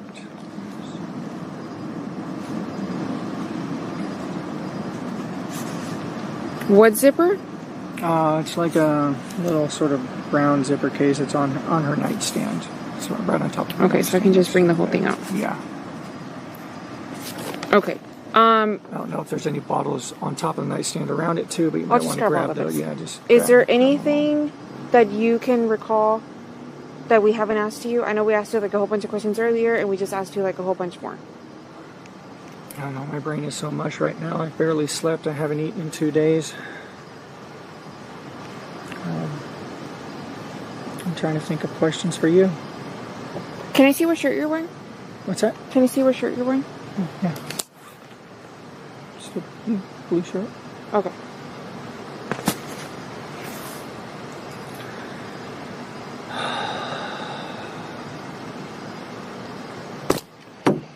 Remember what shirt you were wearing on Monday morning? I believe it was this shirt. I'm still wearing the same shirt. Have you showered since then or anything? I showered the other night. But no, not since yesterday.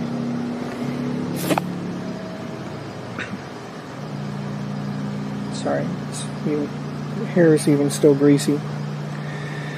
I know you got a cut, right, from... Yeah, from changing the tire. Do you mind if I see your arms? Yeah, go for it. I changed the tire. Do you mind taking your sweater off? It's cold, but yeah. I changed the tire in like 10 years. I made a rookie mistake. Got my thumb too close to the jack and the frame, and it slipped. I pinned my thumb in between the frame and the jack. I got lucky. I panicked and pulled it out, which you're not supposed to do. Mm-hmm. But there was a lot of pain. I panicked. And flip your hand over. Can you see the other arm? Mm-hmm.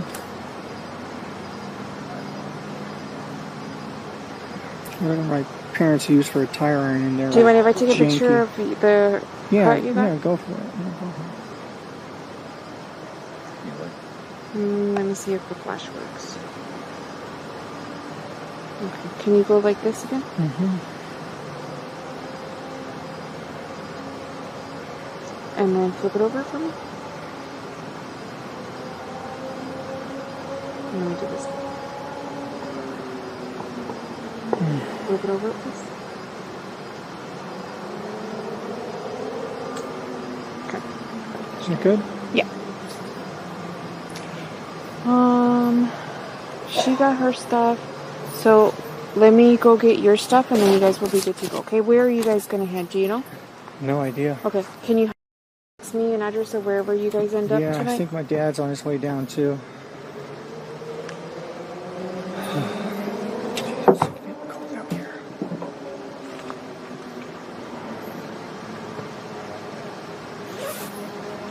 Okay.